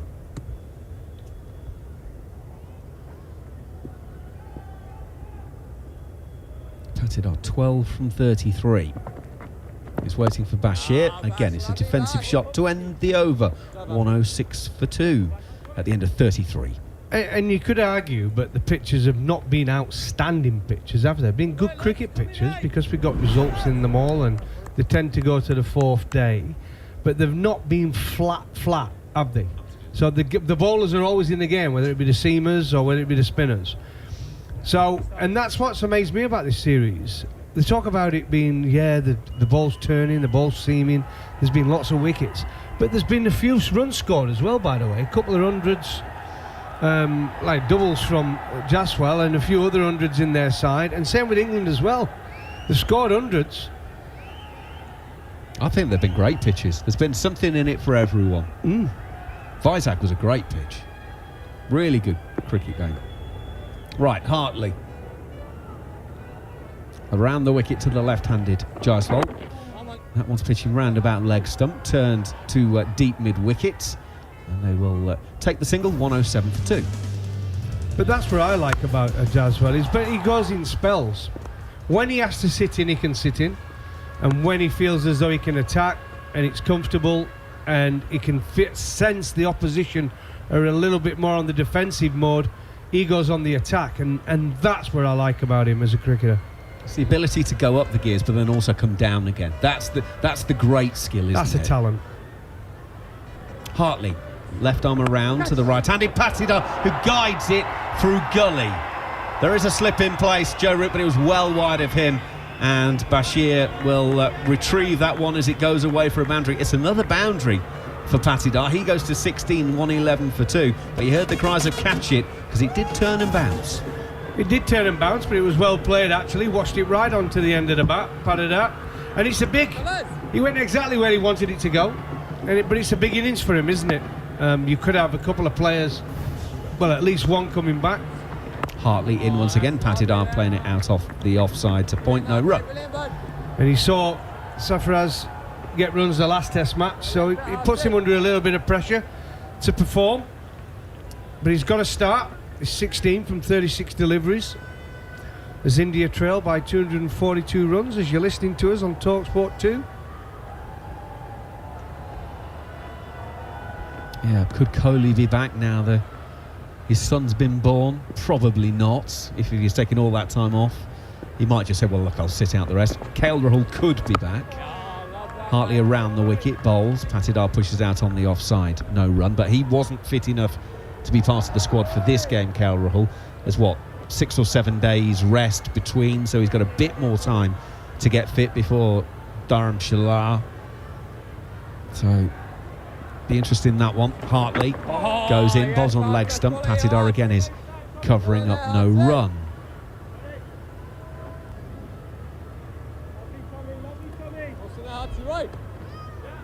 Slip and short leg as the two close fielders for Hartley. Got a man on the drive at short extra cover, Ben Stokes. Short, fine leg as well. And this one is played just to the left-hand side of Ollie Pope at short leg by Patidar as its left arm around. Turns through the leg side. They'll take a single. Patidar's gone to 17. 112 for 2 after 34 overs here on TalkSport 2.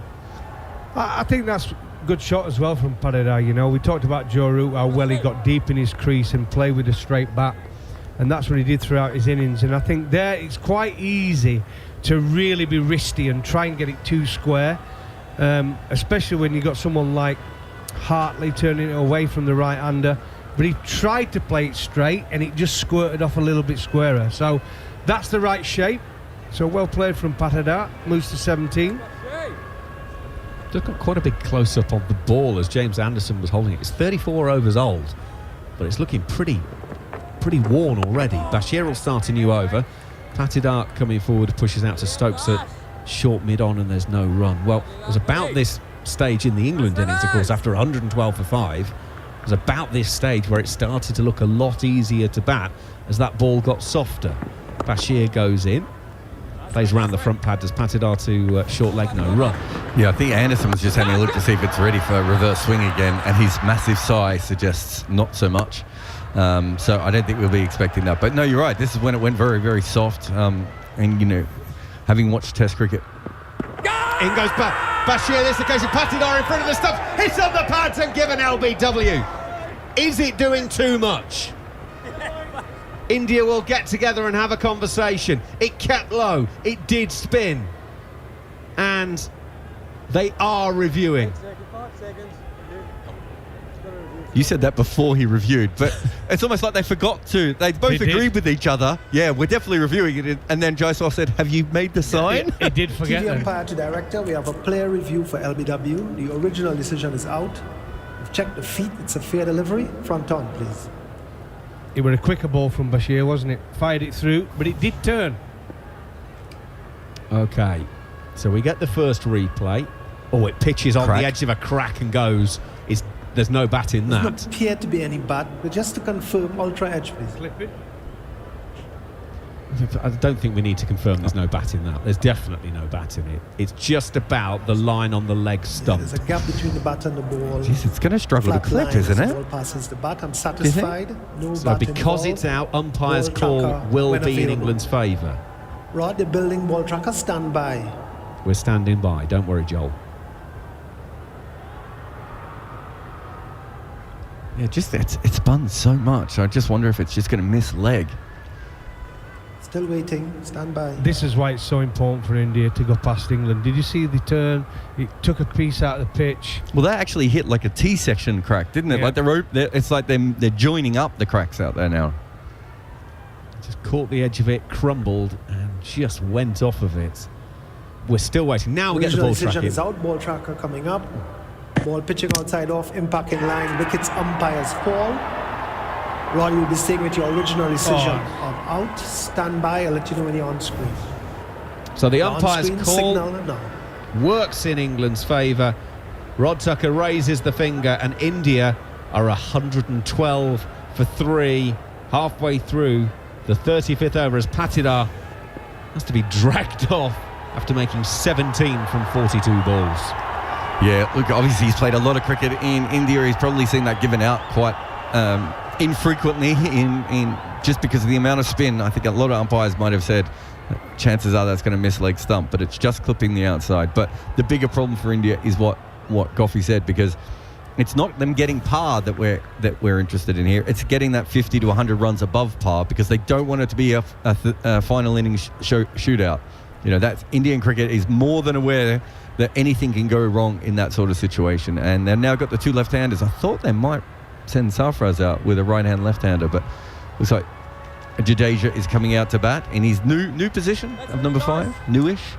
Yeah, he batted 5 in the first innings in Rajkot, but then would have been at 7 in the second innings, because obviously then there was the declaration and whatever, so he didn't bat. It was also his injury, I think, at that stage. But the reason I'm surprised is we know that India really like left-hand, right-hand combinations, and it seems to work for them a lot. So I would have expected the right-hander to come out, but obviously maybe Jadeja pulled rank off him. And I would have liked to have seen that, because we saw in the last Test match, Sarfaraz on his debut played some shots, didn't he? Was usually impressive, but on this pitch might be a different matter. To come in and try and play positively, he might get away with a couple of hits, but there's no one managed to do that yet throughout this game. You look at Crawley and Bairstow, got off to flyers but couldn't keep it up. There's always something in there. So Ravindra Jadeja, the world's #1 all-rounder, according to the latest ICC rankings, he's still in that position. I don't think anyone would really argue with that.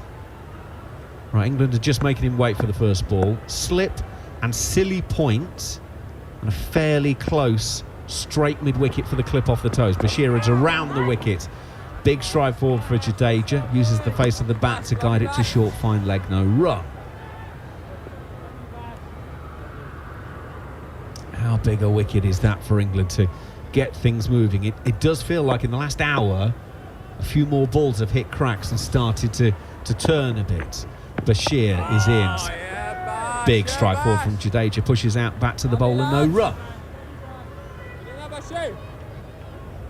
Patidar couldn't believe that DRS didn't save him there, just looking at the replay, threw the head back. I think as much as for the reaction as he knows what we've been talking about, the fact that he's keeping a place warm. That was a chance. And again, it's another score that's not been made. Jadeja waits for Bashir.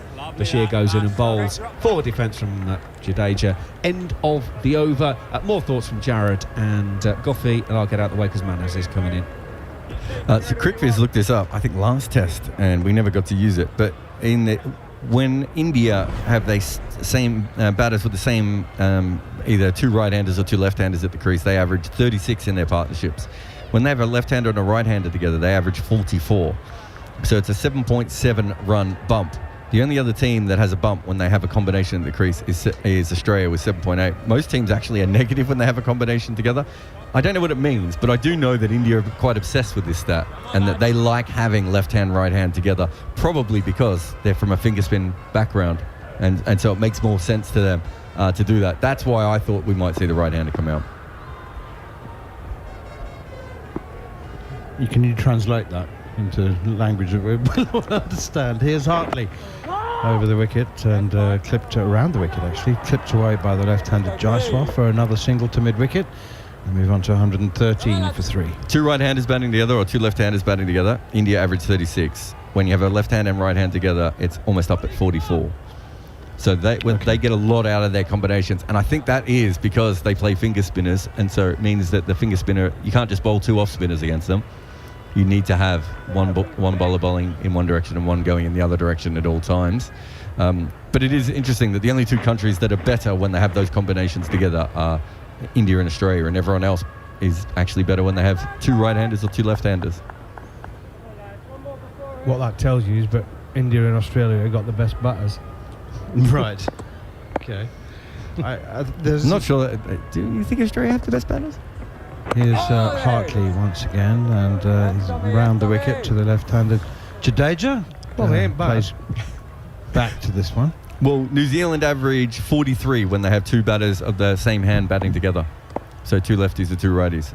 So I think it's a bit of a messy stat, but the point is that India believe in it. It doesn't really matter if we believe in it, man. Yeah, no, exactly. Oh, there's an appeal for leg before wicket again as Tom Hartley fires one in. and it hit the pad. Was there some bat involved as well? Stokes is now talking to Folkes about a possible review. What was the signal from the umpire? Did he signal leg byes or not? Because there's no point going for a review if it's come off the bat. Stokes has gone for the review. And Ben Folkes was his key point of reference. He's the one he went to first. The captain said, what should I do? The bowler fancied it, Tom Hartley. So they've gone for the review. I mean, it went to fine leg, which makes you feel... Worth the risk. You think? I think it's an important part of the game, and it's worth the risk for England. It's hit the crack and roll. Sorry, Looks like that's missed the bat. it's something very bad just to make sure. and rolled along the ground. But it It's was turned much too going down much. leg side. It's just turned too sharply, hasn't it? It's turned much too sharply. That's missing leg stump. clearly missed But you can understand, as Goffey said, There's worth no the contact with risk pad, because so when ball I tracker mean, is you available can't to see us, how much the ball is turning in real time. You cannot have any idea that it's going to turn that much. Just missing leg Medium stump. ball But tracker. No one can see that except the bowler. The keeper, how can the keeper see that? He's got everything in his way. Look, the Original keeper decision has is not no out. idea. As Ball far as the pitching in keeper's line, concerned, impact that's him in the umpires middle of the score, pad, right? Wickets missing. Look at where the ball was. It It was going to bounce again on the pitch. But the thing is, once that ball went to fine leg, wasn't that the clue? yes. Yeah, exactly. You would have thought. I mean, just to tell you again, it's pitched comfortably in line of leg stump, possibly even middle and leg, but it's turned so sharply off a crack that it's spun and just flicked the pad and gone down to the boundary for 4 leg byes. I mean, that has turned sideways.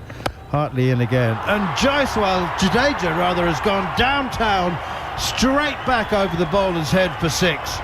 Well, he's decided if the ball's going to start hitting cracks and turning sideways, then we might as well get on with it. Well, they have, haven't they? They're in a position where they've got to take the pressure off themselves. And I think as soon as he got a little bit, Hartley got greedy, didn't he? Bowled it really outside the left-hander's off stump. He could get his arms free. It was a perfect length, and it was a good, well-executed shot straight into the blotter. And Hartley, the delightful look on his face, and whimsical. It's like somebody who lives under the flight pathway for Heathrow. He just looked up and tried to identify that. Jadeja's gone again. This time deep mid-wicket. 6 more. Back-to-back maximums. Hartley's overpitched, and Jadeja has decided it's time to tee off, and he's off the mark with back-to-back 6s. You see one spin and keep low, and it's just like, there's just no point, is there? But again, it's in the slot. It's missed the crack. I think I got that right that time. And he's just gone through with the slog sweep. Beautiful shot there. It was quite close to him, actually. It was a little bit fuller than you probably normally see that shot played. It was, actually. It was closer to a half volley. He just wanted to hit it hard, didn't he? And he did. And, well, he's back-to-back 6s. He's 12 not out from 7 balls and now plays defensively, down on one knee in doing so. Well, he was going to go again, wasn't he? And the ball wasn't quite where he wanted it to be. Look, this is what we talk about with Baz Ball. A lot of modern cricketers are thinking the same way now. That's a matchup that suits him. He's just had a ball run along the ground. I might as well, when the ball's on the good part of the wicket, cash in, put some pressure back on Hartley. He doesn't want Hartley to keep landing the ball again and again on that good area because he will hit the crack. But Ben Stokes, the way he captains, he'll keep an attacking field, he'll keep the fielders up, and he'll gamble. And he'll because he knows to win the game, they've got to get another 17 wickets. So it's an interesting period of the game, this. It really, really is. As I've said many times now, India have to go past England. I really believe that. And at 3 down, they're in a sticky situation. Here's Shoaib Bashir into Jaiswal, drives down the ground to mid-off. Having said that, Goffey, I can see the scenario in which England suffer a third innings choking fit and are bowled out themselves. Yeah, but still, again, we've seen today, how many balls we've seen misbehave today already? More than it's getting yesterday. worse, isn't it? It's getting worse. We see more roll, we see more pieces taken out of the pitch for the spinners. The spinners are coming into the game more on day 2. And we've seen it for the seamers as well it's today. It's day 2, right? It's day 2. Let's remember that. Yeah, and India are trailing by 223. They're 130 for 3. They're a long way behind. Here's Shoaib Bashir, the off spinner outside the off stump, left alone by Jadeja. All I'm saying is that if India get close, and even within 20 or 30. Oh yeah. I'm talking an ideal world. An ideal world, what you'd be thinking, if we can get somewhere around 400, it gives them a bit of headway, Oh, breathing space, definitely, for sure. Shoaib Bashir into Jadeja again, pushes defensively out on the offside. But if they concede, 80 or 90 or 100, they're in trouble. I mean, the foot marks, and this is what I remember from last time, the foot marks kind of only came at one end. I know that sounds weird, but it looks like a similar thing. You can already see where Bashir is bowling. Here he is, Shoaib Bashir, defensively again, Jadeja, 130 for 3. The foot marks look a lot stronger at that end than the other, and that's what happened in the Australian test here, whatever it was, 6 or 7 years ago. Bashir's bowling around the wicket to Jaiswal again. I checked his county record through CricFizz, and he's only bowled 7% over the wicket to left-handers in county cricket. So it was obviously a defensive tactic he did on purpose before. Here's Bashir again, chipped up to short leg. Ollie Pope takes a simple catch. Shoaib Bashir's got a 3rd wicket, and Ravi Jadeja, having belted Bashir for back-to-back 6s, has now fallen off an inside edge, popped up to Ollie Pope at short leg. India in trouble now, 130 for 4. Well, there we go. This is what we're talking about. Big passage of play in this game. Bashir round the wicket to the left-hander. Tried to play 2 bat and pad close together. We talk about the technique of English players. They like to get the bat really outside in front of the pad. But Jadeja played from the crease, bat behind his pad, got the ricochet, popped up, easy catch for Pope. And a big wicket for Bashir. And Jadeja a danger man. He goes for 12. India trail, by the way, by 223 runs. And it brings in to the middle Sarfraz Khan. I did a disservice to Shoaib Bashir. I said that it was he who had been hit for 2 sixes by Jadeja, and it wasn't. So it was in the previous over from Tom Hartley. But Shoaib Bashir he's now got 3 wickets, and that I think would please him most out of the 3. Yeah, and again, Ben Stokes, the captain, he went to him first. He's kept him on. He's had him going over the wicket. We don't know whether that's Ben Stokes' idea or it's a plan to the left-hander, but he's now going round the wicket. He's looking dangerous to the left-handers, and he's got rid of the danger man, by the way. Jadeja, a fantastic player, hugely experienced on the back of runs. And it brings back now the inexperienced Sarfraz, who comes to the crease on the back of his debut where he played shot a ball, and it'll be interesting to see how he does play on this pitch against Bashir, who has now got 3 wickets. Don't think he'll run down the centre of the wicket too often in this test match. He did play a shot a ball, but he got half centuries in both innings in his debut test, and you could see that he was a man in full working possession of his game and all its moving parts. I mean, he knew exactly what he was trying to do. He's back to the first delivery he receives from Shoaib Bashir and just pushes it into a gap at cover point and sets off for a single. That's where the square leg umpire is, by the way. Kumar Damasina's fielding at point. 131 for 4, 37 overs gone. India trailing by 222. There's obviously Jadeja's a very good player, and so we understand that it's an important wicket from that point of view. It's a very important wicket also that Jadeja's probably their best softball batter. So when the ball goes soft in Asia, he doesn't push that hard or anything, and he plays very late. And we've seen him a lot on Indian wickets over the last 3 or 4 years, just almost be impossible to dismiss on these kinds of wickets. That's not to say that Jaiswal and Sarfraz can't bat well here also, but it is just worth remembering that is a skill that Jadeja has. So to get him out now, the other thing is that this ball hasn't gone as soft yet, and I wonder if England's kamikaze start, losing 5 wickets before lunch yesterday, softened the ball a little bit more than what India managed to do. Tom Hartley continues now to Sarfraz. Fishes that one out to backward point, Bashir fields. Do you know what I mean? Just maybe soften it 5 or 10 overs earlier. The thing is, the behaviour of cricket balls is not uniform. That's also true, yeah. They're all different, aren't they? Come from different cows.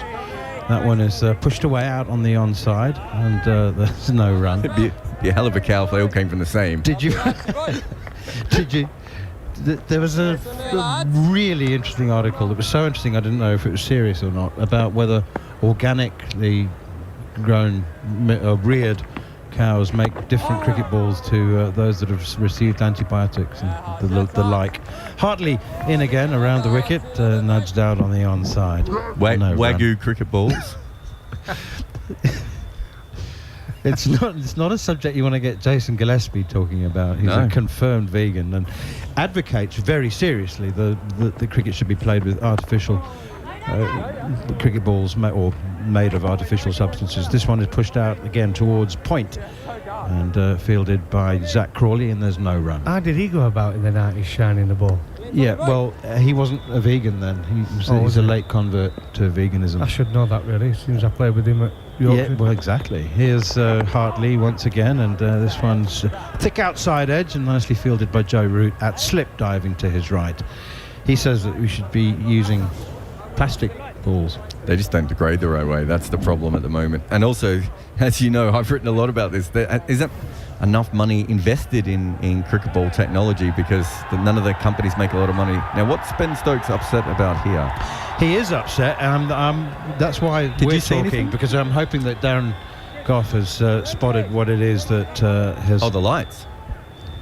There's it is dark, and there's a lot of heavy grey cloud that's been building up in the afternoon, and the weather forecast suggests that we should have rain in 2 days' time. So they've got a lot of building up to do if that's the case, and this one is pushed away out on the offside. Or is it just smog?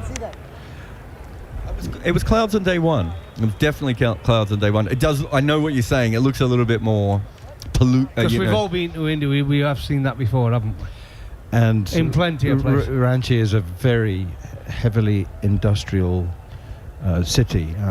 Heavy industry. A lot of Tata Steel actually have massive plant there. And is that your favourite steel company? What's your favourite steel company in cricket? That's the only one I know that's involved in cricket. Anyway, it's tea. That's I don't know whether Ben Stokes was upset about the lights having been turned on. I think, as far as I was aware, they were turned on some time ago. But at tea time, and India are in a spot of bother at 131 for 4, with Shoaib Bashir having bowled beautifully. And I don't mind saying this, Goffey. I don't know whether you'll mind me saying it, but you did say that you were not alone amongst people who had yet to form a strong opinion about Shoaib Bashir. You said, hang on, let me have another look. No, but now you've had another good long look. Have you enjoyed what you've seen today? Well, like I said, it's very difficult to judge a bowler, isn't it, when they tour India, because we've seen Tom Hartley. Look, he had a bad start that first test and he got battered, didn't he, in that first session? But he came back and bowled beautifully in the second, 7-4. And I think same with Bashir. I mean, wasn't great in his debut test. They've obviously seen something. He's got a nice tall action, actually. And I can see him on turning pitches being an handful. But he's young. But it's what will he be like on normal, good test wickets? Could he be an answer for England where he would be the main spinner? We need to see a bit more of him. It's hard to judge any bowler, especially a spinner, when they're playing on these sort of wickets. I tell you what has been impressive though, Jared. We saw Yashasvi Jaiswal. He went to the very first ball. He went half a step down the wicket to Bashir, looked to hit him hard and straight. He mistimed it. It was a thick inside edge. But that to me said they're going to target him. They're going to go hard at him early on to try and knock him. Knock his confidence, and he's bowled 15 overs and gone for just 32 with 3 wickets. Yeah, and if you look at Hartley and Rayan Ahmed, when they've built pressure, they've often just given a bad ball away, and what he hasn't done today, Bashir, is just given the length. And India have really been looking for either width or length from the spinners all the time, knowing that these guys can't be accurate enough. So far, Bashir's got it right. Yeah, I think out of the 3 spinners, he probably bowls the least bad balls. So that's a good point. So out of the three spinners, although he's the most inexperienced, he bowls the least bad balls. We know Hartley's got a bad ball in him. We've seen that. Rehan Ahmed got a bad ball in him. I think he averaging 44 in the series. He's going to do. He's a wrist spinner. But with Bashir, you get some kind of control.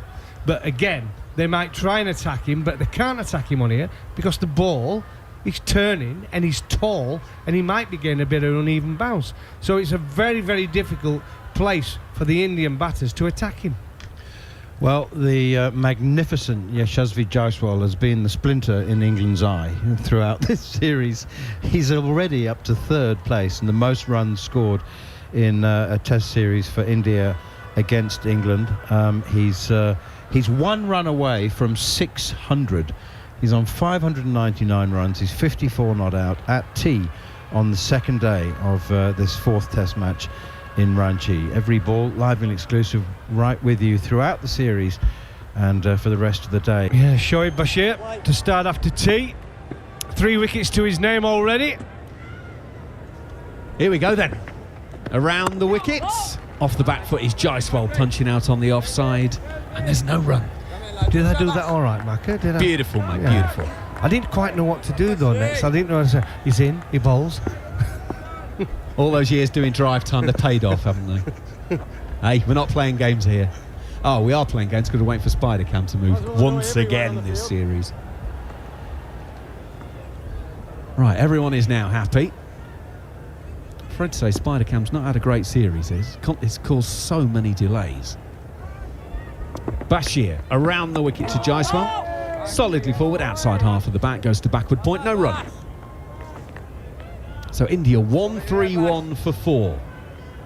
Applying to England's 353 all out earlier today. So they're still over 200 behind.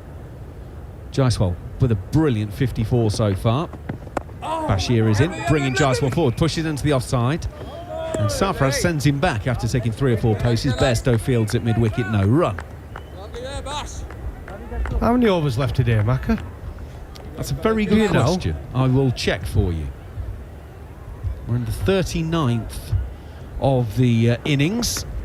And it's Jaiswal coming forward to Bashir, who is round the wicket, no run. So we were at 90 overs for close of play yesterday. England were all out in the 105th. 15, that's 17 out of the 90 with the change of innings. I'm doing mental arithmetic on the radio. This isn't good. This is not good. Bashir is in.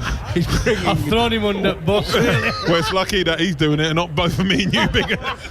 Let me get my pen and paper out, Macca. Go and do that again. Shoes and socks, I'm telling you, mate. It's Jaiswal defending that one. I've lost where I was now. That's not going to help. So we're in the third. Oh, forget it.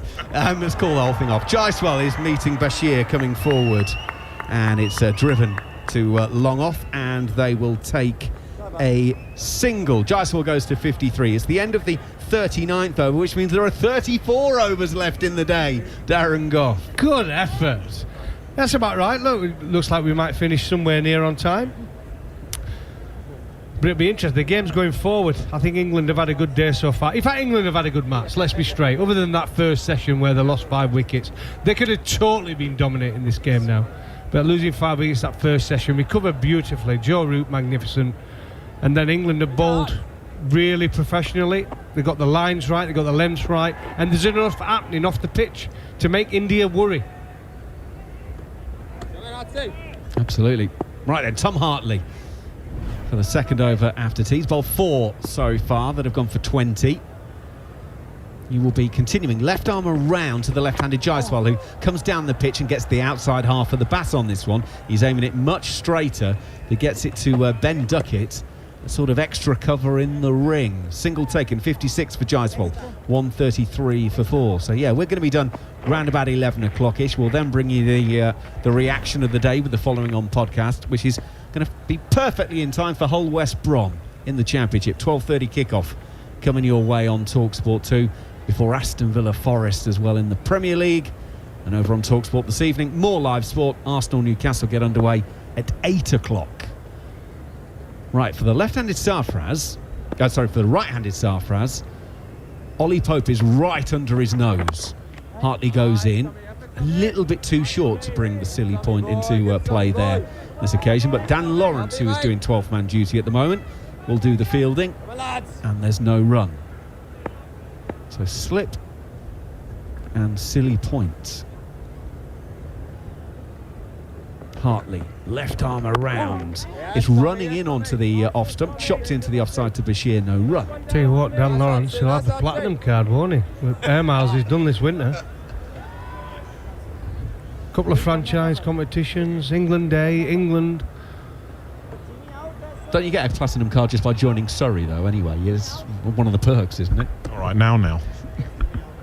Morning, Bats. Hope you're doing well, mate. Sarfraz. Single from 9 balls.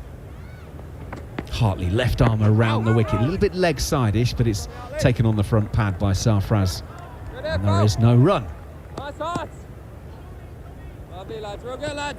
It was interesting during the break between the second and third test that Dan Lawrence went back to Dubai to play some T20 games just to sort of keep his hand in. No one else got that. Hartley in, round about middle and leg. Sarfraz turning on the leg side, no run. I watched him. I saw him playing the game. I went to that game. We were playing, I think it was Dubai Capitals versus, the Dubai Vipers. I went to watch that game, Macca. I was over in Dubai for a mid-tour break. Were you about the only person in the stadium? Because when the footage that I've seen at times is the crowds can be somewhat sparse. Hartley is in, that's full. Turned on the onside by Sarfraz. They're going to take a quick single, folks. It's going to throw at the stumps and has knocked middle out of the ground. We're pretty sure Sarfraz is well in on that one. Well in. Just going back to that in the Dubai T20. We have an umpire's review for run out at the bowler's end. The crowds have been a lot better. Oh, good. And there were a decent crowd in when I went. I was in hospitality, but obviously, shock. Bats grounded. It's like the old Jasper Carrot. He's like Brazil, isn't he? He's like Alan Brazil. Hey, I've never been, and then all of a sudden, oh yeah, went there. Yeah, it was great. I will tell you, but the hospitality is slightly different to the Oval hospitality and the Headingley hospitality. Totally different. It was a bit different. Yeah, because some footage I've seen of that, it's like the old Jasper Carrot joke where you say, I went to a Birmingham City game and I said to the bloke next to me, "Oi!" Yes, he was well in. It was actually virtually level with the stumps. Sarfraz there at the last ball of that over. So, safely in, 134 for 4. India trail by 219 here on TalkSport 2. And Sarfraz was therefore on strike to Bashir. And the off-spinner goes into the right-hander, turned around the corner to backward square, and there's no run. I'll tell you, the Players' Lounge at Birmingham back in the day when I used to go and watch my boy Clinton Morrison play, it was shocking. It was small. It was like smaller than this room. Should have got to walk well. It was terrible. I was like, what's going on? Bashir in. It's a nice loop on that one, bringing Sarfraz forward. Plays it gently enough to Ben Duckett at long on to take a single. 135 for 4, Sarfraz goes to 3. As we all know, the game has changed. And no longer will it be a small little lounge tee, it'll be huge lounge. Well, I was just reading in the paper this morning, Chelsea are going to offer the most expensive Premier League ticket ever. Bashir is right arm around the wicket. Jaiswal will drive to long off where Duckett is stationed, and it'll be a single taken, 136 for 4. How much do you think to sit in these special seats behind the dugout at Stamford Bridge? What do you mean special seats? What do you mean like the players sitting? Well, heated seats? No. Well, there may be those, but these are seats directly behind the dugout and are being marketed so you get a bit of extra bits and pieces with it. Bashir is in, turned on the onside. They're going to take one. No, they're not. Throw back to the keeper's head. Sarfraz might have run himself out here. Oh, he could be gone. Sarfraz wanted it and Jaiswal didn't. Come on. He's bat in the air. Yeah. Is that you think he thinks he's out? Yeah, he's had a shocker. And it might be another piece of world-class fielding by Ben Stokes. The throw is he walking off? Or is he just walking down? No, he's walking to have a chat, but yeah, he's got hang on. He's got a dive out. The bat's in the air. Folks takes the ball. That goes up. No, he's in. He's just in. Wow. Can you take it back out? Take it back out. Let's go back. That importance of that dive, Goff, isn't it? Back in slowly. I mean, that didn't happen back in the day. And I know Duncan Fletcher was massive on it, wasn't he? In our time, you got to dive, lads. Go back one frame. Go forward. Now remember, of course, it doesn't matter if the Yes, bat's let me get the grounded other and then side. bounces anymore. That Looks law like was the bat is on the changed. ground, though. Right, this is good. This is much better. Go. Yeah, that's fine. Yes, I have him grounded before the bails. Come back one frame. Yeah, bat's grounded. Beyond the pop and crease before the bails come off. I have a decision for the big screen. Do they see like different than what we see? It's like, why do you need to go back one frame? He's in. They're scared to death. Let's crack on. If Bumble was there, he'd be going nuts. Get on wouldn't with he? it. Get on with it. Tell you what, there's good technique actually from Sarfraz. Really good technique. He was at full stretch, arms outstretched. They got good diving.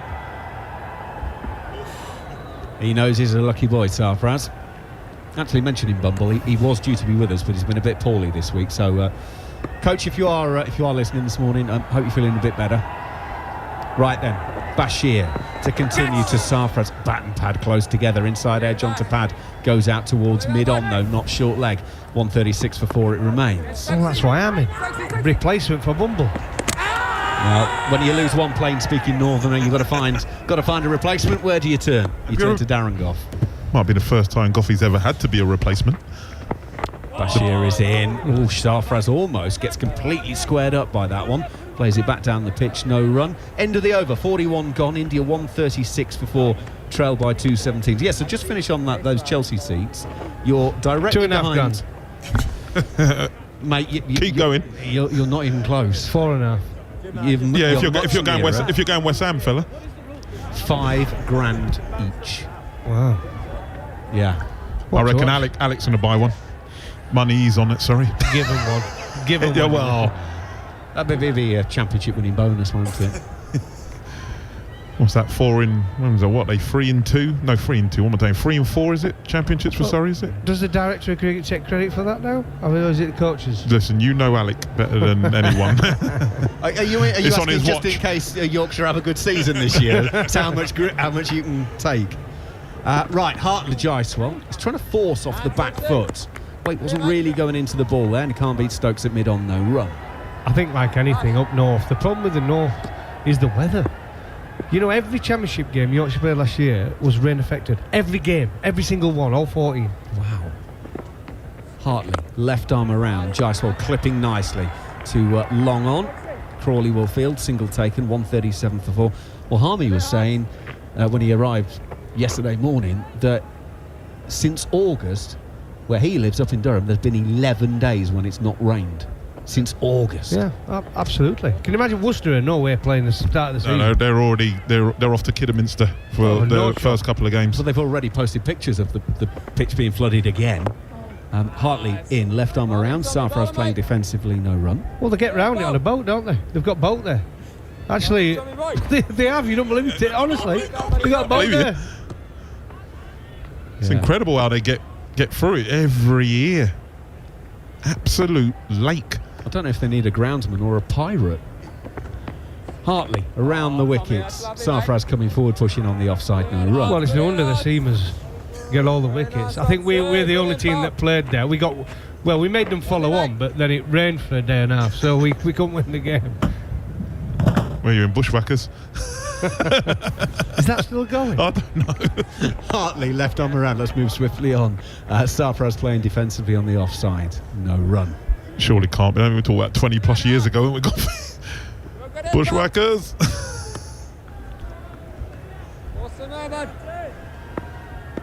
England posting deep cover and a deep mid-wicket for Sarfraz in case he wants to go the square route. Hartley is bringing him forward though. It's turned towards square leg. Again, he's taking 3 or 4 paces down, but Ollie Robinson is stationed there, and Jaiswal is like, no chance, mate. We're not even going to cross. Stay where you are. End of the 42nd over. India 137 for 4, so still trailed by 216 here on TalkSport 2. Well, you've every chance of run out, haven't you, with Sarfraz? I'm not saying it's always his fault, because I think he got stuffed, didn't he, on his debut test.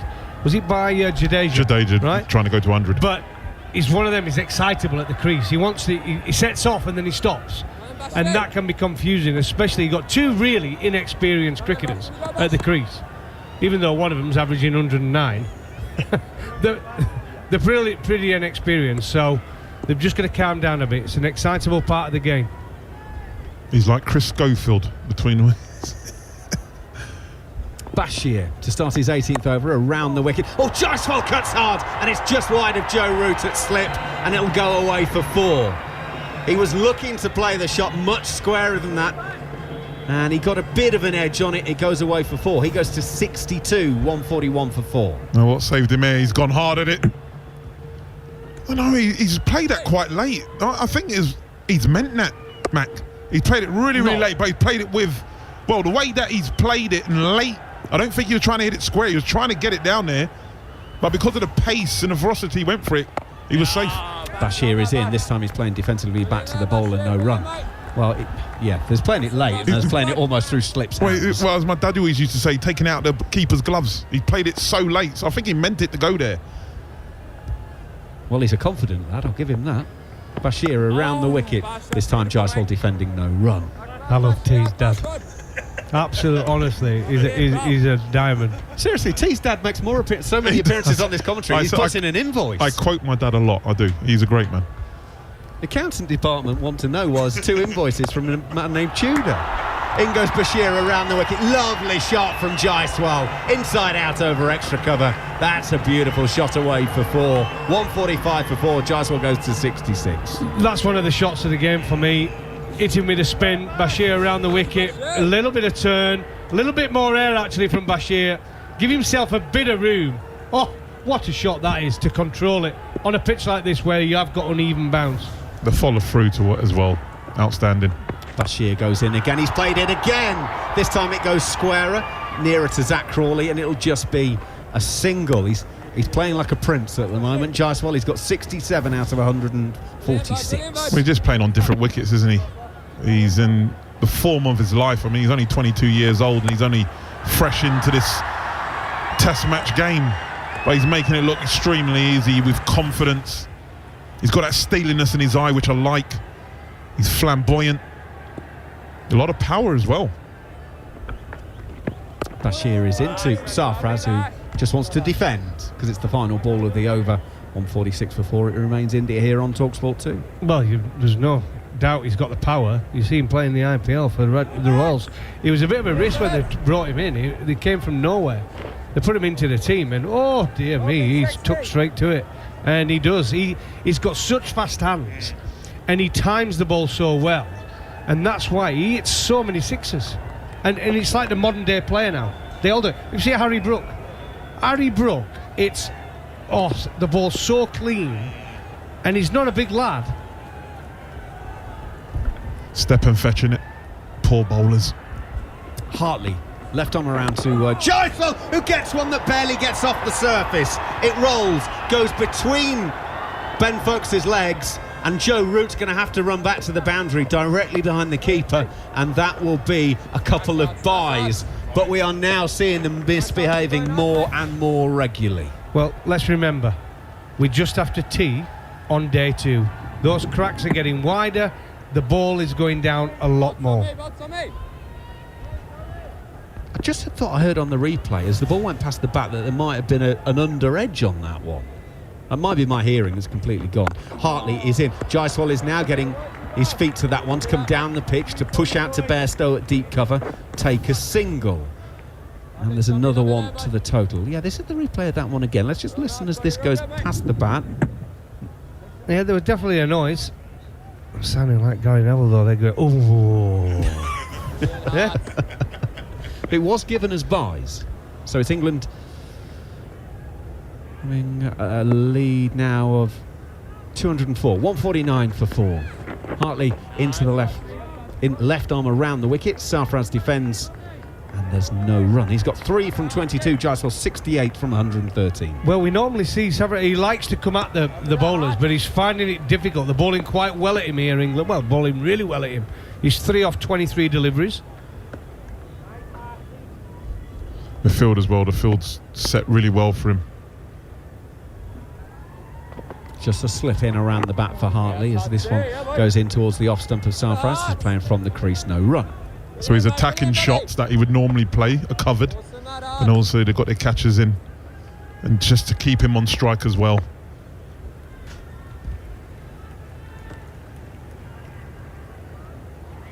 Hartley, left arm around. Big stride forward from Sarfraz, plays it defensively. You've got to stay patient here, England, and just keep doing what they're doing. They're doing nothing wrong, bowling quite well, bowling really well. I keep saying quite, but bowling really well. Both spinners in partnership. This is what it requires now. Just sit in there and wait, and it'll come. Stay patient. A mistake will come from India, or the pitch will help them in some way. You don't need to bowl miracle balls. Just keep putting it in the right area. Hartley goes in. It's a little bit leg side. Now again, Sarfraz is playing it on the onside and takes that 3 or 4 steps down that might just panic your non-striker a little bit. He bails out quickly enough. End of the over. It's 149 for 4. India's lead. India trail by 204. More thoughts from Alex and Darren, and Neil Manthorpe will come in on commentary. I tell you, Root at first slip's not happy with Sarfraz. He's done that last couple of overs now, and every time Root is just like, get off. Just get off the pitch. He's running literally straight up the pitch. Let him run up the pitch. I'll be saying, go on, run up there as much as you want, my friend. Have you got the long spikes you're on? You're batting last. He can run up and down there as much as he wants. I wouldn't be angry if I were Joe Root. Especially when I got 100 myself in first innings. What did he get, 122 120 odd not out. Legend. India penalised 5 runs, of course, in the last Test match for running up and down the pitch. Shoaib Bashir continues now, and this one is cut away down towards third man for 4. It's a lovely shot from Yashasvi Jaiswal. What a player he is turning out to be. Not turning out to be. What would Mr. Tudor say? Your dad? Hey, taking out of the keeper's gloves. There you go, Mr. Tudor. He's meant that. Very deliberate. He's played it really late. Back cut. It's a great shot. He's got everything, hasn't he? He's got everything. Including patience. Push. He comes now and nudging this out on the onside. What was very interesting, talking of patience, is you were talking, Goffey, about Ben Stokes being patient. The England bowlers, the attack, needing to be patient here. Just wait. There's good patience and bad patience, and I'm not talking about those who visit the doctor. That one is turned away behind square on the leg side. There's the kind of patience where you actually need to make a play and make something happen. That's when you let the game drift. That's bad patience. This is good patience now, because there is plenty that will happen with the ball. There's plenty that there are cracks that are widening, and it's becoming more and more difficult to bat. Steve Harmison just behind us off air has been saying you can see somebody being bowled out for 110 easily in the rest of this Test match. That's pushed away up towards extra cover. I can see both teams being bowled out for 110 actually. But what I was saying is that even if India do end up with a big deficit, I don't think they'll be out of the game. If England are bowled out for 100 or 120, that's flicked away out towards mid-wicket, fielded by the captain, Ben Stokes. I think England, when they do bat second innings, I don't think they'll do what they did in the first innings. I think they'll come and attack and realise that. I can there definitely might see be a them name being on bowled it. out for 110 then. Yeah, I think they'll come at it though. Here's Bashir again, and Sarfraz pushes into the gap, into the offside, another single. I think I only counted 2 reverse sweeps in the first innings, England's innings. I'm going to put money on that. They're going to see a lot more in the second innings, let me tell you. Well, if Duckett's at the crease, I think he's definitely one. If he gets past the new ball, that first 3 or 4 overs, we'll see a lot. We'll see a lot from him. Even though you get that uneven bounce, I think that's his get out of jail shot, isn't it, Ben Duckett? And he reckons it's as safe as his forward defensive. He's been widely quoted as saying. 45 overs gone. India are 155 for 4. Still trailing by a massive margin. 198 rather, and Tom Hartley continues. Sarfraz guides this one out to extra cover. As I say, if India are 100 behind and then bowl England out for 130, 140, and we really got an interesting situation with India needing 230 or 240 in the 4th innings. I think England would be favourites, pushed away by Sarfraz Khan again defensively. But whatever happens, however the pitch crumbles, we're in for a cracking Test match. However the 4th innings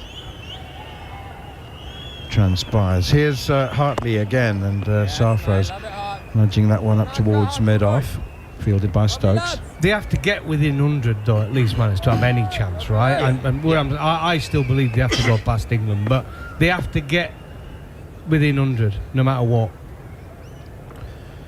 Yeah, well, remember England overcame a deficit of 190 in Hyderabad, but this is a very different situation, different pitch.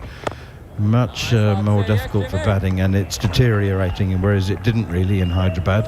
This one driven again to mid-on, fielded by Stokes. The funny thing is, the interesting thing was that in retrospect, there were cracks from day one in Hyderabad. They just never widened, just stayed the same, and they never crumbled. That's the thing. It's the edge of the cracks when they break. That's when they really exaggerate the movement and the low bounce, uneven bounce, as Sarfraz is forward again, playing defensively. India 155 for 4.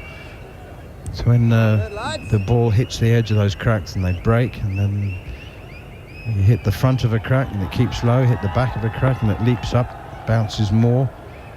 And that, I think, is what is happening here, and it's only day 2. We've had 14 wickets so far, Hartley in, and Sarfraz again just guides it away to the cover sweeper. Zach Crawley fields. I think the problem is you've got to be so careful, haven't you, when you're playing back, because it could be outside, well outside off stump, but we've seen if it hits one of the cracks, it turns big back in, and if you're playing back, you know, it's curtains. You see you later. And I think you've noticed Sarfraz, I think he's committing onto the front foot nice and early. He's having to see it really short before he goes back, and then just tries to punch it into the offside. He didn't play a cross-back shot yet, and that's why he's 5 or 35 balls.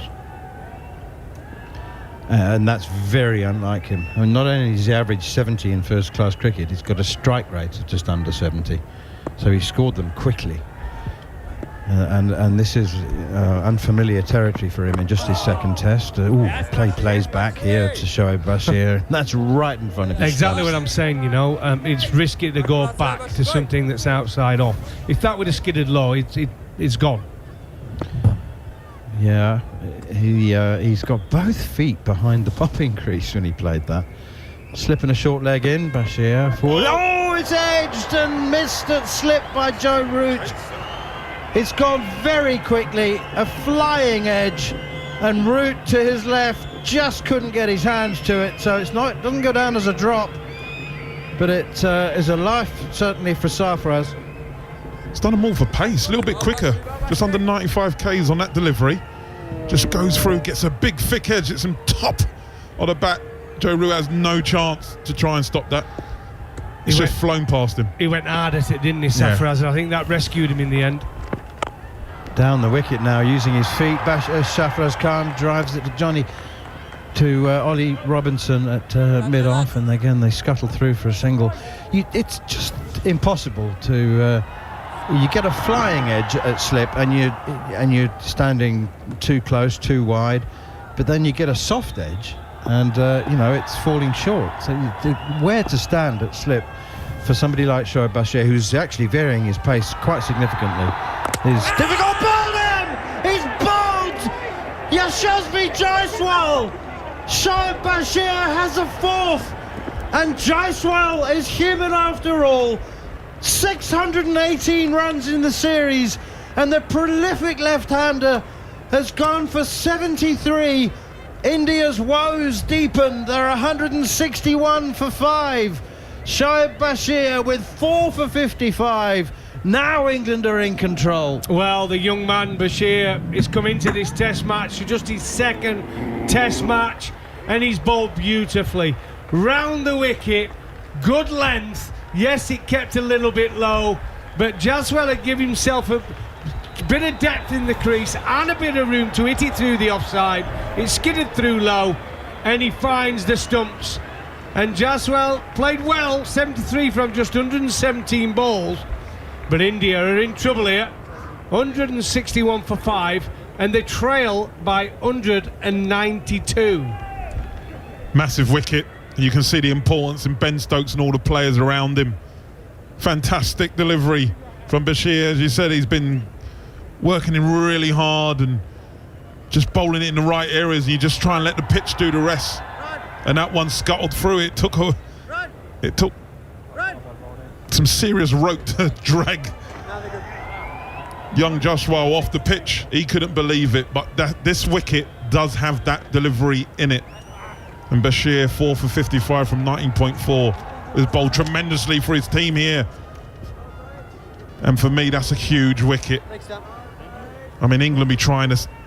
Listen, if we can get them out under 200, 210 with a good lead, game's all England, I would say. Absolutely, England are in the box seat, there's no doubt about it. And I say we've seen a lot more misbehaving today, and we're just on day 2. We bring Dhruv Jurel to the crease. Played well in the first Test match last week. Just want to go back to Shoaib Bashir's debut in the second Test match. This one is played defensively again by Dhruv Jurel, the keeper. His first delivery. Bashir bowled 38 overs in the first innings, 3 for 138, and we said at the time it was impressive how much he was prepared to vary it, but he's doing more so, I think, now, particularly with his pace. He really is quite unpredictable, and there's no discernible change of action, not to my unprofessional eye anyway. I'm sure the batsman may be able to see something more noticeable in his change of action. Forward comes Jurel to the second delivery from Shoaib Bashir, but he's got a quicker ball, which is quite noticeably quick, and it's quite, it's quite up beyond 95 kilometres an hour, and that's good pace for a fast ball. Yeah, I think in that first Test he played his debut, he bowled okay, right? First innings he bowled okay, but this game so far, yes, nice conditions to bowl in, but he's bowled beautifully. He's varied his pace, bowled over the wicket and round the wicket, and to be fair, he's had good practice, because when he plays at Somerset, if the ball's going to turn, it's one of the pitches you want to play as a spinner. They had Best, they had Leach. Best has come to Yorkshire now, and Bashir's now got an opportunity there where he's getting some game time. So he's got a good breeding ground, if you know what I mean, to be bowling spin in these conditions. Tom Hartley with his left arm spin now continues, and Sarfraz Khan drops onto the back foot deep into his crease. That's the way he plays. He's got a single to Jimmy Anderson at wide mid-on, but it doesn't inspire confidence when you see a batsman playing back. Just another look at Yashasvi Jaiswal's wicket, and it did keep low, but then the ball is keeping low, and he did play back, and in retrospect, I mean, he got a toe of the bat on it, and it just spun back onto his middle stump. Jaiswal, 618 runs in the series, just couldn't believe that that one had got through him, but in retrospect, which is a perfect science, hindsight, he might have thought that the front foot would have been a better option, particularly with the ball keeping low. Here is Hartley once again, and pushed away defensively. Alex Tudor and Darren Gough have made way for a cup of tea, and replacing them, Steve Harmison and Jared Kimber. He's played off the front foot most of the time, I would have thought, as well. He's certainly more of that kind of player. Slipping a silly point as Jurel is off the mark, working it very nicely off his pads. Ollie Robinson chases, flicks it back to Joe Root pursuing, Zach Crawley. Johnny Bairstow, thank you very much. But, I think Shoaib Bashir has really been very impressive, and in his previous over it was the quicker ball that found the outside edge of Sarfraz Khan's bat. Joe Root couldn't get a hand to it at slip. It went very, very quickly. England in control, Steve Harmison. Yeah, he's been bowled excellent, hasn't he? Shoaib Bashir, his control of length has been one thing, but I think the speed he's bowled at that control and length, I think, has made it doubly hard for the Indian batters. It really has been a great effort by the young Somerset bowler. Hartley pushing defensively. Jurel back to the bowler, no run, 164 for 5. He's been backed up as well. I think Hartley's bowled well. I think Anderson and Robinson bowled well. I think England collectively have fielded, kept the intensity well. They've stopped the singles, so the rotation of strikes not being good. They've identified tight passages. It's been an excellent performance, excellent 47.5 overs. And this one hits Sarfraz Khan on the pad. There's a loud noise from the bowler and Ben Foakes, but it's always missing leg stump. 164 for 5. I'm fascinated to see how Sarfraz goes about his work now. I was just saying to Goffey that he not only averages in first class cricket, averages 70, but he's scored his runs at a very good rate. He's 11 off 39, and he will know, surely. I mean, his age, he's 26 years old, played a lot of first class cricket, 27 actually. He will know that he's going nowhere, and that's not going to help India.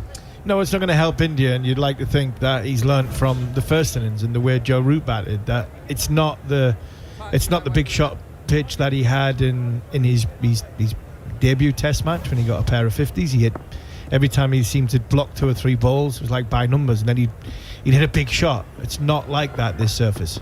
Shoaib Bashir into Sarfraz, and again pushes it to mid-wicket, no run. I also think he prefers to play off the back foot compared to, you know, the majority of the players. We saw the edge that he got was the one pushing forward.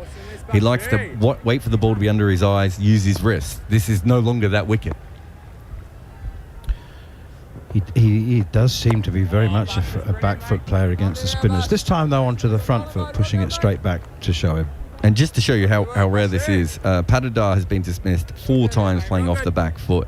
And that's in CricViz's database. That's the most for an Indian batter to be dismissed in a test series off the back foot against spin. And this one given some air from Shoaib Bashir, and Sarfraz drives it up to Dan Lawrence. I think he's on the field for the moment at mid-off. They go through for another quick single. Shoaib Bashir has been very, very consistent today. At the same time, I mean, I'd say when consistent, his lengths have been very good, even when he has been changing and varying his pace. Here's Bashir once again in at the pads, and Jurel pushes it out to Stokes at mid-wicket. He's not over-pitched, and he has under-pitched occasionally, but it hasn't stood in the wicket, so they haven't been able to smash it away. So, and he's been consistently only making an error on one side. Forward comes Jurel pushing into the offside, no run. So if you look at Rehan Ahmed and Tom Hartley, when they have struggled with their length, they've overpitched and underpitched. And it's the combination of both that, you know, you can't really set a field for it, and also you can't keep any pressure on, whereas Bashir's been able to keep pressure on. Short leg and a slip as Shoaib Bashir is in again, and forward comes Dhruv Jurel, nudging it out into the offside. We reach the stage of the game that India know that they can't just survive. We're already, I mean, we're not at the end of day 2 in this test match, and already you know that you can absorb pressure for a while, but you're going to get out. Yeah, you're going to get out, and there's a ball with a roller, or it's going to bounce. And I think, you know, the point you're making, Jared, is a good one, and the fact that if he does underpitch and he bowls that a little bit shorter, there's no real consistency in the pitch. So the batter's ability to rock back and cross bat and hit it out the ground like he has done in the first 3 test matches, that's not there now, with a view that this might roll along the floor and make me look very, very silly. Tom Hartley is in once again, and is driven straight back to him by Sarfraz. We're also in an interesting point here that we've got 31 overs left to the new ball, and so if it's doing this with a soft ball, we can only imagine that the hard ball is going to be more dramatic, especially without a roller. Hartley to Sarfraz, again plays defensively. India trailing by 188, 165 for And I think 5. if you remember yesterday, at this point, Joe Root went through a little bit of a gear change along with Ben Foakes. They did sort of up the ante a little bit towards that second new ball to make sure that they were in a position of strength from a scoreboard point of view. Hartley in, hits him on the pad, big appeal for leg before wicket, not out, shake of the head from Kumar Dharmasena. Ben Stokes is interested in this. He's coming sprinting in from mid-wicket to have a chat to his keeper, Ben Foakes. He's the go-to man, as the keeper usually is, and Foakes is now shaking his head, not like no, more like I'm not sure, but Stokes has gone for it. Yeah, Stokes has gone for it. I think they were asking, has he hit it? I think this looks close. You've got to remember, Sarfraz Khan, he's not the tallest. It's hit him, I think it's hit him high. I think it's hit him above the knee roll, but I think it's gone through. I think it's hit front pad, back pad. I think it's hit both pads rather than an inside edge. Joel Wilson is the man to adjudicate, and I think it could be a clipping, but that won't be good enough if it is. Well, it didn't straighten. That was my question originally, and it was hard because I wasn't sure if it hit his pad or his belly. Is it his belly or his back The back leg, isn't it? Yeah. Thigh, innit? I wasn't sure what it hit first, but my thought was that it was always going a little bit leg side, but it could be taking a fair chunk of leg stump, Manners, but maybe not I think enough. this is close. I think this is close. I thought it was close straight away. I think it's just going to be clipping the top of leg stump. So England will have the consolation of not losing the review. If that's the case, Joe Wilson will now call. He's established that there's no edge. He'll now call for ball tracking. Don't forget that camera was slightly on the offside, so we will be slightly straighter on when we see it. But I think you're right. I think they'll keep their review, but could be 50-50 on whether this is out or not. But it is very close. Do you know what? Ben Stokes was putting the pressure on folks and saying, come on then, are we going for it? And he just sort of said, I'm not sure, I can't be sure. Here we go, it's missing, it's just missing leg stump. England will lose the review. Good decision from umpire Kumar Damasina. I didn't have it missing. I didn't have it missing. I had it cannon into the leg stump. I hitting part of the leg stump where it would have stayed umpire's call. It was missing by an inch. That did. Looking at all the reviews, all the replays that we saw, that did not look like it was going to be missing by that distance. I think Ben Stokes thinks that as well by the reaction. Tom Hartley hands on his head though, and wow, that's not right. Jeetan Patel is now on our screen, and he's not very happy because I thought that was clipping leg stump. Oh, well, Sarfraz survives, but he's not looking confident, I have to say. 12 of 45 balls, and this is not the Sarfraz Khan that's been tearing up the Ranji Trophy for all these years. Pushing this one defensively, no run. Not just him, his brother made a double hundred today. Oh, really? Quarter final, wasn't it? Yeah, was it Mumbai against Baroda? Baroda, that's right, yeah. The 18-year-old. Yes. He just played in the Under-19 World Cup. Yeah, didn't he? that's him. Yeah. Is Hartley, and this one is flicked away nicely by Sarfraz Khan out towards Jimmy Anderson wide at mid-on, and then go through for another single. Remember how emotional his parents have got, and now they're like, oh God, we're gonna have to do it again.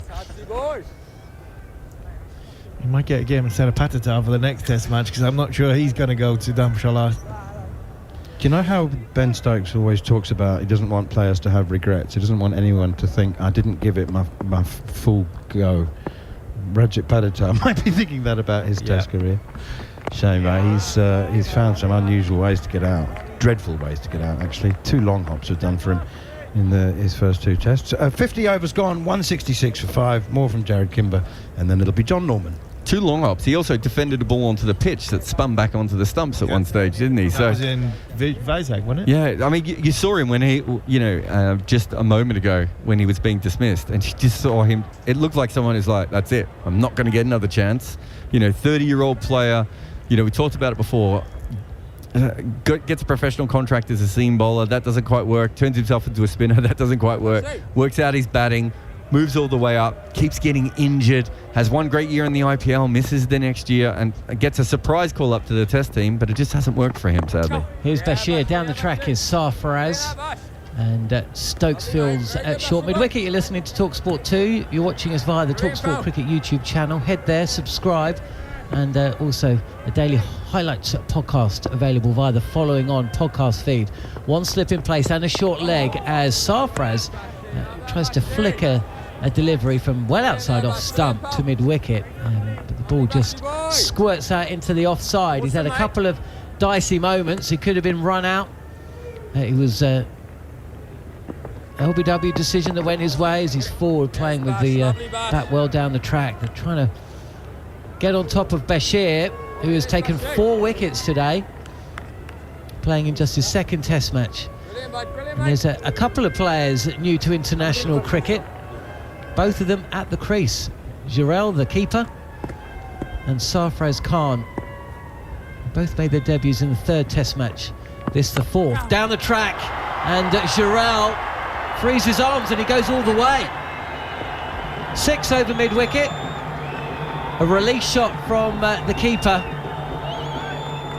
Stokes won't mind that too much because you're trusting the bounce somewhat by going through with a shot like that, Hon. Yeah, good shot, thrown above the eye line. We've talked about Bashir mixing his pace up nicely, bowling a good length, not quite to the pitch of it. He's got the bottom part of the bat, got enough on it. Obviously, it's gone for 6. I think it's hit the Toblerone square straight on it. So it was a positive shot, but I don't think England mind too much about it.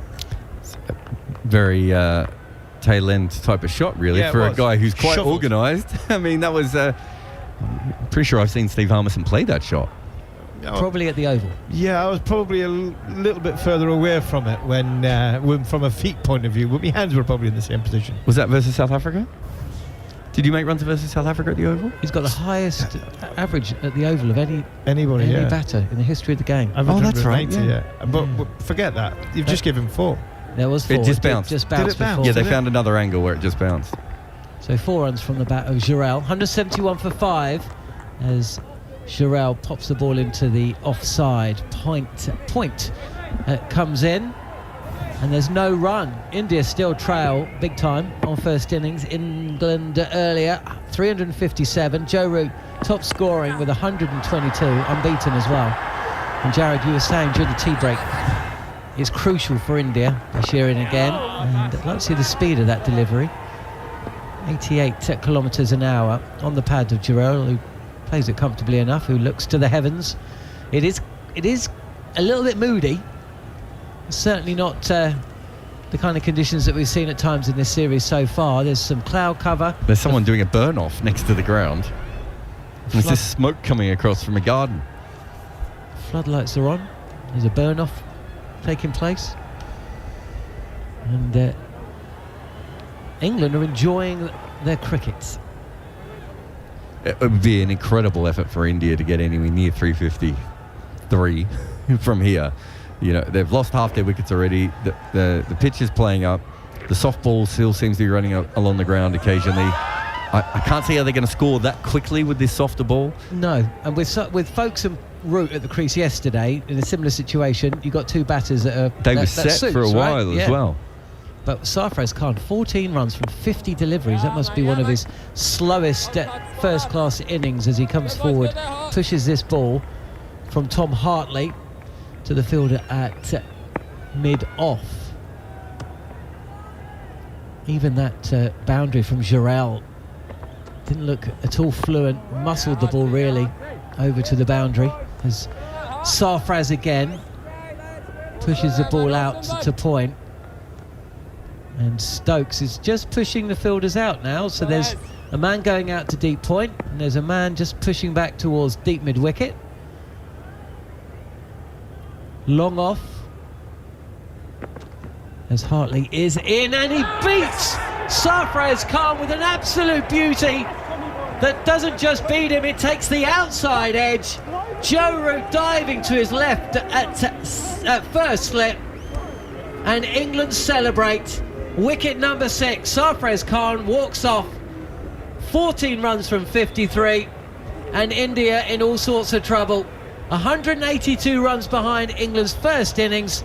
They're 6 down now with just 171 on the board. And what a delivery, what a catch as well. I think it just flicked off Ben Folkes' gloves and Joe Root diving to his left. Sharp chance earlier, went through between Folkes and from Root, but this time it just looped. Sarfraz was walking at the ball, pushed at it, no real pace at it, and it's managed to just drop into Joe Root's hands as he's dived full strength to his left. Excellent catch by the former England captain. Everything's going Root's way, and a great wicket for Tom Hartley. And England now really have India where they want them. 182 runs behind are India. And Sarfraz, the only recognised batsman, even though Ashwin has got Test match runs and he's a competitor and a fighter, England will feel they've got an end away now, an end to go at. No, Sarfraz, he just never looked comfortable when he had to get on the front foot. We saw him bat beautifully in the last Test match, just waiting for the ball to come under his eyes, manipulating the field, and even when he was on the front foot and manipulating, he just didn't look as comfortable, and eventually just got that good ball from Hartley. Hartley's worked well, got hit for a couple of sixes from Jadeja early on, but has certainly worked his way back in after that. Also good for Joe Root because he missed the catch off Bashir earlier. It's always easier when the ball's spinning away than spinning in for those ones that slip when you're up to a spinner. But even so, a really good catch from Root, and wasn't that far away from going through the gap again. It's so funny, isn't it? And I do feel with back-to-back tests, sometimes it's better to be the losing side in that second test than the winning side. And I know that sounds a little bit of a ridiculous thing to say, but 3 days, or 4 days in this case, between the two tests, for a team that's won to come back down off the high and then go again, I think is more difficult than the team that's lost, that wants to get back out on the field and correct some of the wrongs. And Joe Root is a case in point. Ollie Pope at forward silly point, and Ravichandran Ashwin is drawn forward. Tom Hartley with the 6th Indian wicket to fall. The first that's gone the way of the left armour. 4 wickets to Bashir. Jimmy Anderson nipping out Rohit Sharma. This is fired in on middle, and Ravichandran Ashwin is forward defensively playing. The point I was about to make, Harm, before you jump in, is Root was criticised, and there was a lot written about that shot in the 3rd test. His record in the first 3, the average, all of that, and of course he answered all of it and more with 122 not out, as Hartley gets on to drift onto the pads of Ashwin at no run. But he was also criticised for that drop chance, isn't it? And it was a really tough one. Rohit Sharma, early on in the piece, he put Sharma down, and of course Sharma went on to score 100. Well, I think that may be one of the reasons why the celebrations were quite as up-tempo as they were when Joe Root took that smart catch to dismiss Sarfraz Khan in Tom Hartley's over. Hartley nipping Sarfraz Khan out for 14, the score 171 for 6, 52 overs in. Yeah, and I'm just going to make the point, it just shows the character, the real character of this side, because you're right, I think in that situation, the side coming from behind, regroup and come again, but not many sides would have come back from last week, mind. Bashir back 4 for 61 from his 22 overs, and he gets Jarrell playing forward. Jarrell, who it felt like a release shot in the last over when he swept, is it Hartley, to the mid-wicket boundary. It's a touch flatter from Bashir this time, who is having a day in the sun. How many first-class wickets? 10 first-class wickets before he made his test debut? Show of Bashir. Well, he must have almost equalled that. There can't be too many. 10 at 67. Here is Bashir again, and he has Jarrell playing forward. This is well outside off stump. So he's taken 4 wickets in this innings. He took a few in the second test as well. 4 in the second test. He's got 4 here. So he's got 8 test wickets, and he had 10 first-class wickets before his test debut. Jarrell smothering the spin, coming forward again. No runs from the over.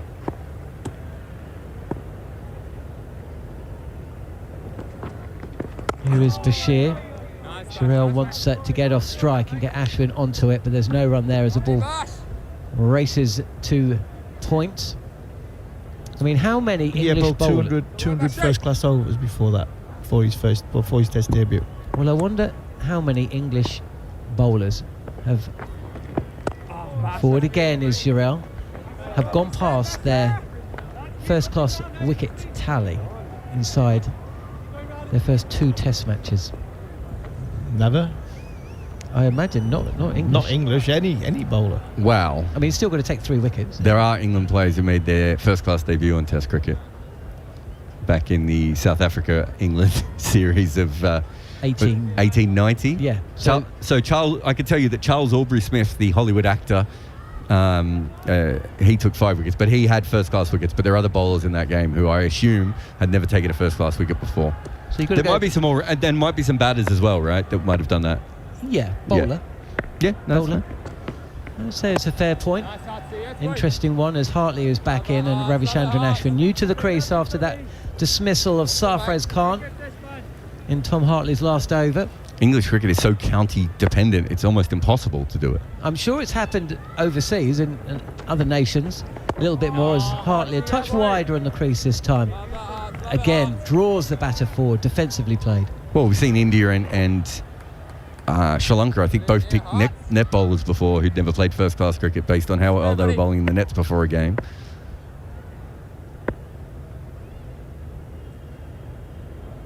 Hartley is in, touch of the air, and England all over India. I as things stand. I think I played in the game where Mark Robinson went past his first-class runs, went past his first-class wickets. I think that when he was playing for Sussex, he got 20 odd in a game where his runs was then more than his wickets. And again, it's tossed up by Hartley. Still dragging Ashwin forward. That's how we dismiss Sarfraz Khan, with a beautiful delivery that moved away from the right-hander, took the outside edge.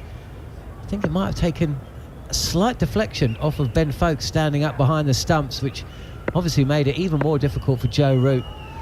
Diving to his left to take the opportunity. Ashwin forward, defensive again, 171 for 6 India. One thing I'd say about Ashwin is he's certainly no longer a batter in the way that he was when he was younger. But this is a wicket that should suit him in the same way it should have with Jadeja, and it didn't help Jadeja. But it's something that the way that Ashwin plays with the soft ball and the situation. Yeah, I think there are a couple of things that are in his favour here. That fielder is still there, about midway point between the boundary and the stumps at mid-wicket, but I'm not sure Ashwin's going to be going for a big shot just yet, and he doesn't there as well. 171 for 6, India trail by 182 here on TalkSport 2. The flip side of that is he won't put a lot of pressure back on England. No. So it's not like he's going to come in and smash 30, in the next 5 or 6 overs. But it could, if him and Jarrell can stick together, they could bat for another 10 or 15 overs without a wicket, unless there's a magic ball or something that happens. And that's what England have got to hope for, that this wicket keeps producing that magic ball. But to go on your point that you made just a few minutes ago, John, about this team coming back from what happened last week, and whether you want to be on the side that's coming in with confidence or side that just shows. Bashir again, and it's Jarrell, 6 from 20, who pushes this ball to mid-off. I think it just shows the character of the side, character of Stokes' side, because I think there's a lot of people last week criticising and wanting to have a go and been waiting a while to have a go at this Ben Stokes, Brendan McCullum side. This is straighter, actually a bit too leg side. It allows a little bit of pressure to lift as Anderson comes in, and there's a misfield because it seemed to be a mix-up as Jarrell clipped the ball to square leg, and it's going to be another run. Well, there's a lot to unpick from that delivery. Oh, there's even more to unpick. There's a potential injury to Bashir. So where do you start? The delivery was on the legs of Ashwin. Bashir's just going to get a little bit of treatment. I think that's maybe cramp. For cramp. Yeah. And it was Anderson at square leg. Now, I think that Ashwin possibly the batter, was slow to get off the mark, and it meant that as Anderson ran in, he suddenly was alerted to the fact there might be a little run-out opportunity. But in looking up, he took his eyes off the ball, misfielded, which then allowed comfortable 2. Anderson hurling the ball at the non-striker's end, hits the stumps flush. The ball deviates away, which causes Bashir to then suddenly turn direction, run after the ball, at which point Jarrell and Ashwin come back for a third. But in doing so, Bashir has cramped up a touch. So we've got a little pause in proceedings with India 174 for 6. Yeah, just a little bit of cramp. Obviously, the excitement of the occasion and what's been happening to him. He's bowled beautifully, 4 for 64. It's got to him. I think the not getting the fluids on board. It's not as hot in Ranchi, but still, it's still warm enough. But to finish what we were saying before, I think there's a lot of people having their say on this England side and the way their tactics and the way they performed last week.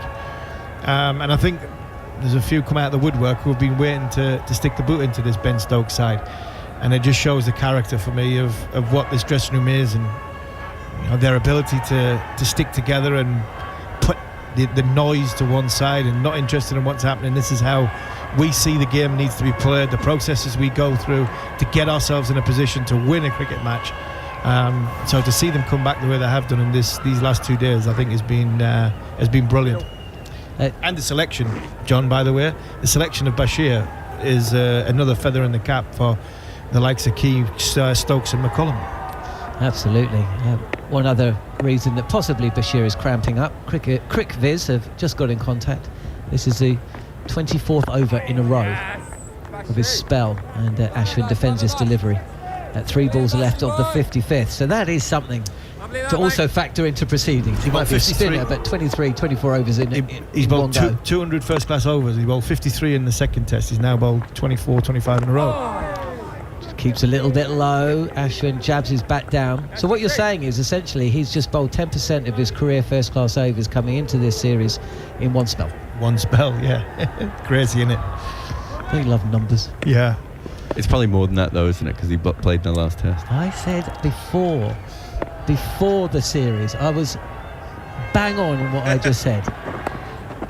On the pads of Ravichandran Ashwin, who helps this fine, and we'll get off the mark and get off strike. We've got one ball left of the 55th over. We've got the heavies here, by the way, guys.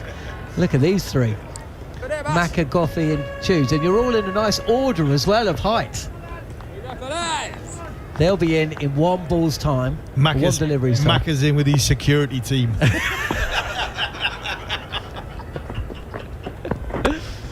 And not for the first time today. Actually, Jarrell will take a run, pushes the ball up to long on. There's a change in the commentary box. Jared Kimber and Steve Harmison are making way. Goffey and Tudes will be taking their place. And it'll be Andrew McKenna to take over commentary, with India in a precarious position in this fourth test. 2-1 down, 2 to play. England have to win. They've done everything needed of them so far. 3-5-3 in the first innings, and in reply, India 176 for 6. Yep, the bomb squad are in. India trailing by 177 runs on this deteriorating pitch. England in the box seat, 353. In that first innings, and India really struggling here at 176 for 6. Jaswal was excellent, 73 from 117, but no one else has joined the party. And young Bashir, 24 overs, 4 for 66, has been quite outstanding. Morning, everybody. Yep, we're in again. We're just doing I Know My Place, the old classic comedy skit. I'll do the Ronnie Corbett line, I Know My Place. Right then, 176 for 6, trail by 177. Here goes Hartley, a little bit short that one. Jarrell is able to play it, forcing off of the back foot out to Zach Crawley, who's doing deep cover sweeping duties, and there will be a single taken. So Jarrell goes to 11, brings Ashwin on strike. It is actually quite dark now. Keep mentioning it's back on the eastern side of India, so the light goes quicker, and you can definitely see the floodlights having an effect, and there are now the shadows starting to appear from them. Hartley will go in, takes Ashwin on the pad. England are pushing for it, they get it! Finger goes up. Ashwin, I think, has already reviewed this, yes. It looked a little bit leg-side-ish first up. They've been a bit finger happy, haven't they, the umpires in this innings? TV umpire been straight director, up. We have a player review for LBW. The original decision is out. Check the feet. It's a fair delivery. Front on, please. Right then. So now we get the first review. Well, there's definitely no bat involved. Doesn't appear to be any bat, but give me ultra edge just to make sure. It's passing pretty close. We can see full outside off stump, outside of the bat. Keep going. Keep going. Keep going. Yeah, I've got a flat line as the ball passes the bat. I'm satisfied that there's no bat involved. I'm going to say umpire's call, Macca, I reckon. When available. It's just has it turned back enough. Tomorrow they're building ball tracker, stand by. Right, now the other thing to relay to you on this one is how low it hits.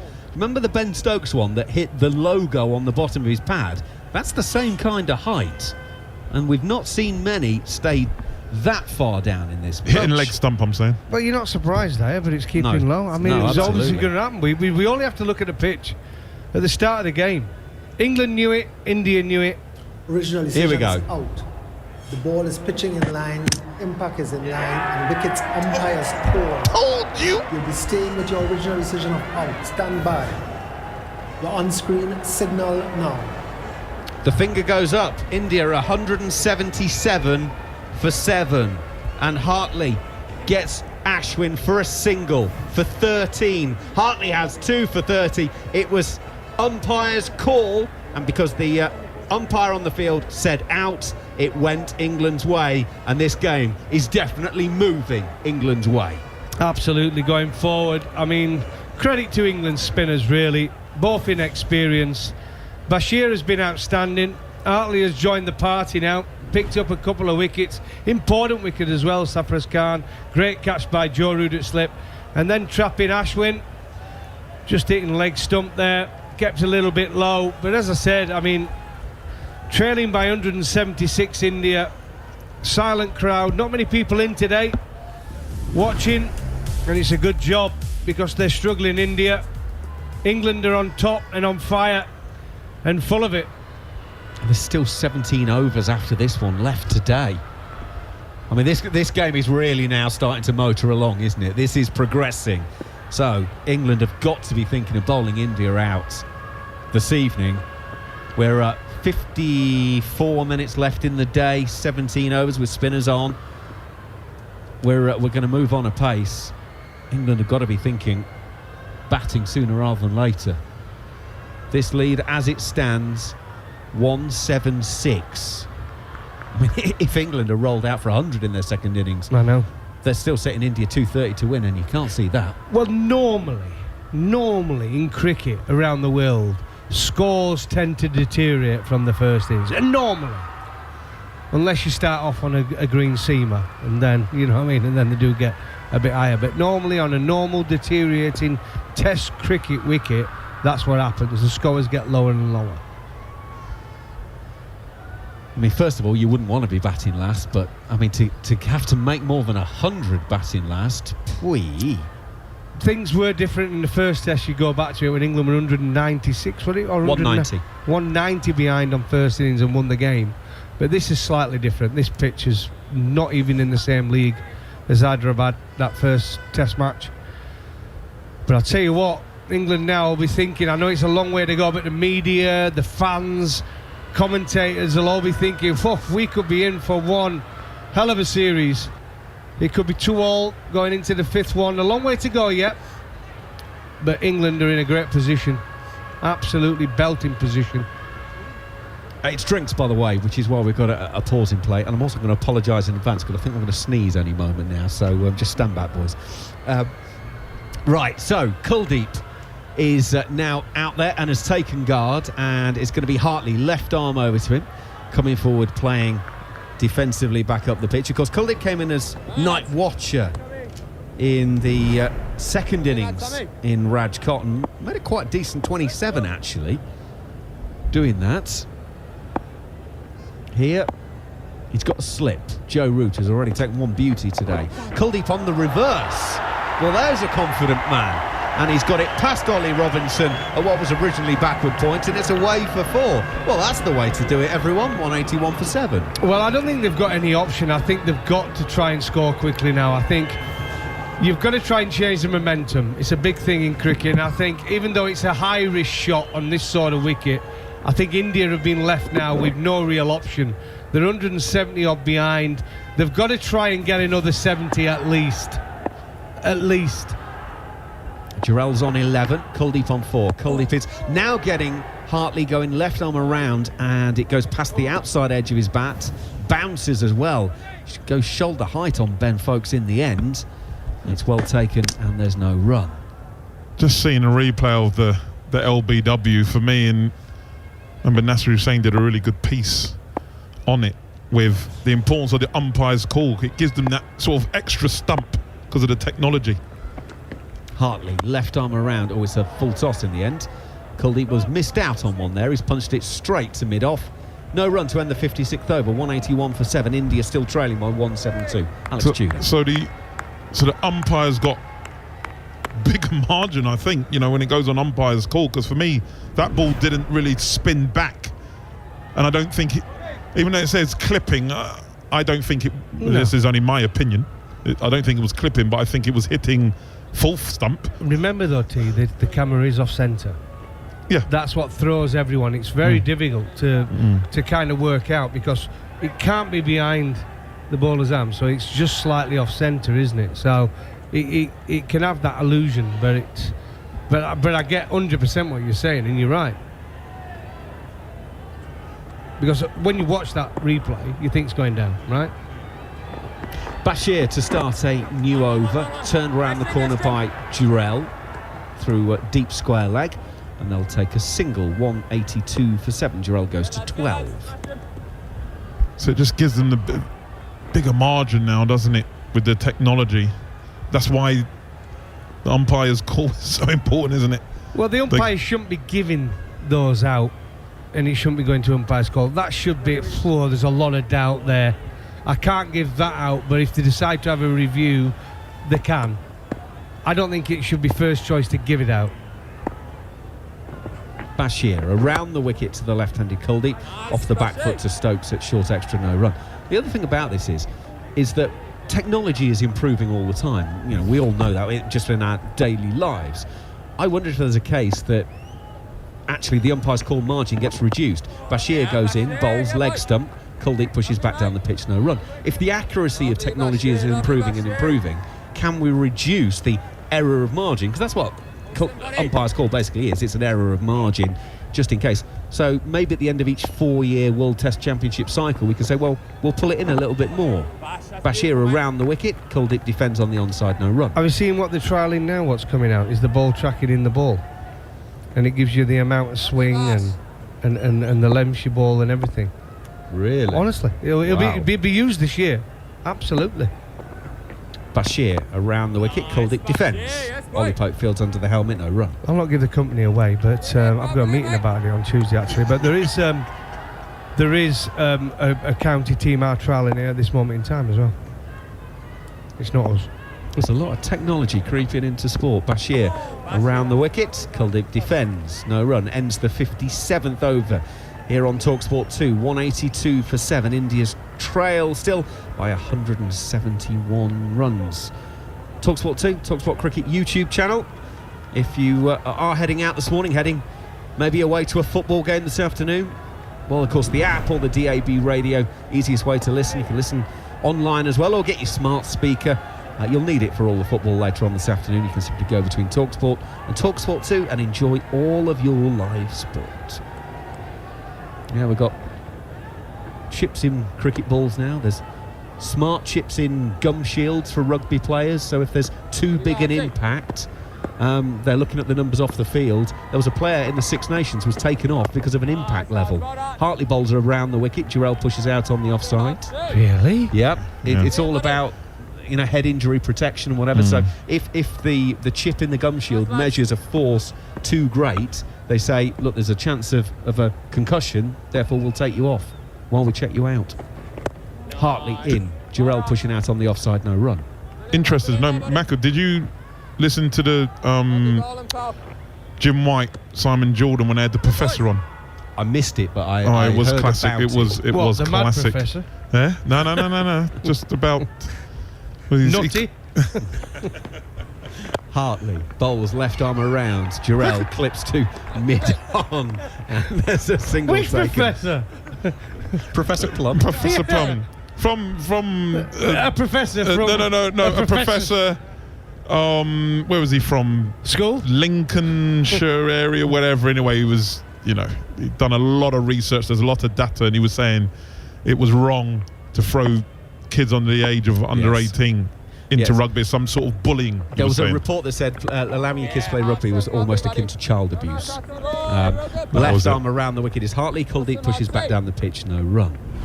So when it comes to boxing then, if they had a similar thing with boxing in the gum shield, they'd be stopping fights after one hit.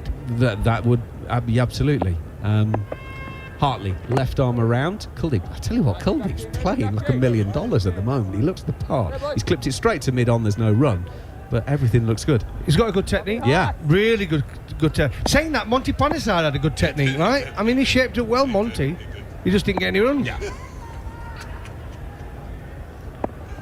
Hartley, left arm around. Kuldeep pushes to mid-off and takes a single easy as you like. And it ends the over, 184 for 7. 58 overs completed here on TalkSport 2. And I'm sure Professor Eric Anderson, if he's listening, will be shouting at the radio, "It was me, Tudes, it was me." So good morning, Eric, if you are listening. Yeah, no, he sparked a great debate. It was that much he phoned in, and then they actually got him in, I think, the week after, because there was a well-known rugby player, you have to forgive me, I forgot his name. He actually came in, Hugo Monnier. He came in and sort of fighting the side for rugby, but then it was a case of, with this data, a lot of parents then phoned up and said, yeah, my child's got hurt and this type of things. They've got to take serious consideration. Bashir, right arm around the wicket, bowling off spin. It's hitting Kuldeep on the pad. Well, unless it was spinning a long way, that would have been sliding down the leg side. I think that's the case. I think the reason is as well but they don't have a choice, do they? I mean, when you go to school on sports, that you basically have to just join in, even if you don't like it. And there's always going to be kids who don't like certain sports. Absolutely. Bashir around the wickets, hits the middle of Kuldeep's bat, back down the pitch, no run. Yeah, we're talking about that stuff now. You've got to give kids more options. There's so many times when I go in and you got kids who have no interest. They know sport's not their thing, but they're forced into it, and I don't like forcing kids. Bashir around the wicket, gives it some air. Kuldeep just plays it gently out on the offside. No run. And that's the thing, isn't it? Forcing a child to do a sport they're not interested in. Yeah. Then you're going to lose them completely. Well, it just brings down the session as well, because they're not interested, but then you've got the kids that are interested, and it's just a nightmare. Bashir around the wicket, defending is Kuldeep, no run. So yeah, it kind of is almost impinging on you to be more creative, to try more different sports, and say, well, okay, that sport's not for you, maybe try this one. But that costs money, and that's the biggest argument when it comes to we might be bringing darts big, and we might bring darts in. Bashir round the wicket to Kuldeep. It's clipped down to fine leg for a single. Are you serious? After Luke Littler came, honestly, there was parents writing in saying, listen, we might have to start thinking about darts. These kids are loving darts at the minute. My boys love it. Every Wednesday with the mates, go play darts. Sports bar, they've got 7 different dart boards, and you have to book it. They say it's unbelievable. It's a great night. We've got a graduate teacher. Bashir is in. Oh, Jurel comes down the pitch, hits him back over his head for 6. Lovely shot from Jurel. Takes him on final ball of the over, and he goes for the maximum. Jurel goes to 19, India 191 for 7. That's a beautiful shot. Done with effortless ease, not a care in the world, like it was a throwdown, literally. Just a couple of advances down the wicket. Yeah, I'm going to hit you for 6 over the top. Thanks very much. Just to end the over. It was a good over up to that last ball. Young Bashir, 4 for 74. But just saying, we've got a graduate teacher and one of our staff members every lunchtime without fail playing darts. He's definitely livened up darts. They must be really pleased with him at the PDC. Breath of fresh air. Been brilliant. And all sports, it's great, but all sports are growing. And we are lucky enough now to be working in cricket, working on this test match. It's been a great series. Certainly has. Hartley, 2 for 36. He's going to bowl around the wicket to Kuldeep once again, the left-hander. Well, Kuldeep's playing French cricket there. Deep back in his crease, both feet pointing down the pitch. Keeps it out on the onside defensively. Just in that last shot from Jurel, it was right down the bottom of the bat. But the bits of wood are so good nowadays that it still disappeared 79 metres. Hartley in once again, solidly forward is Kuldeep, defending, no run. The reason it was bottom of the bat as well, he took a bit of the pitch out again. He whipped one of the cracks, took a bit of the pitch, kept a little bit low, but he was so powered. He didn't quite get to the pitch, but he just hit it just as it did come slightly up on the rise. Hartley goes in and bowls left arm round again. Kuldeep is just defending. 191 for 7 it remains. India trail by 162. They bowl really well though, aren't they? Hartley and Bashir bowl well together and created pressure, and that's what it's about. Yeah, Bashir's got 4, Hartley's got 2. Anderson got Rohit out what seems like ages ago now, earlier today. Hartley around the wicket, pushed back to him by Kuldeep, no run. Because if you go back to when England have had success in India before, when they had Swan and Panasar, and I saw an article from Swanee saying they're not really built on that opportunity they had, but these two young spinners bowl really, really well. Well, they've both got the opportunities of long careers. Hartley is in, inside half of Kuldeep's bat, and into mid-off, gets it to Stokes at mid-on, no run. This isn't a great learning experience from them, doing it out in the middle, doing it in an important series. They're only going to gain and get better for it.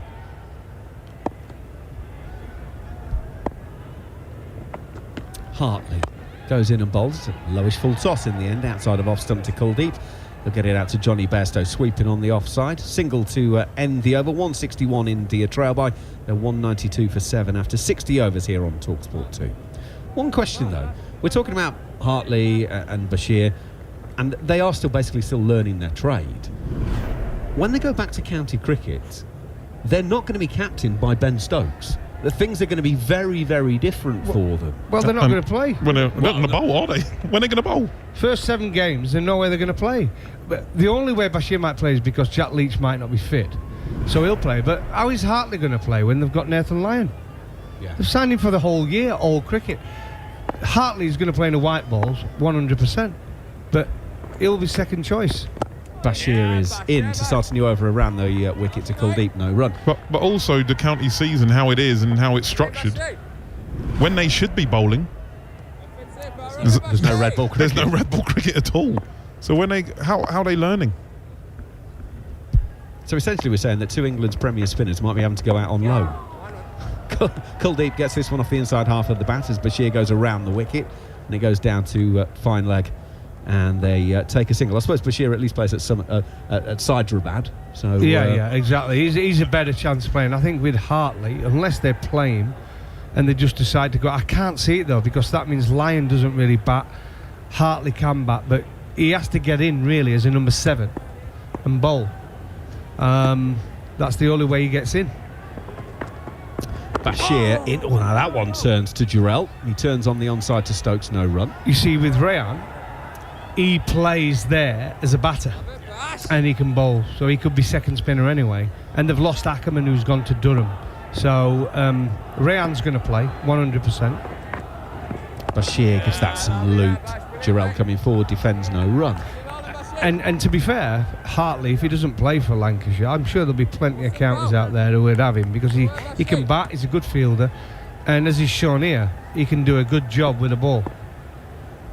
Absolutely, he's had a great series. He's now equal leading wicket taker in the series. Outside half of Jurel's bat, maybe even an outside edge, as Bashir is outside his off stump. He gets down to 3rd and they'll take a single. Jurel will go to 20. India 194 for 7. The deficit now 159. The deficit is almost as important as the total. As while the total's coming up, the deficit's coming down, and as we keep saying this, they've got to try and get that deficit as small as possible, and maybe even somehow get a lead, because you don't want to be batting last and making many. It's really starting to get quite dark now.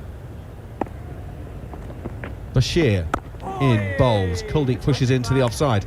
They take a quick single. There are 3 round the bat, so Bashir's going to have to field that one himself and can't prevent the single being taken. 195 for 7 at the end of the over. Goffey and Hughes will give you some more thoughts. Neil Manthorpe will come in for the commentary. It just goes to show, how important that partnership was last night on the first day between Robinson and Joe Root. India, I honestly believe, should have took that new ball straight away. I think they gave England another 40 runs last night, that last 10 overs or so, and then this morning they were sloppy. And that, for me, is defining part of the first 2 days as we sit at the minute, with India trailing by 158. You could easily knock off 58 runs there, right? And then they'd be down 100 behind with 3 wickets left. Here's Tom Hartley continuing to Kuldeep Yadav, who drives sweetly through extra cover. Jimmy Anderson sets off in pursuit. He was always going to cut it off, but they will come back for a couple.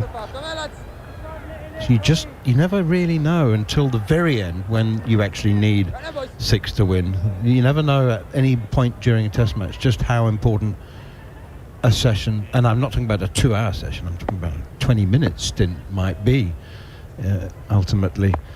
As Hartley is in once again around the wicket, keeps low, it's an absolute roller, and it's gone straight nutmeg Ben Foakes. It's gone between his legs and down to the boundary for 4 byes. But there's a roller that has not bounced. Well, that's the worst one of the game for me. That literally just rolled. That was like playing Crown Green bowling. It's like when you say, why can't that just be straight? With the angle, it's just hit the crack and it's just gone underneath. There's nothing you can do about it. Absolutely nothing. It does not. There is no daylight between the ball and the ground. I mean, that's ridiculous. It's bounced a It's day second two. time next to Ben It's day Folks. two. It's day two. Hartley is in again, and that's pushed away by Kuldeep out on the offside. And that's why Goffey's point is so right. They messed around. They drifted. You can't drift. When you're playing on wickets like this, every run is crucial. And with them drifting, England got away. And as you say, Goff, you take off that 58, and they're doing it now. They get into double figures instead of triple figures. Well, still trailing by 152. Hartley in with the low full toss. That takes the pitch out of the equation. It's driven by Kuldeep, but he's not a powerful ball striker, Kuldeep, and should have been 4, but in fact they'll just come back for 2. Good chase from Jimmy Anderson, who you might have thought would be taking some time off now and giving Dan Lawrence a 12th man a run around, but he's not. He's staying out there, Jimmy. He will be. He's only 3 away from 700. I'd be wanting to bowl now. 3 away. Tail enders in. It's actually very gloomy in Ranchi at the moment. Oh, that's another low full toss. Looks like he's looking for the Yorker, Tom Hartley. It's just hit the bottom of Kuldeep Yadav's bat, and there's no run. That's what the man to my left would be doing. He wouldn't be bowling to hit the wicket. He'd be bowling pure Yorkers. And it was always my question to Darren Goff when I was younger. I was like, for someone who was regarded as...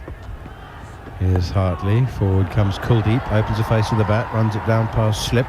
Just a single. 204 for 7. The best exponent we had, definitely, in bar Wasim and Waqar. He was up there for me when it came to Yorker. I said, why did you not bowl it to the top order? Why did you not? It's sort of like not a test thing, is it? Well, I just think it was his mindset. He said, Tudes, I don't know. I said, if I had your ability, I'm bowling that to 1, 2, 3, 4. But literally, once he got to 7, you knew what Goffey was going to do. He's either going to hit you on the head or he's going to hit you in the feet. He ain't worrying about the pitch. But he only had that mindset when the lower order came in. No, I said, you had more margin for error. The margin for error against the lower order, you get more. To try and do it to Ponting and Callis, you get it slightly wrong. What does Bumrah do now? What does Bumrah do? Yeah, who else does it? In world cricket at the moment, who else bowls Yorkers to the top order? Here's Bashir again to Kuldeep, plays it away defensively. Seriously? Only other one, Stark. Stark. Stark did it, yeah. He did, Stark didn't he? Yeah, does it. Stark First does it. over, you know he's going to bowl a Yorker. Really full. Yeah. Looking for swing, I'd have thought. That's short and cut to backward point, fielded by Jimmy Anderson again. Kuldeep remains on 14. Dhruv Jurel has 20. And India still trailing by over 150. That wasn't a name you were going to say, though, was it, Manners? Who's the other one? Here's Shoaib Bashir. I was struggling to think of one, to be honest. A new ball bowler. Shaheen? Does Shaheen Afridi? Shaheen Shah Afridi, yeah. Shah Afridi, yeah. Okay. Again, left down, looking for the swing, probably gets it wrong and it ends up being a Yorker. Yes, Yeah. well, Same exactly. as Stark, yeah. You know Bumrah's bowling a Yorker. Yeah. I mean, there's a number that bowl accidental Yorkers. Plenty of them. Yeah. Here's Bashir. He's looking for a 5th wicket. Forward comes Kuldeep, stretching, pushing. 204 for 7 it remains. That's a dot ball, trailing by 149. Another Mr. Tudor quote, though. Doesn't say that in the book, though, does it? You've missed your length. It says bold or LB. Forward comes Kuldeep, again outside half of the bat. Jimmy Anderson at backward point, or short third, actually. Does the fielding, 204 for 7. India frustrated this morning by Ollie Robinson's brilliant 58, a maiden half century. England making 353, and they've continued to be frustrated throughout the day. It's been a very good day. That one is left alone, padded away, no shot offered. It ricochets off the pads down to the boundary, but obviously it won't count. There was no shot offered, unless I'm wrong again. No, confirmed by umpire Rod Tucker. Waves his hands in front of his body to indicate that no shot was offered and therefore no runs can be taken. England only have the 1 review remaining, so I wonder whether I wonder whether Ben Stokes would be fully aware of that and on his best behaviour with it, because he has been quite flippant with them, hasn't he, during this series. He just goes with the flow, doesn't he, Ben? Well, whatever it will be, just be positive. Need another 13 wickets to win the game. That's all that's in his head. He'll not even be looking at that lead, I'm telling you now. The way he thinks is just different to most people you've, well, not played with, but who have captained. That's the difference. He thinks like a senior player would, or one of the players that's just in the team. But he thinks that way and does it as a captain. Not many do that. Here's Tom Hartley continuing, and this one is played defensively by Dhruv Jurel. I have to say, it's been very evident the quality that the selectors, led by the selection chief Ajit Agarkar, have seen in Dhruv Jurel. He really has looked the part, and he's playing the situation as he stretches forward again to Hartley, playing defensively out on the onside. He's got a great deal about him. His temperament seems good, and he certainly doesn't appear to have any obvious weaknesses as a batter. He's 20 not out for 34 balls. Hartley pitches one right up full, and it's driven by Jurel straight back to the bowler. No run, 204 for 7. I think he's got a massive decision to make now, though, with bad light. The floodlights are on, so we're playing largely under artificial light at the moment. He's got a decision to make in whatever remains of today's play. 9 overs after this, pushed away defensively, back to the bowler again, and there's no run. Sarfaraz Khan, I think, was guilty of being inactive and not proactive, and was eventually dismissed for 14 off 53 balls.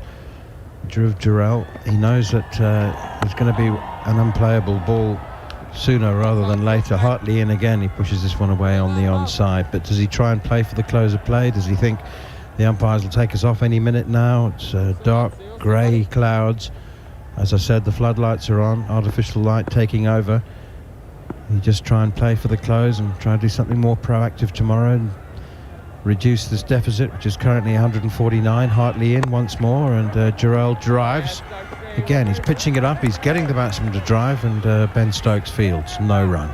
Yeah, but Manners, when you look at it, if you play the way Jurel's playing, you get in a more of a positive position. You're in a much better position then to react if the ball does keep low. When you go like what Sarfaraz did and one or two others have gone, dying in a hole and just waiting for what is the inevitable, then the negative mindset, I think that goes against you. So while you watched the way Root played yesterday, Root was, he was positive in his movements and he was looking to score without being, either reckless and whenever the ball did misbehave, he was in a position to react, adjust, and change his hands accordingly. And I think that's what Jurel's done, different to the likes of Ashwin and Sarfaraz and especially Patitar. So you've still got to have a positive intent on a wicket, even if you are playing for the close of play. Do you want a coffee, Manners? No thanks, I'll have a chai though. If there's any chai going, it's that time of day. A nice sweet chai, just to perk you up for the last 9 overs of the day. Looks as though there's a bit of dark cloud and weather behind the stand there. Yeah, for sure. That one keeps very low. Shoaib Bashir continuing from the MS Dhoni pavilion end, and I don't know why we chuckle. It's because it's so unusual to see a ball roll along the ground. We're not used to seeing it in Test match cricket. Not on day 2 anyway. Bashir in again. Kuldeep defence. No. Tell you what else we're not used to seeing in a Test match day in India. Joe Root has got a sleeveless sweater and a long sleeve sweater on its slip. Yeah, who would have thought? They've had a couple of sweaters on, haven't they? Yeah, temperature is 18, and it's sort of mid-spring, early to mid-spring in India, and Joe Root certainly, he's got suffers a bit of back stiffness, doesn't he? So maybe he just wants to keep extra warm. He's not had a bowl yet. He just warmed up in the roughest way possible. Here is Bashir again. Forward comes Kuldeep, playing defensively, and there's no run. Not sure why he's bowling over the wicket to Kuldeep here, unless I think there's the crack. Yeah, I was going to say. I think that's the only thing. It's the crack. I just think if you come around the wicket, keep so many more options available to a lower order batter. Jaiswal was different. I thought it was interesting to Jaiswal. But I think the crack is on a line of the left-hander's leg stump. it is. Yeah, it's just outside, isn't it, I think? Okay. So there or thereabouts, and those are the ones that have been rolling. Yeah, if it pitches outside, he's not going to get an LB, but if it pitches on... Oh, he's round the wicket now, and that's nudged away by the left-handed Kuldeep out towards the sweeper on the cover boundary, and then through for a single. Because there's a crack just outside off stump as well. So I would have thought that if you keep aiming at that crack outside of off stump, you've got a chance of getting caught at first slip or second slip. But also, if the one does keep low, the angle will just take it onto the stumps. 205 for 7. There's cracks everywhere. There's a lot of cracks. We're talking about the really big ones. This isn't like Curtly Ambrose looking at one crack on the wicket and going, how many times can I hit it? Like, literally, I could hit... You and I could hit these cracks, man. It's just by accident. Dhruv Jurel has 20. Kuldeep Yadav has 15. These two came together with India 177 for 7. Now 205 for 7. Still 8 overs left to be bowled today if we get them in. After this one ball left of this over, and Shoaib Bashir has 4 for 78. It's a career best, following his 3 for 138 on debut. Bashir in again around the wicket, and that one is nudged away by Dhruv Jurel. Nicely done to deep backward point, and they're through for a single, and Jurel will keep the strike. He's 21, Kuldeep Yadav has 15. And the England supporters in full voice now, Harmy, urging the team on to see if they can finish off this Indian innings tonight. They are, yeah, they're in full voice. The trumpet is going. This is the part of the afternoon where the players really appreciate the support that the Barmy Army give them. Just gives them that little bit of an energy boost. The wicket's giving them that. The surface is giving them that. Jurel's played nicely.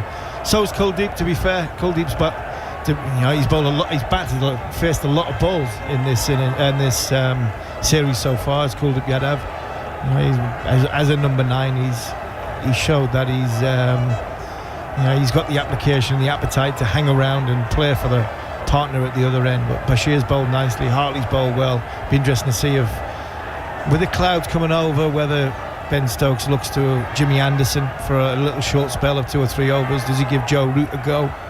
I'm sure that's what's going through the captain's mind with his 8 overs to go. Can they take 1, possibly 2 with him at a closer play? Hartley in, short, pulled away. That's a drag down, and it's 4 runs, and it deserved it. Hartley trying to push that one through quicker has just dragged it down, and Jurel was a quality batter, and he was not going to miss out on that. Just wondering if maybe the last 3 or 4 overs the ball's just got a little bit softer as well. That one didn't skid on the way that some of the other shorter balls have of recent times. I don't know, but just looks like finally India have got the soft ball that they wanted to face. Hartley, that one keeps very low. It's nicely done by Jurel. He manages to dig it out somehow to Jimmy Anderson, a wide long one. I mean, it's still going low, so that isn't going to stop. But I might be optimistic saying he middled that, but he hit it, yeah, with a lot of his bat. That's the point I was trying to make. Because he's getting in a good position to hit it, he can then adjust. It's when he's in a negative position, then it goes, then you adjust and you get caught in the crease. Hartley in again, and that's pushed firmly up towards mid-off. Jimmy Anderson fields 211 for 7, deficit of 142. But I think earlier, with a harder ball, that probably bowls him anyway. Well, it goes along with that and bowls him. Kuldeep Yadav on 15. He's faced 44 balls. Hartley's into him again, and forward he comes again, pushing out to Johnny Bairstow at cover. Serious question for you, Jared. What is Dream 11, and how much do they pay to have their name on India's shirts? Dream 11. Here's Hartley again, and forward comes Kuldeep, playing back to the bowler. He's a fantasy cricket app. There are other fantasy cricket apps available as well, but Dream 11 is kind of the pioneer. And so you play against other players. Do you know what fantasy sports are? I do. Is it international or just Indian? Dream 11. I don't think you can use Dream 11 in England. Hartley in, pitches leg stump. Kuldeep Yadav guides that one gently out towards mid-wicket. and there's no run. 66 overs gone. India 211 for 7, trailing by 142. But I believe that there is, I think he can play it in some other countries, but yeah, it's very heavily targeted. Just at the point where there wasn't really anyone coming around, they were quite well funded, and they came along and turned themselves into a $1 billion company really, really quickly, which shows the appetite for people, especially in India where betting is, I wouldn't say illegal, although it's not completely illegal. It is illegal. It's taxed. Your winnings are taxed, but a lot of what I mean is, it may not be legal, but there are a lot of people who do bet in India. But it's tough to bet, is the best way of putting it. Is the way I would put it. Do you understand what I'm saying by that, Manners? It's illegal, but it doesn't. It still happens. Think 1930s America and alcohol. If you want it, you can find it. But Harmy, is he trying to say that it's a bit illegal? What is a bit illegal? Yeah. It's fairly illegal. Yeah. There's a lot of people who gamble. Said I'm a bit hungry.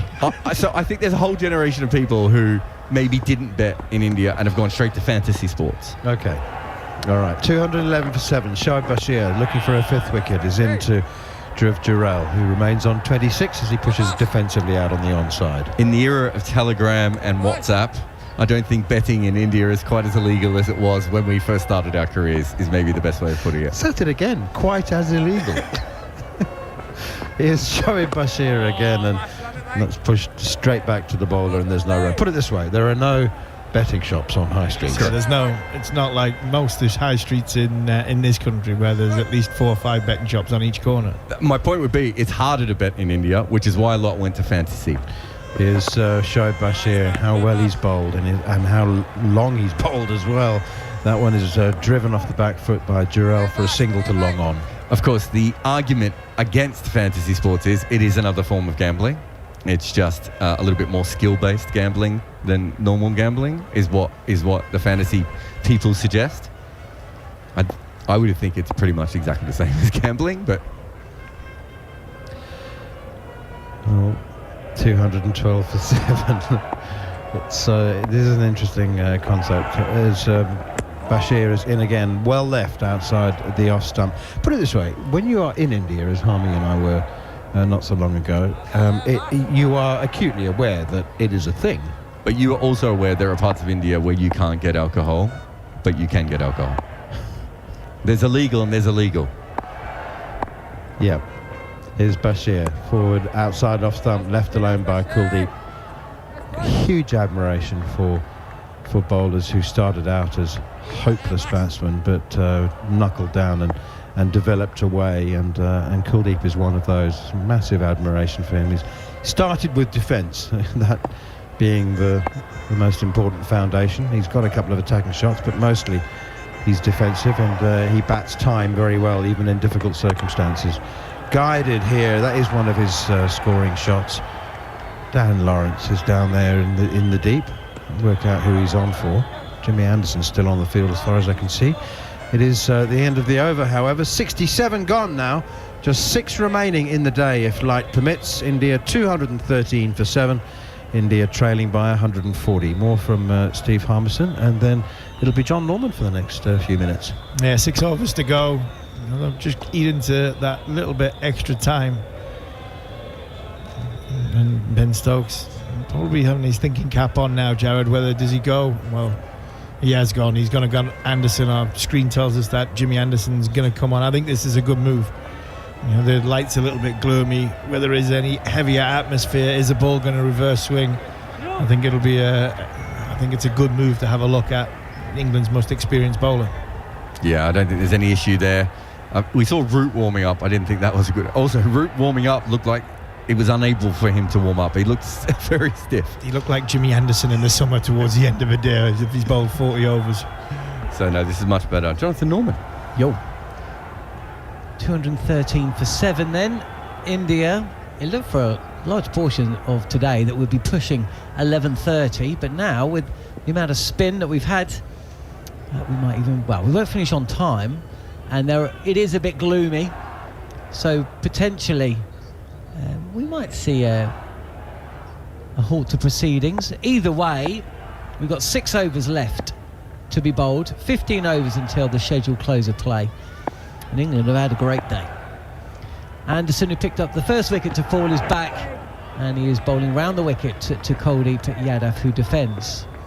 Anderson, seems like some time ago now, nipping out Rohit Sharma just before the lunch break. England had been bowled out for 357. Anderson was last man out. Root unbeaten, 122. You remember his average before this test match? It's 12. It's now 55, I think. So there you go. Either way, Root magnificent. Sharma gone, and England, as Anderson again draws a defensive shot from Kuldeep Yadav, 16 from 51. Then it was over to the spinners to do the work. Shoaib Bashir, wow, what a day. He will never forget it. He's picked up 4 wickets, and Tom Hartley has taken the last 2 to fall. Sarfraz Khan caught brilliantly by Joe Root at first slip. Ravichandran Ashwin, another LBW decision, which was correct, but India will feel it's gone the way of England over the last couple of days. Anderson again, and Kuldeep Yadav is playing like a man who's trying to see his side through to stumps. Defends again, 213 for 7, and I suppose Harmy, whatever the score is at stumps, India, though behind the game by quite some way, well, I imagine tell themselves what England have done when in a similar situation, and that is, it looks a bit bleak at the moment, but they just need a good day tomorrow. They need to win 3 sessions of cricket, maybe half one. They can do that. Anderson again, and this time Kuldeep Yadav is forward and defending. They can do that, then they're still in the game come Monday. Yeah, I still believe that they're still in the game. I still think there's one of the third or the fourth innings could get bowled out for 110, and then we've still got game on. The more worrying thing for me is with England falling to bits, you know, players going home and, you know, injuries. I've just seen one of my former colleagues in whites, and it's not Paul Collingwood, it's Marcus Trescothick. Marcus Trescothic's got his whites on. Full whites. Full whites. He's got trousers on as well. Anderson again, and this bounces a little bit more than Kuldeep Yadav was expecting. He just takes the hand off the bat, the right hand off the bat. Why would he be in full whites? Well, you've got Dan Lawrence. Dan Lawrence is on the field. Yeah. Joe Root has gone off, so I would imagine Mark Wood or Gus Atkinson's on the field. And so for anybody to run a drink on, they have to be in full kit. Of course. So yeah. Trez is in full kit. And I would imagine Collier will be in his white just in case he has to come on and field. Anderson again is in. And once again, this is relatively easy for Kuldeep Yadav, who's not trying to score to anything that's straight. And so he defends this ball. India trail by 140. What is the best case scenario then, Jared, realistically? Tresco coming onto field is the best case scenario. Collingwood at backward point, Tresco in the slip cordon. Second slip for the spinners on his knees. What's the best case scenario for India? Realistically speaking, they add what, 40?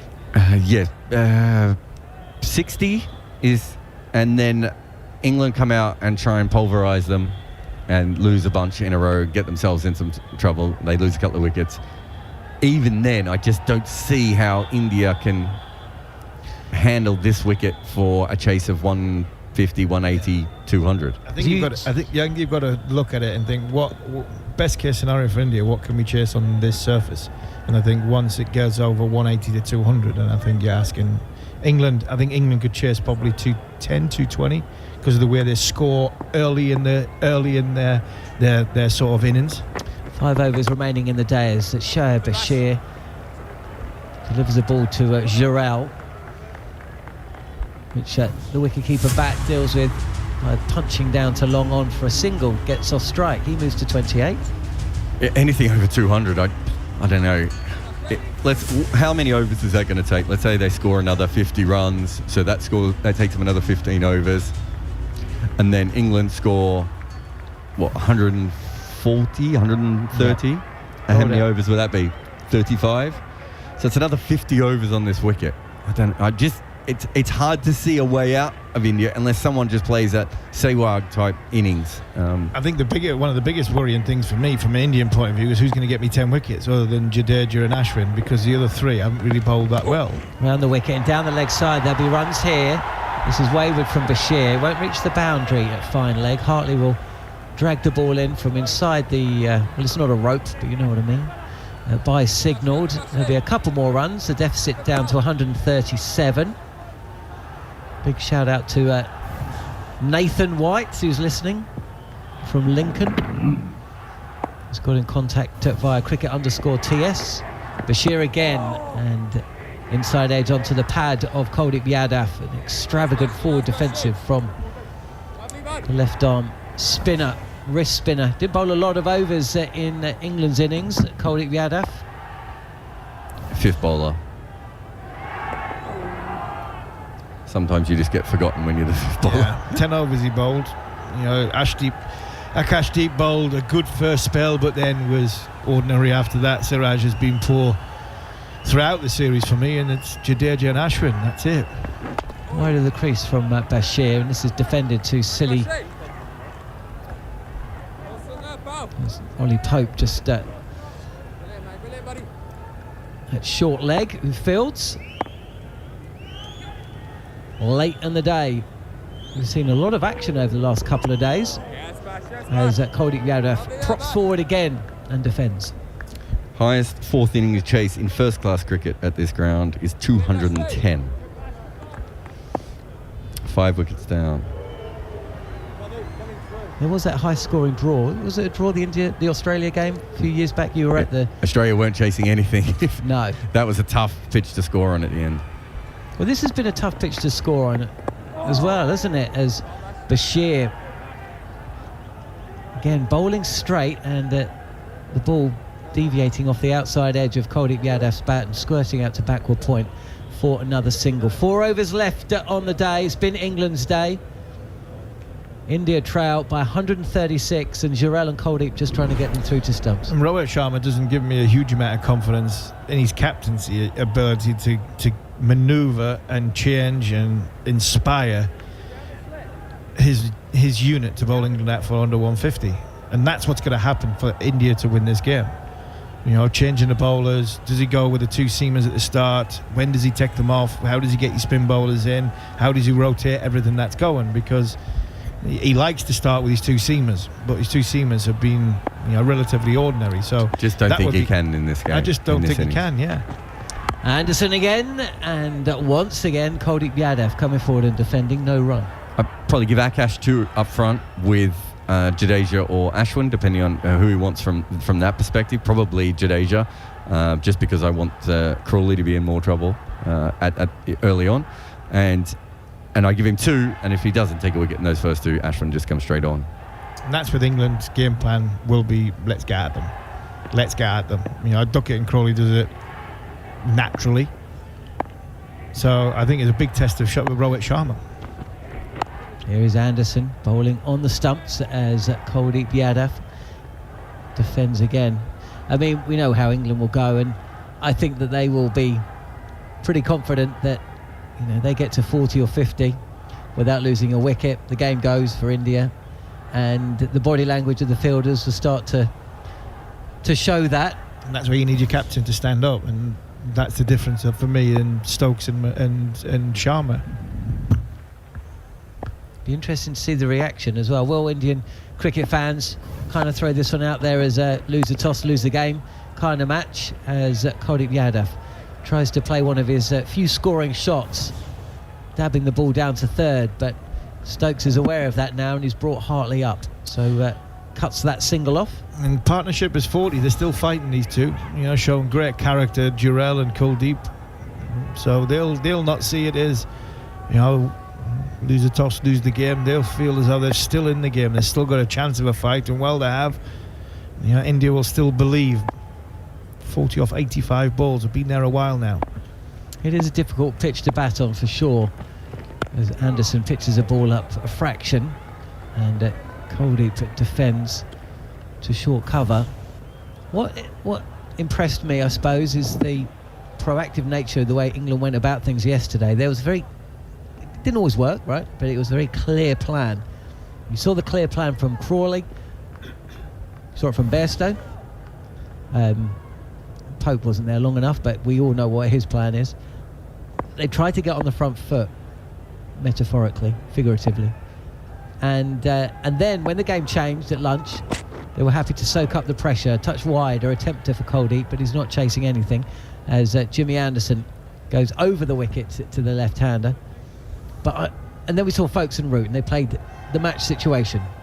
And I'm not sure I quite saw that from India, apart from Jaiswal. I don't think it's in India's nature. I think it's the Jaiswal's in England's nature. You know, Ben Duckett's got some criticism for what he said during the week, but Jaiswal's a naturally attacking batter, and I think you try and cash in and get your runs while you can because the wicket is. Anderson is in, and Kuldeep Yadav withdraws the bat. This is too wide to force him to play, and he doesn't want to play. He's 17, he's eaten up 67 deliveries, and we have 3 overs left today, and Joe Root might be about to come on and have a bowl. Yeah, Joe Root's going to take his big jumpers off. He's going to come up and have a bowl. But the mentality and the mindset of England, I think, is the difference on this surface. You know, I think India have naturally are more negative than what England are. So as everything was unfolding yesterday, you always believe that yes, England might lose wickets and might lose wickets in clumps, but they're going to go at such a scoring rate they're going to steer ahead of the game for what the surface is. So, and that comes back to and baffles me about the actual surface that India have produced for this Test match. Why they haven't played England on a shirt front on a road and said, well, our spinners are going to outbowl your spinners, not a problem at all. But giving them something to work with just brings the sort of two sides in the contest a lot closer together. I find it incredible, and it's not being wise after the event. I couldn't understand why they would allow such a gamble. Root is in. First ball of the match. He's bowled 100 overs in the series so far. Over 100 overs, I should say. And this first delivery is punched up to long on where Ben Duckett fields a single. That will bring Kuldeep Yadav back on strike. He's 17 from 67 deliveries. Sharel has eaten up 46 deliveries for his 29. The score, India on TalkSport 2 and via the TalkSport Cricket YouTube channel. Head over there and hit subscribe.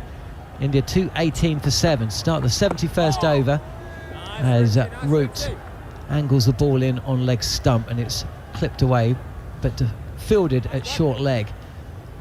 It's a much better way of using Root, coming on just for a couple of overs. Knows he doesn't have to bowl for too long. He can bowl low arm because Bashir is bowling high arm at the other end and try and get one to roll along the ground and trap Kuldeep, bat and pad in front of stumps. Slip in place and short leg as Root beats the bat with a sharp turning off break and a little smile from Root, but that did miss the bat by quite some distance. Or just rip one sideways, Harmy. Yeah, just rip it sideways. Kuldeep. That hit a crack. That's hit a crack and it's turned. Kuldeep was having a wry smile to Ben Folkes. Go get nowhere near that. Root again. This one goes straight on. And Yadav defends stoutly. India trail by 135 runs. 3 full days to come. There is a bit of rain. I mean, that would be the ultimate irony, wouldn't it? The only thing that seemingly can defeat Ben Stokes is the rain, be it in Old Trafford or Ranchi. Kuldeep deals with this off break, which is bowled straighter, and it does straighten. He's looked okay out there as Kuldeep Yadav. 2.1 overs left in the day. There's the commentator's curse, of course. 218 for 7, 2 slips in place now, and a short leg.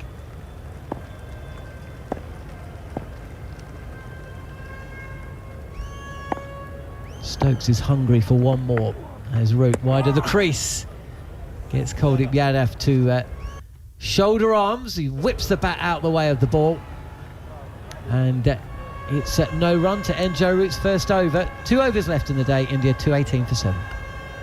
Sometimes with tail enders, Harmy, you almost can see that they're going to leave the ball just almost before it's bowled. And there was an element of Kuldeep's like, he's going to bowl this one outside off stump, I'm going to leave it. And then suddenly realised that was a bit closer than he wanted. Mitchell Johnson was the best of that.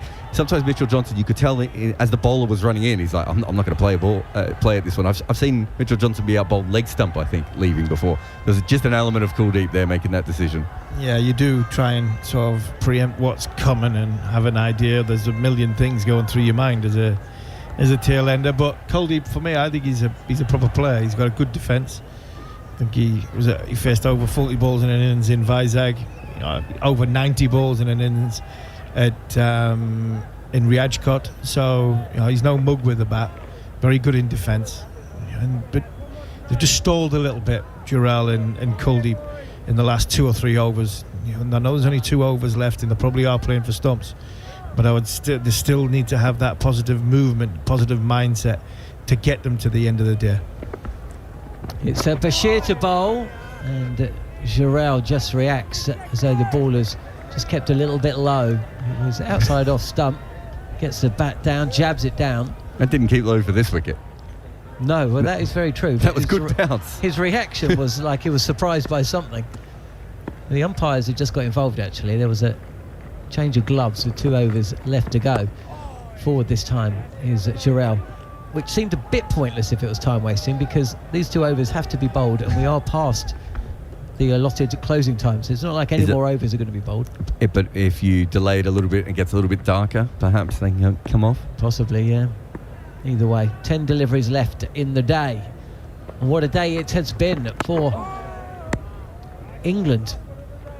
Jurel down the track this time and plays it to Duckett at mid-on. No run, partnership of 41, just taking some of the steam out of the day. 177 for 7 when Ashwin was given out leg before wicket. Hartley's second wicket as Jurel defends again into the covers. For India, possibly will be thinking, okay, add 40 tomorrow, possibly 50, deficit of 80, and then run through England. They're still just about in the game, but well, everything is going to have to go India's way from here. Well, I think England will bowl dry tomorrow morning, is my guess, at least from one end, just to make sure that they get through the new ball without too much damage. Bashir floats one up well outside off stump. What a day for him. He'll be talking after play, you'd imagine. You'd hope so. There's been a couple of times when somebody's had a good day and they've been maybe rooted, bowled or batted a lot, then they've been told to sort of rest up. But I hope they speak to Bashir, because he's had a really, really good day. Last ball of Bashir's day, and it's punched away square of the wicket on the offside. Compact cut shot from Jurel, and he will take the strike for the final over. And he moves to 30. Kuldeep Yadav is 17. Head over to the TalkSport YouTube channel for that interview. It will be up on the site within, I don't know, half an hour or so of the end of the day's play. Following on podcast as well. And Andrew McKenna is going to come in for the final over, and he'll take following on as well. And Jared and Harmy will see this one through to its conclusion. It does look very dark, doesn't it? It's just seeing a couple of times that players have been, I think there's one of the fielders in the background sort of opening his eyes a little bit more, so we'll get through this over without any problems, but it is just a little bit harder to see the ball at the moment. That's why you need a gun wicket keeper like Andrew McKenna. Cheers, mate. So Hartley then for the last over of the day. He's in. It's Jurel swinging to the leg side, misses it, gets hit on the pad. That probably wouldn't have hit another set down the leg side. So they've given that one away pretty quickly. Yeah, I should have raised the microphone earlier, as I've taken a 10 for in the game. There's only been 17 wickets, yes, hasn't exactly. I've absolutely hogged the action. Ben Stokes has seen that sweep from Jurel. I think I read his lips, he was shouting wow, and then what he's done is he's brought the sweeper up on the leg side, saying, go on then, last over the day, do you want to sweep and give your wicket away? He's brought a man onto the offside. It is Hartley then coming around the wicket. Jurel is just playing defensively back to the bowler, and he's follow through, no run. Yeah, I think they had a couple of sweepers out. I think they brought them all up, Harmy, after that shot. It was going down leg, but we've seen the ball missed by more from when we thought it looked more accurate. Hartley wider on the crease this time. Jurel is just playing defensively, and there is no run. So a day that started with England batting 302 for 7. England 353 all out. India 219 for 7 in the 73rd over. In goes Hartley, gives that one to Mayer. Jurel hits it back to the bowler in his follow through, but he's hit it straight into the floor, and then it's come up again into the hands of Hartley. No run. The lights have definitely taken over there. You can just see the sweat on the players' skin. It's just a reflection now. Certainly getting darker. Hartley, left arm around. Solidly played by Giral. No run. Nice over, well played. Yeah, he's played the ball well at Giral, and Giral has played really well, and I think that's the sort of positivity in his movements that I've really enjoyed, and that's why he's in a decent position to access the ball. He's not got caught behind his pad. Final ball of the day then. Giral is inside edging this one. Now there's a silly point in place, but there was no short leg. Short leg would have been interested for that one, but it runs away to safety, and there is close of play. 219 for 7 from 73 overs is the close of play score. So India have made it to the end of the day. They still trail by 134 runs, but it's a day that England will be very, very pleased with. The players walking off. See James Anderson going up to Joe Root. They're having a hug. Ollie Robinson, and high fives Ben Duckett and Zach Crawley. 3 for 88. The final session of the play. The England players walking off to the dressing rooms. There's a lot of smiles on those faces. Joe Root and James Anderson are having a great old time now. Shoaib Bashir as well. Big smiles, big faces. Well, they've enjoyed it. It's day 2 of the test match, but England are in a fabulous, fabulous place. India 217 for 3. Right then, let's start our full review of the day then with the following on podcast. On DAB+, online, via the TalkSport app, and on your smart speaker. Exclusive ball-by-ball commentary of the 4th Test match, live from Ranchi. Fielded, oh, there's going to be a run out! Only on TalkSport 2. You are listening to the Following On Daily podcast. I'm Andrew McKenna, and I'm alongside the former England bowlers Steve Harmison and Darren Gough to look back at day 2 of the 4th Test between England and India in Ranchi. India have closed 219 for 7.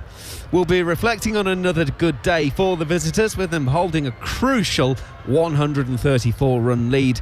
We'll discuss the biggest talking points of the day, and we'll be hearing from the England centurion Joe Root. So plenty to come over the next 20 minutes or so as you are listening to Following On. Well, what a great day it has been for England, resuming 302 for 7 in the morning session. They didn't lose their 8th wicket till they got to 347 for 8. Ollie Robinson, the 8th man out, caught behind off the bowling of Jadeja for 58, his first 50 in Test match cricket. Unfortunately then, Bashir and Anderson both went pretty quickly, both for ducks. Bashir for a 2-baller, Anderson for a 4-baller. So England 353 all out, leaving Joe Root 122 not out. So he only managed to add another 16 to his overnight total, but another 100 for Joe Root. The bowling figures for India: Siraj finished with 2 for 78, Akashdeep 3 for 83, Jadeja 4 for 67 from 1 ball short of 33 overs. Ashwin was 1 for 83, Kuldeep 0 for 22, and Jaiswal bowled that 1 over before close last night, which went for 6. So 353 then the target for India. Rohit Sharma dismissed in only the 3rd over of the innings, caught behind off the bowling of Anderson for 2. Shubman Gill and Jaiswal put on a decent partnership for the 2nd wicket. Shubman Gill getting to 38 before he was LBW to Bashir. That was 86 for 2. Patidar also went to Bashir, LBW for 17. That was 112 for 3. Bashir continued his wicket taking, getting Jadeja caught by Ollie Pope for 12. That was 130 for 4, and the doorway was really starting to open when Bashir got Jaiswal, though, for 73 as he made it another half century. That was 161 for 5. We're only in the 47th over at that point. Sarfraz for 14 went to Hartley, as did Ashwin for a single. 171 for 6, 177 for 7, 219 for 7 at close of play, as I say, for a 134 run lead.